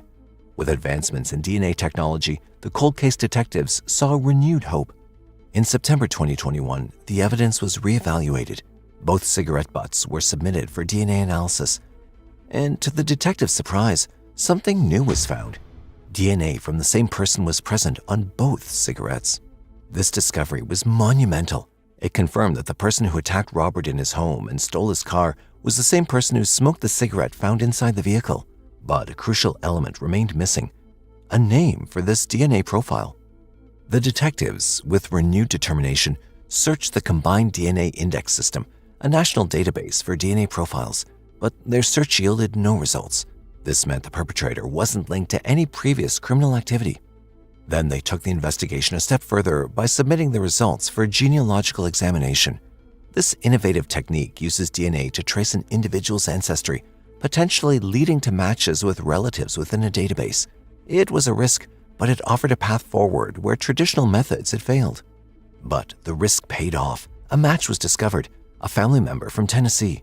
Now, with a geographical connection established, detectives conducted interviews, studied family trees, and made direct comparisons with family members. This process, along with what they knew about the 14-year-old daughter mentioned by Ray, finally led them to the man they'd been searching for, Kenneth Ray Miller, who was just 36 when Robert Hecht was murdered. The revelation of Ray Miller's name sent shockwaves through the investigation. Witness interviews were conducted once again, this time with photographs of Ray in hand. The results were chilling. Those who'd previously encountered Ray on that fateful evening of November 26, 1988, positively identified him from the photographs. The identification wasn't the only bombshell dropped by the witnesses. After seeing Ray's image, one witness offered a startling detail. They'd not only seen Ray with Robert on the evening of November 26, but also spotted him in Robert's home the very next morning, November 27th. This proved that Ray wasn't just an acquaintance. He appeared to be comfortable enough to spend the night at Robert's residence. The witness described seeing him draped on the end of the living room couch, the same couch where Robert's lifeless body was later found. However, a cruel twist of fate emerged. When detectives looked deeper into Kenneth Ray Miller, they found that he'd passed away in 2007 at the age of 55 of natural causes, taking his secrets to the grave. While the identification brought a sense of closure, it also left a void: the unanswered questions surrounding Robert's final moments and the motive behind the attack. Despite this setback, the investigation continued, and a background check on Ray revealed a disturbing truth: a past filled with violent crimes. Aggravated battery, burglary, arson. These were just a few of the offenses that were part of his history. This violent streak painted a chilling portrait of the man who had spent his final hours with Robert. On March 22, 2024, after a relentless pursuit of justice spanning over 3 decades, the Charlotte County Sheriff's Office Cold Case Unit officially closed the case. This closure, however, was bittersweet, with the blonde woman not being found and the killer not alive to face justice. It was a closure by the death of the offender, a sad reminder that Ray would never face the consequences of his actions. The case of Robert Hecht stands as a testament of the enduring power of investigative work. Even after decades, advancements in technology and the relentless pursuit of truth can bring closure to families yearning for answers. Though the mystery may not be fully solved, the identification of Kenneth Ray Miller ensures that Robert Hecht's family has some peace. March 8, 1945 marked the unsettling start of the Mary Jane Van Gilder mystery. On this day, she abruptly requested to be released from her job, setting a series of unanswered questions into motion. At the time, her 5 children resided with their father, her estranged husband, far away in West Virginia. Her last known mailing address pinned her in Willard, Ohio. From then on, silence enveloped her existence. Her children, left in the dark, ultimately reported her missing to the Shelby Police Department in 2018, 73 years after they last heard from their mother. What would have compelled Mary Jane to vanish without a trace? What could have made her children wait until 73 years before filing a report to the police? Mary Jane Croft Van Gilder's life, filled with complexities and marked by the echoes of rural American struggles, began in Montana, West Virginia. Born on November 19, 1911, she was the 4th child in a large family of 8 children belonging to John and Anna Croft. By 1920, her family resided in the Winfield district of Marion County, about 10 miles from Fairmont. Her father, John, was a hardworking man, juggling roles as a farmer and a coal miner, reflecting the rugged life of many during that era. On January 29, 1929, a young Mary Jane married James Wesley Van Gilder. They lived in the same Winfield district where she grew up. Over the next several years, their family grew rapidly. Their first child, Anna, was born on March 19, 1931. By 1940, Mary Jane and James had expanded their family to include 7 children, although 2, twins Alan and Alice, tragically didn't survive childbirth in 1935. The Van Gilders lived on Prickett's Creek, on land owned by the Van Gilder family. Despite the public strides being made, private life at the Van Gilder household was fraught with difficulties. Family members hinted at a turbulent atmosphere, largely due to James's struggles with alcoholism. This tension took its toll on their marriage, and by 1943, Mary Jane sought a reprieve. She moved into Fairmont, leaving James and the children behind, and found solace in an apartment above the old Fairmont Theater. Mary Jane then reached out to James after her move, proposing that he and the children join her in Fairmont for a new start. James, however, rejected this proposal. By 1943, as the U.S. deepened its involvement in World War II, a booming demand for wartime labor led to significant shifts in the workforce. During this time, the U.S. Army Air Force unveiled plans for a new aircraft supply depot outside Shelby, Ohio, offering numerous job opportunities. Mary Jane Van Gilder seized this chance and moved from West Virginia to Plymouth, Ohio, late in 1943 or early 1944, drawn by both the need to support her family and contribute to the war effort. In Ohio, Mary Jane moved frequently, but stayed near Shelby. Her last known address before her disappearance was 311 Woodland Avenue in Willard, Ohio, close to the Army Air Force Depot. She relocated there before March 8, 1945, under circumstances that remain unclear.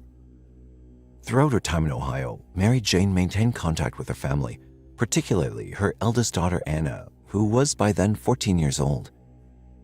Despite the physical and possibly emotional distance, she supported her children by sending money, clothing, and war bonds back to West Virginia. However, early in 1945, a peculiar request was made. Mary Jane asked Anna to return the war bonds she'd sent. Anna complied, although she was confused by her mother's sudden change in routine. Strangely, within a month of this unusual request, Anna received another letter from her mother, which included yet another $25 war bond. This correspondence, puzzling in its timing and content, marked the last known contact Mary Jane Van Gilder had with any of her children or other family members. After this, Mary Jane Van Gilder's presence faded from the records. Her life and whereabouts dissolved into a mystery that would perplex her family and investigators for decades. In early 1945, Mary Jane Van Gilder made a decisive move that seemed to signal a desire for a new beginning. On February 12, 1945, she formally filed a petition for divorce from her husband, James, in the Chancery Records of Huron County, Ohio. The petition, somewhat obscured by smudged ink, accused James of extreme cruelty and gross neglect of duty. Just weeks later, on March 8, 1945, Mary Jane resigned from her job at the Shelby Army Air Force Depot, citing the need to address added household duties. The ambiguity of this phrase left enough room for speculation. Was she planning to take her children and start anew, or were other pressures weighing on her? Back in West Virginia, by late 1945, James Wesley Van Gilder also sought to legally end their marriage. He filed for divorce in Marion County Circuit Court before November 23, 1945. On November 26th, a divorce commissioner granted his request and awarded him custody of their 5 children, describing him as the proper person to have their care. The trajectory of Mary Jane's life took a mysterious turn after these events. Her initial petition for divorce was never resolved in her favor. Instead, it was dismissed on April 4, 1946, at her own cost and request. By May 25, 1946, any remaining court costs were deducted from a deposit she'd previously made. This notation marked the last official record of Mary Jane Van Gilder's existence. Nearly 4 years after Mary Jane Van Gilder's disappearance, her daughter Anna, driven by increasing curiosity and concern for her mother's well-being, reached out to a towering figure of law enforcement in the country, Director John Edgar Hoover of the Federal Bureau of Investigation. The initial correspondence between Anna and Director Hoover from late 1949 was lost, but a follow-up letter from Anna, dated January 3, 1950, indicated that the FBI responded promptly. They provided Anna with the last known address of Mary Jane at 311 Woodland Avenue in Willard, Ohio. However, Anna's letter to this address was returned, marked not at this address. Over the ensuing years, Anna maintained intermittent correspondence with Director Hoover and other officials. Unfortunately, the original letters in the FBI files had deteriorated over time and were difficult to decipher by then. This collection of letters, notes, and a single photograph chronicled Anna's early and increasingly urgent attempts to locate her mother. They had provided investigators with many important clues about Mary Jane's life and disappearance. Despite the FBI's assistance in providing Mary Jane's last known address and formally opening a missing persons file, Director Hoover had to inform Anna repeatedly that the FBI had no jurisdiction to independently investigate the case. He advised Anna to stay in touch with local law enforcement for further action. Following Hoover's advice, Anna reached out to the sheriff of Marion County, West Virginia, who in turn contacted the chief of police in Plymouth, Ohio, as well as the Shelby Army Air Force Depot, the United States Treasury Department, and the Ohio State Highway Patrol. Their collective persistence yielded some results. In 1950, Anna still had the last war bond Mary Jane had sent her in early 1945. A letter from that year stated that the bond had been purchased via the payroll deduction system at the Shelby Depot, where Mary Jane worked until March 8, 1945. Further clues emerged in 1952 from the Shelby Depot, now renamed the Wilkins Air Force Specialized Depot.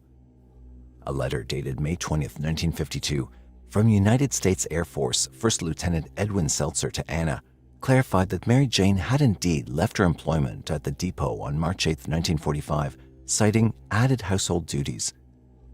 Seltzer also confirmed her address during her time in Ohio, including her residence at No. 2 Truck Street in Plymouth, and prior to that at 311 Woodland Avenue in Willard. Despite accumulating significant information, Anna hit a brick wall in her investigation by 1952. Her frustration was evident in a poignant letter dated November 25, 1953, to Director Hoover, expressing her desperation to at least hear from her mother, if not meet her. Director Hoover's reply reiterated the limitations of the FBI's role in her case. Decades later, a newspaper article in 2004 revived interest in Mary Jane's case. The article led to new testimonies, including one from Mr. William H. King of Willard, Ohio, who remembered Mary Jane from his childhood. King's recollections provided a vivid glimpse into Mary Jane's life during her time in Plymouth, but offered no clues about her fate after the war. Sergeant Tom Hines of the Plymouth Police Department also responded to the article, expressing a willingness to assist, albeit with realistic expectations about the challenges of such a cold case. Unfortunately, no substantial leads emerged from these renewed efforts, and no official missing persons case was opened for Mary Jane. For several years, the case went cold. However, in October of 2018, a new breakthrough occurred in the long unsolved case of Mary Jane Croft Van Gilder, who had been missing since 1945. Her granddaughter, Mindy Wilson, approached the Shelby Police Department, compelling them to open the case officially. Shelby Police Detective Adam Turner, the officer in charge, announced that they generated an extensive file on Mary Jane with 107 supplemental reports contributing thousands of pages of investigation. Turner delved into Mary Jane's past during a press conference, detailing her life prior to her disappearance. Despite extensive searches, Turner found no previous investigations or mentions of Mary Jane in their police records. The breakthrough in the investigation came when Turner accessed Mary Jane's military file, which had been presumed destroyed. This file included her social security number, but tracking it revealed no activity post-1945. Yet Turner was persistent, analyzing every detail within the military files, which led to a crucial discovery. A page from her military file mentioned Percy L. Sebrin, who had trained Mary Jane at the depot. Intriguingly, Percy later married a woman named Mary J. Sebrin, who shared Mary Jane's birth date. Percy and Mary J. Sebrin had children shortly after Mary Jane disappeared, suggesting why she might have cited additional household duties as a reason for resignation. Using Ancestry.com and other resources, Turner traced Percy Sebrin Jr., one of their children, and contacted his family. Comparisons of photographs and signatures between Mary Jane Van Gilder and Mary J. Sebrin, along with a DNA test performed in December 2023, conclusively proved that Mary J. Sebrin was indeed Mary Jane Van Gilder. In 2024, a significant press conference was held at the North Central State College Kehoe Center in Shelby, Ohio, where Detective Adam Turner of the Shelby Police Department announced the resolution of the Mary Jane Van Gilder disappearance case, which had remained unsolved since 1945. After decades of mystery, the discovery that Mary J. Sebrin was indeed Mary Jane Van Gilder brought mixed emotions to both her original and new families. Mary Sebrin, a granddaughter, revealed that Mary J. had hinted at secrets she couldn't disclose before she passed away in 1990 from colon cancer. This left her family grappling with the reality of her hidden past and identity.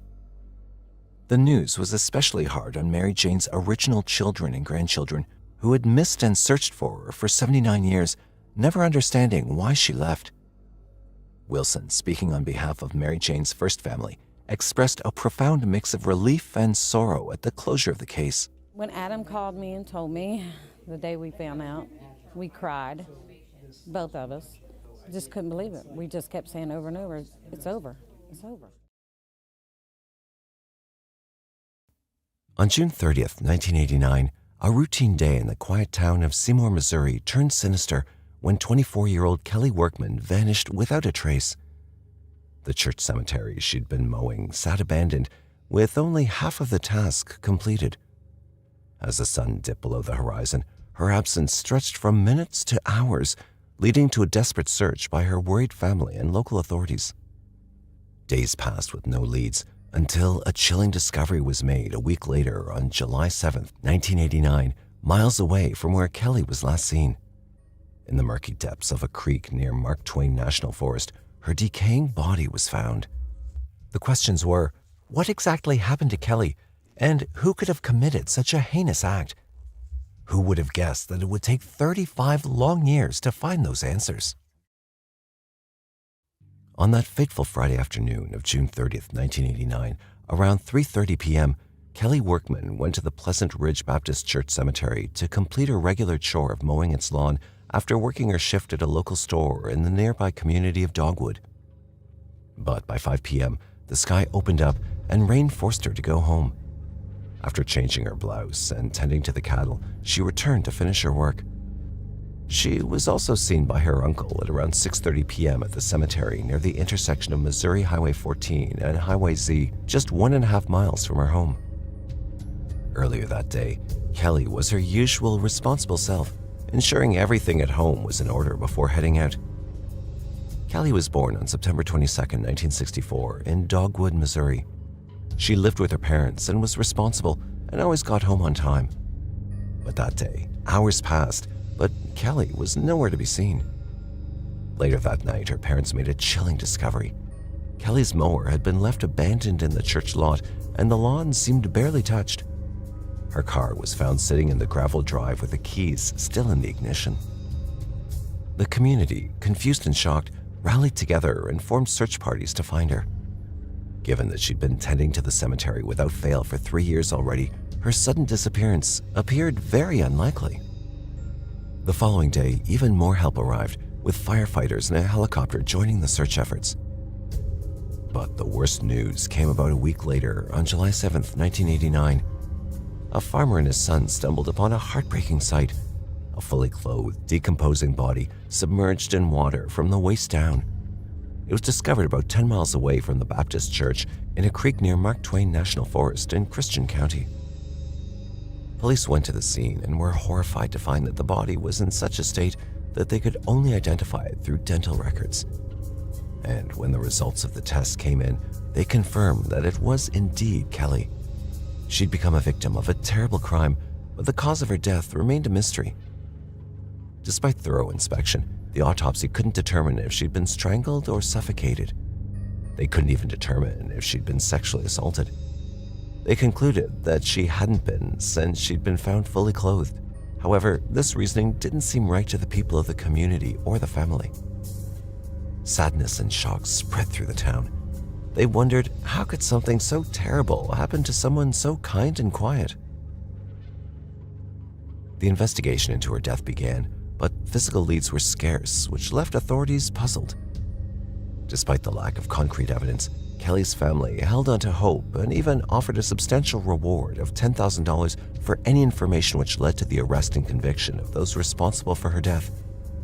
But days turned into weeks, and the truth remained elusive.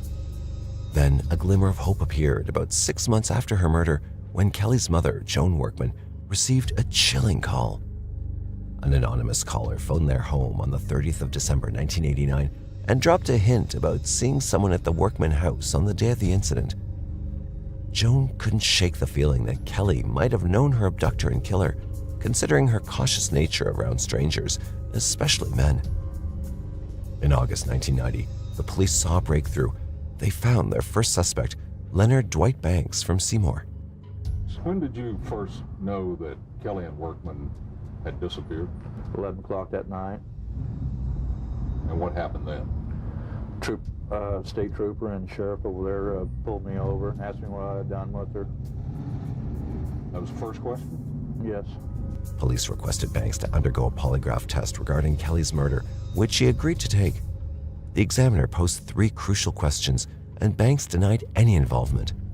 The results appeared to clear his name, and this sent investigators back to square one, grappling with the reality that Kelly's killer still roamed free.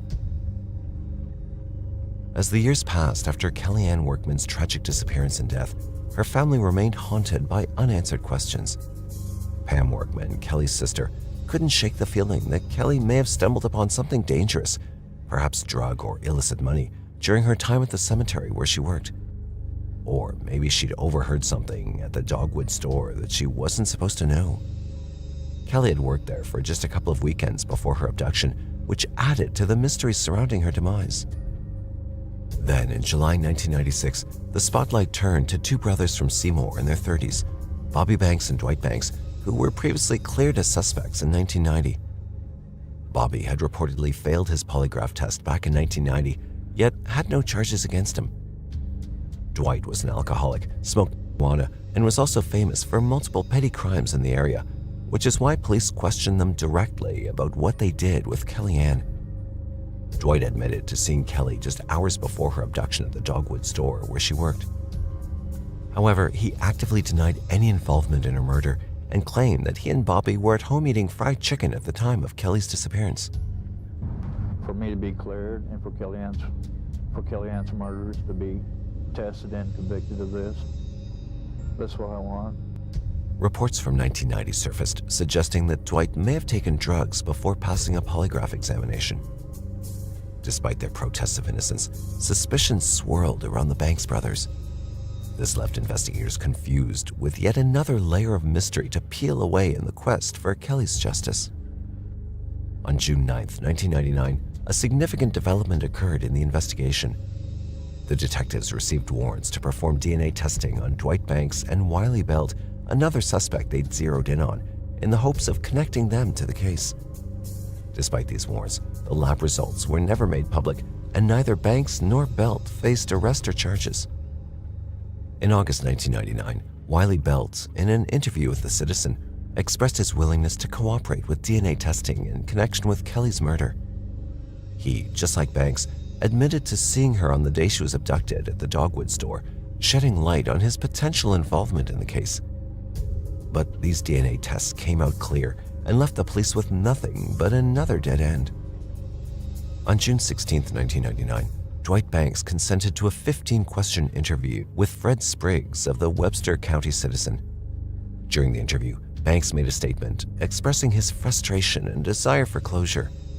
He said, "It's time to leave me alone or convict me."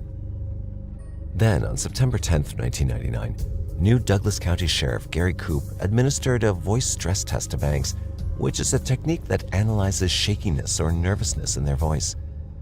The idea is that lying makes people stressed, and that stress shows up in how they talk. They probed him about Kelly's disappearance and death. Following the test, Koop reassured Banks and stated that he believed in Banks' innocence. Despite these assurances, the cloud of suspicion continued to loom over Banks. As the years passed, the search for justice in Kelly Workman's case seemed to hit one roadblock after another. On the eve of the 11-year anniversary of Kelly's death in June 2000, her mother, Joan Workman, voiced the family's growing frustration at the lack of progress in the investigation. In July 2000, Michelle Abriel, Kelly's cousin from Seymour, came forward with a startling claim in an interview. She claimed to know the identity of Kelly's killer. It was Dwight Banks. This person aligned with the suspicions of both Joan Workman and Christian County Sheriff Steve Whitney. However, Whitney reportedly informed that Dwight Banks, who was previously considered a suspect, was not responsible for Kelly's murder. The case went cold again. Fast forward to July 1st, 2009, the 20-year anniversary of Kelly's abduction and murder. Despite the passage of time, the sheriff's departments in Christian and Douglas counties stated that they had no new leads to report, but they never lost hope of solving it someday. Then, on May 22, 2013, Professor Michael Bowersox, a former prison warden turned forensics professor, offered a glimmer of hope. His class at Drury University conducted a study on Kelly's murder. With the study, they concluded that exhuming her body and reopening the investigation could lead to the resolution of the case and the prosecution of the perpetrators. Most importantly, the report also highlighted alleged negligence in evidence collection and investigative procedures by former officials, which suggested that the case could have been solved years ago in 1989 itself if proper protocols had been followed. Despite the setbacks and missed opportunities, the quest for justice for Kelly Workman continued, fueled by the hope that one day the truth would finally come to light. The investigation seemed stuck, and people were losing faith. They worried it would become yet another one of those cases that everyone remembers, not for who did it, but because it never got solved. The weight of this fear pressed heavily on Kelly's family. Would she ever get the justice she deserved?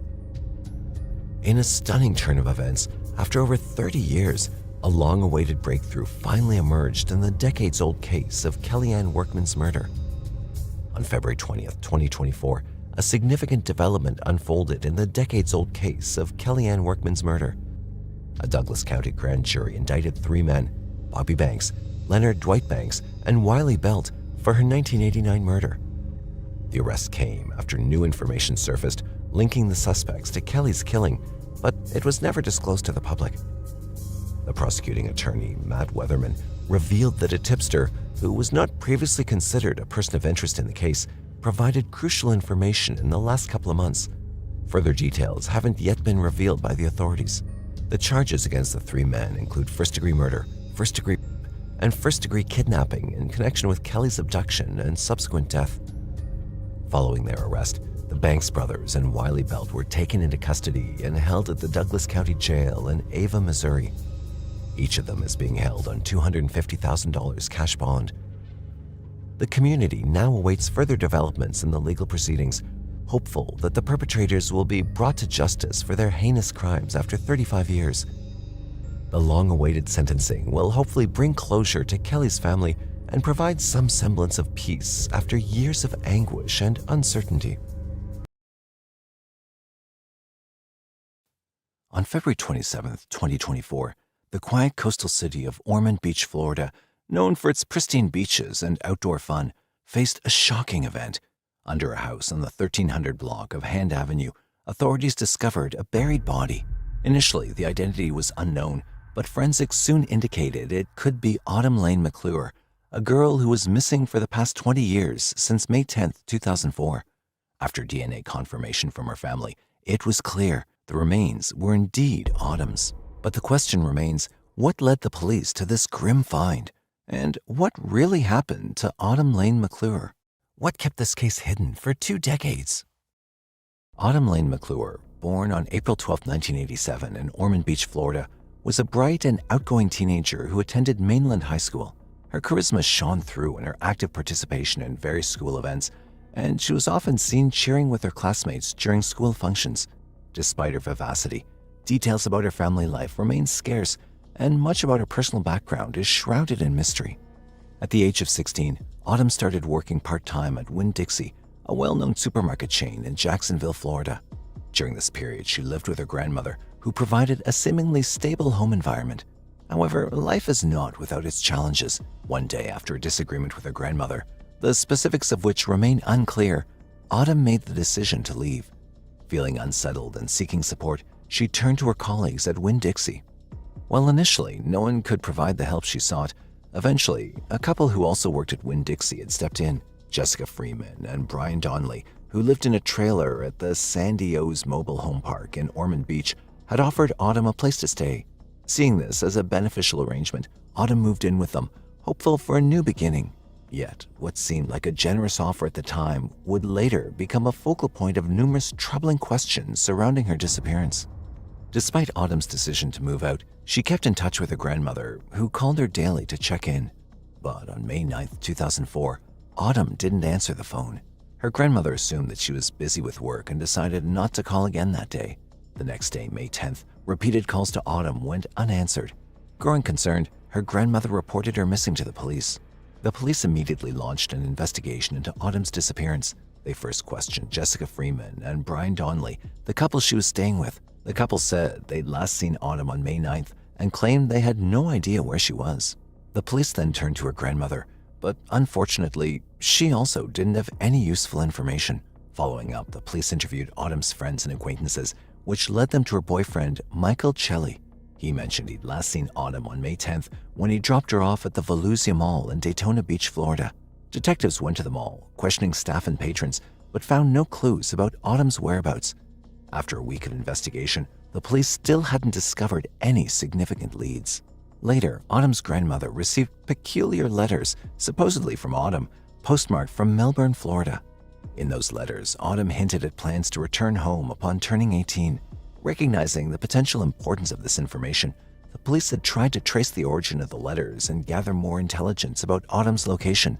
Despite their diligent efforts, they couldn't conclusively determine whether the letters were genuinely from Autumn or if someone had fabricated them to mislead the investigation. The investigation into Autumn Lane McClure's disappearance remained tireless.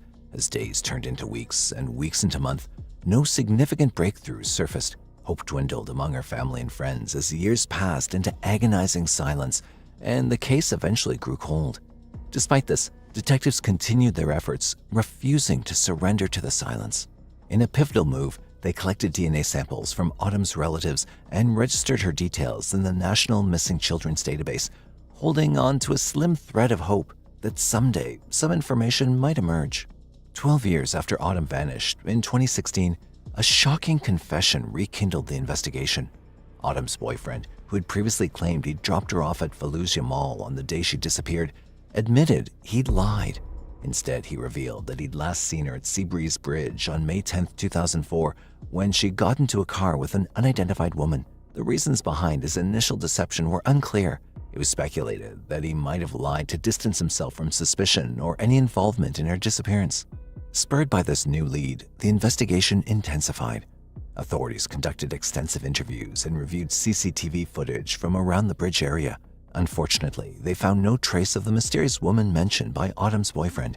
The absence of new evidence and the elusive nature of the case made it exceedingly difficult for the police to make any substantial headway. Once again, despite their best efforts, the case went cold, shrouded in secrecy and frustration. The pieces of the puzzle remained elusive, and the truth about what happened to Autumn Lane McClure continued to evade the grasp of those seeking answers. In 2018, as the case continued to perplex law enforcement in the community, detectives had decided to reconnect with Jessica, who had since moved to Nevada. Initially, she maintained that she had no information about Autumn McClure's whereabouts. However, the case took a dramatic turn in 2022 when Chris Miller, a relative of Brian and Jessica, came forward. He revealed a startling confession from Brian, who had allegedly admitted to killing Autumn and hiding her body in Volusia County. Brian was living with his girlfriend Jessica and Autumn at the time of Autumn's disappearance. They both worked at the same place where Autumn was after she left home, and both agreed to accept Autumn into their home when she had nowhere to stay. This revelation by Chris came too late to bring Brian to justice. He passed away during a medical procedure on May 26, 2022. The news was a massive blow to the investigation, but it had also opened new avenues for inquiry. Shortly after the revelation of Brian's demise, Jessica reached out to the sheriff's office seeking immunity from prosecution in exchange for her cooperation. Although it was out of the blue for Jessica to ask for immunity, especially when she wasn't the prime suspect, the police went ahead and agreed to her offer, and Jessica began to share crucial information. During the interrogation, which occurred in late 2023, Jessica revealed disturbing details about the sexual relationship between Autumn and Brian. She disclosed that she'd been the one who picked up Autumn from the Seabreeze Bridge on the day of her disappearance and had dropped her off at her home. She also confessed to witnessing a tense moment between Autumn and Brian in the bathroom as he choked her. When she confronted Brian, he threatened her, implying dire consequences if she were to speak of what had transpired. Most crucially, Jessica provided the exact location where Autumn's body was buried, in an area of Ormond Beach. She described how Brian, feeling a grim sense of relief, would visit the burial site, which was eventually built over with a house, to ensure that his deeds remained undiscovered. This breakthrough, while it came many years after Autumn's disappearance, provided some answers to the enduring mystery and offered a semblance of closure to her family and the community. The information also prompted a reevaluation of the evidence and a renewed commitment to ensuring justice for Autumn, even posthumously. When Autumn McClure's body was finally recovered, it marked a somber moment in a long-standing mystery that had perplexed the Ormond Beach community. Sheriff Chitwood reflected on the efforts of the investigative team over the years, expressing a mix of pride and sorrow. Not the result anyone hoped for back in 2004 or at any time since, he said, but I'm very proud of the work that went into this discovery. 20 years later, we can at least say we never gave up on Autumn McClure's case. In his statement, Sheriff Chitwood had also conveyed his condolences to Autumn's family, acknowledging the painful reality that although the case had seen significant progress, the main suspect, Brian Donnelly, had evaded earthly justice since his death in 2022. The sad part is he'll never face the consequences in this world for the evil he perpetrated, Chitwood remarked. He expressed a poignant hope that in his final moments, Brian might have confronted the gravity of his actions. Further details emerged about the motive behind Autumn's death. Jessica, who had provided crucial information leading to the discovery of Autumn's body, suggested that Brian had acted out of fear that Autumn might expose their inappropriate relationship to her family, as she was only 16 at the time, while Brian was 31, potentially leading to serious legal consequences for him.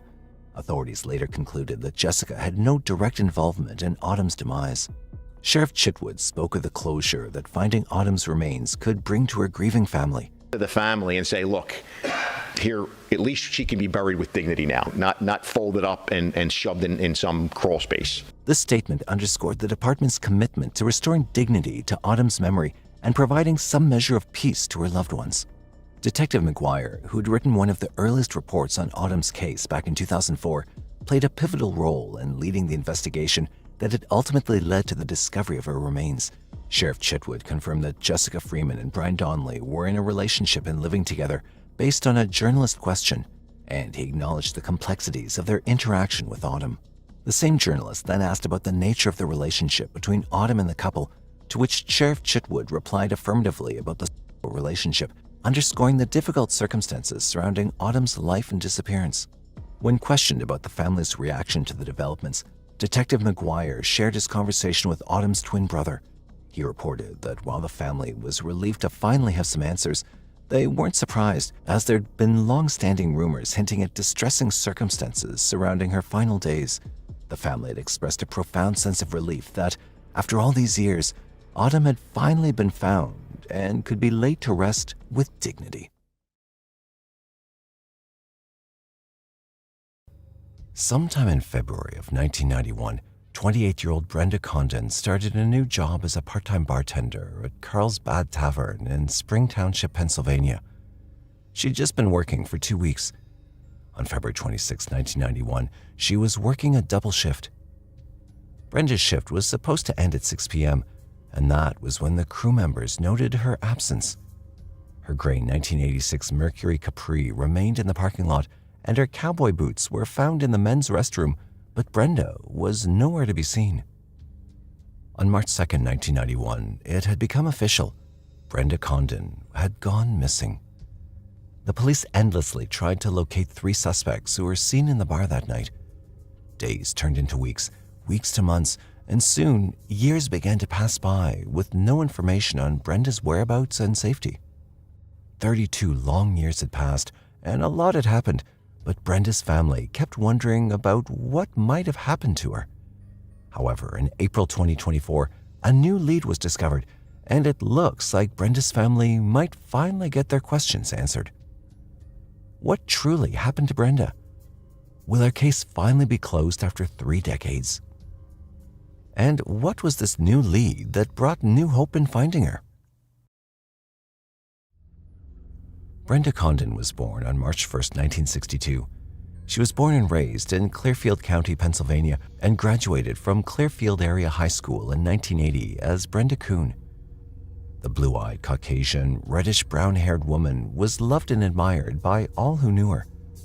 Brenda was described by her family, friends, and coworkers as kind, friendly, and reliable.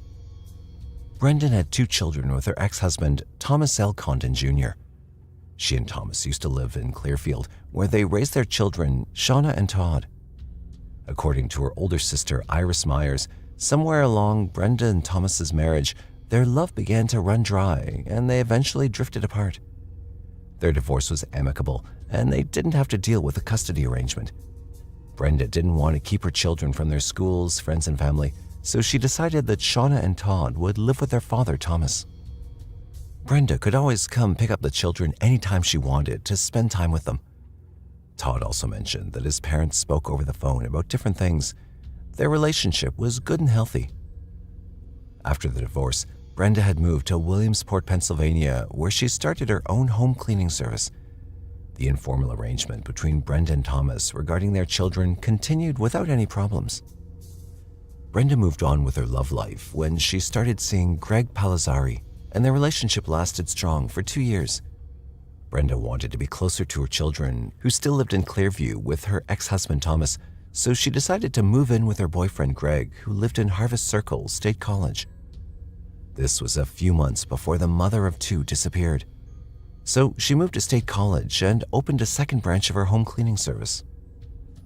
In February of 1991, she decided to get a second job as a part-time bartender at Carlsbad Tavern, located at 1796 Zion Road in Spring Township.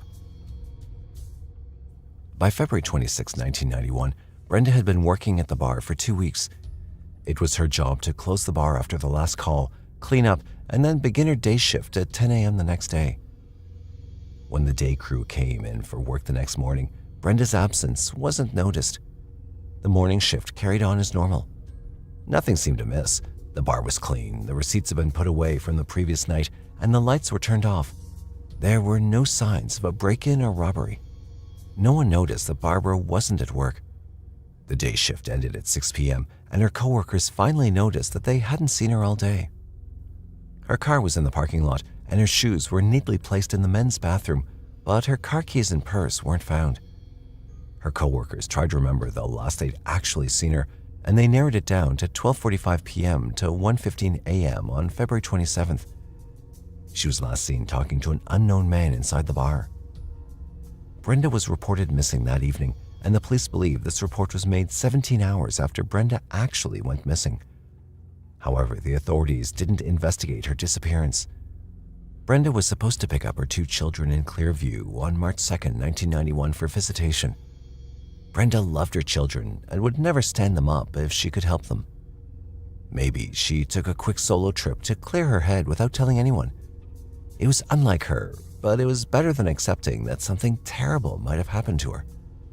Everyone was expecting her to show up in Clearview on March 2nd so that they could put their anxiousness behind them.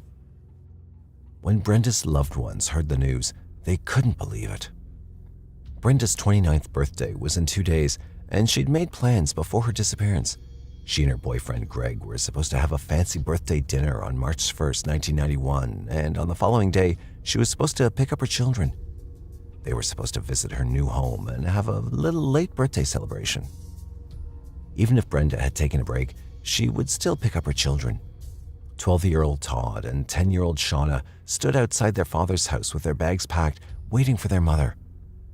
The hours went by slowly, and they watched several cars drive past them, but they never saw Brenda's 1986 Mercury Capri. Realizing that his ex-wife and the mother of his children might actually be in danger, Todd explained the situation to the children, and the official investigation for Brenda's disappearance began. An extensive search of the area was conducted in the search for Brenda.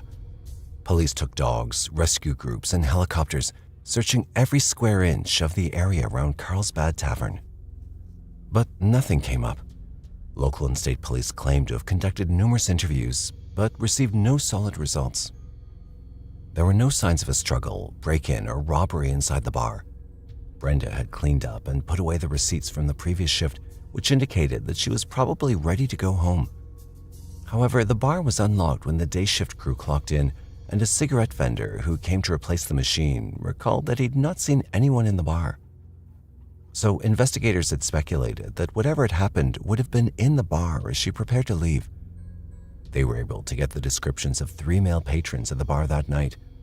While the involvement of these men in Brenda's disappearance is still up to speculation, no one has been able to identify them since 1991. The police initially focused on Brenda's ex-husband, Thomas Condon, as a suspect. However, he had a solid alibi. He was busy helping his sister, Pamela Condon, move into her new apartment around the time Brenda went missing. Thomas also took a polygraph test, which relieved him of every suspicion by the authorities. Greg Palazzari, Brenda's boyfriend at the time, was also cleared of every suspicion. The police released every known information about Brenda's disappearance, including the sketches of the 3 men at the bar, to the public.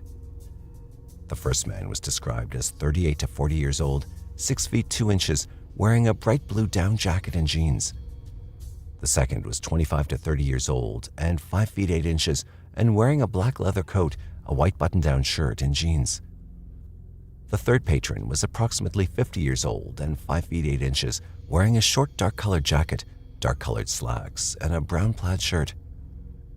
A $5,000 reward was also promised to anyone with useful information. Brenda was speculated to be a homicide victim, but without a body, the police had to stick with a missing persons case until something new came up. The Spring Township Police Department had handled the initial investigation back in 1991. In 2008, it was transferred to state police at the request of Spring Township Trooper Brian Wakefield. In a surprising turn of events, in 2014, Greg Palazzari was arrested and convicted for operating a large cocaine ring out of the Sunoco gas station he owned. He was sentenced to 5 to 10 years, but he couldn't complete his sentence as he died on April 21, 2016. Nancy Jones, the woman Greg dated after Brenda's disappearance, had come out to say she believed that Greg might have had something to do with Brenda going missing. She didn't think he could have murdered Brenda, but Nancy believed that Greg might have gotten into trouble with his drug dealing and put Brenda in harm's way. This theory was never proven, and authorities instead believed Brenda's murder might be linked to her workplace. Interestingly, it came to light that shortly after Brenda's disappearance, Carlsbad Tavern had closed down. The police speculated that Brenda's attacker strategically placed her boots in the men's bathroom. Brenda's son, however, thinks otherwise. He recalled that his mother loved and owned a lot of boots, but she never cleaned when wearing them. she would usually change into sneakers, which she found more comfortable. If Brenda had been cleaning, she probably took the boots off herself. Her family continued to stay positive, believing that she was still out there somewhere.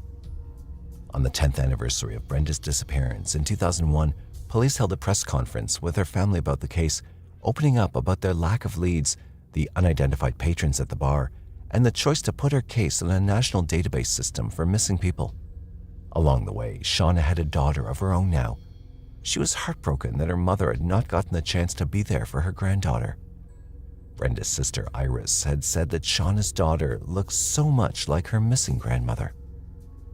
2020 marked the years Brenda had been missing longer than she'd been seen alive, and it was hard for everyone. In April 2024, this case gained renowned attention. Detective Kenneth Maines, a renowned investigator celebrated for solving cold cases in central Pennsylvania and hosting the popular Unsolved No More podcast, took up the challenge of unraveling the mystery. After 33 years since Brenda's puzzling disappearance, he believes he's cracked the case. In a 26-episode YouTube series, he explained what he thought happened to Brenda and who the perpetrator was. According to Maines, this perpetrator was Brenda's co-worker, who was known to be a hot-headed womanizer. Members of Carlsbad Tavern crew also affirmed that this co-worker was incredibly obsessed with Brenda's missing person case. Although Brenda had cleaned up, there was a single bottle of beer and some money left on the bar. Maines believed Brenda was done for the night, and this co-worker was waiting for her to close. He also added that this man had been trying to flirt with Brenda, so he took her boots to the men's bathroom and waited for her in the dark. Maines had turned over his findings to Brenda's family, so they may take them to state police investigators. He also offered a $10,000 reward in addition to the $5,000 reward the Pennsylvania State Police was offering anyone with credible information concerning Brenda's case. He said that he hopes the offender comes forward, giving Brenda's family closure, resolution, and peace, which they desire and deserve. Although Maines believed Brenda Condon's case is now solved, officially it still remains open. However, the police claim to have a few new leads that can't be disclosed to the public yet. Anyone with information about Condon's disappearance is urged to contact PA Crime Stoppers by calling 1-800-4PA-TIPS or 1-800-472-8477 or visiting the online tip line. Tips may also be provided to Pennsylvania State Police Rockview Station, which is handling the investigation, by calling 814-355-7545. On April 1st, 1986, 37-year-old Wayne D. Heath and his friend went fishing on the South Fork of the Snake River just below the Palisades Dam in Bonneville County, Idaho. Questions still lingered surrounding the events of that day. What exactly happened to them? Why did only one of them ultimately make it back home? How did the mystery reach a conclusion after being cold for 38 years? Born on September 3, 1949 in Pocatello, Idaho, Wayne D. Heath aspired to serve in the Army. On July 31, 1967, he married Wanda Mendenhall. The very next year, after graduating from Highland High School in Pocatello, Wayne joined the Army in 1968. He then served as a helicopter mechanic in Vietnam, where he earned several awards. Wayne later returned to Wanda after his service, and they lived a happy family life with their 3 children in Pocatello, Idaho. Everything was going well until the inauspicious day of April 1, 1986, when Wayne went fishing with his friend in the Snake River below Palisades Dam. That fateful April day, Wayne set out for a fun day of fishing, yet fate had a different plan in store. That evening, only his friend returned home safely. When Wayne's friend got back, he explained what happened on the boat and why he was worried about where Wayne was. He said that while they'd been fishing, the boat's propeller had suddenly gotten tangled up in a rope, causing the boat to start filling with water. In a desperate attempt to survive, they jumped into the water and attempted to swim to shore in the rushing river. Somehow, he managed to return to the shore, but tragically, Wayne did not. However, his friend hadn't seen Wayne disappear, so he was unsure of whether his friend had drowned or simply been washed downstream. After that day, Wayne never returned, bringing about heartbreak and uncertainty in his family's life. After they were informed, the Bonneville County Sheriff's Office launched a search, but no trace of Wayne was found. The Sheriff's Office found a witness who reported that Wayne had disappeared roughly a quarter of a mile downstream. Unfortunately, despite all efforts, authorities couldn't find any leads in the case. Time passed, and with no new developments in the case, Wayne's family was left in oblivion, uncertain of his fate. The case went cold for years, leaving little hope for closure. Surprisingly, in 2009, something unexpected happened, opening a new door for the case. Nearly 23 years later, in June 2009, a huge development occurred when a local resident found a human tibia on a sandbar while he was fishing in the Snake River near Heisey, Jefferson County. The bone was handed over to law enforcement and sent to the University of Texas for further investigation. The university researchers eventually extracted sufficient DNA to establish a genetic profile. In January 2013, the genetic data was added to the Unidentified Human Remains Index of the Combined DNA Index System. But unfortunately, no match was found, and it remained unidentified for the next 11 years. Finally, in February 2024, the Bonneville County Sheriff's Office received a notification from UNT confirming the identification of the tibia bone. With the help of advanced DNA technology, the UNT researchers had linked the genetic data from the tibia bone to family DNA reference samples from Wayne Heath's biological son and sister. On April 1, 2024, exactly 38 years later, Canole Heath, Wayne's daughter, received a call from law enforcement of Idaho informing her that her father's remains had been identified. The Bonneville County Sheriff's Office credited the advanced technology as well as the DNA collection and storage, which had enabled detectives to identify the remains of Wayne Heath. The authorities didn't release much more information about a confirmed cause of death, but it seems likely that he drowned accidentally that fateful day of April 1, 1986. This brought closure and answers to Wayne's family, finally resolving his decades-old cold case. In the end, Nicole, Wayne's daughter, shared her emotions in an interview. I always dreamed you'd come to the door and say hi, but it didn't work out that way for us. Now I have more closure. I know where he is. I know him and my mom are together again.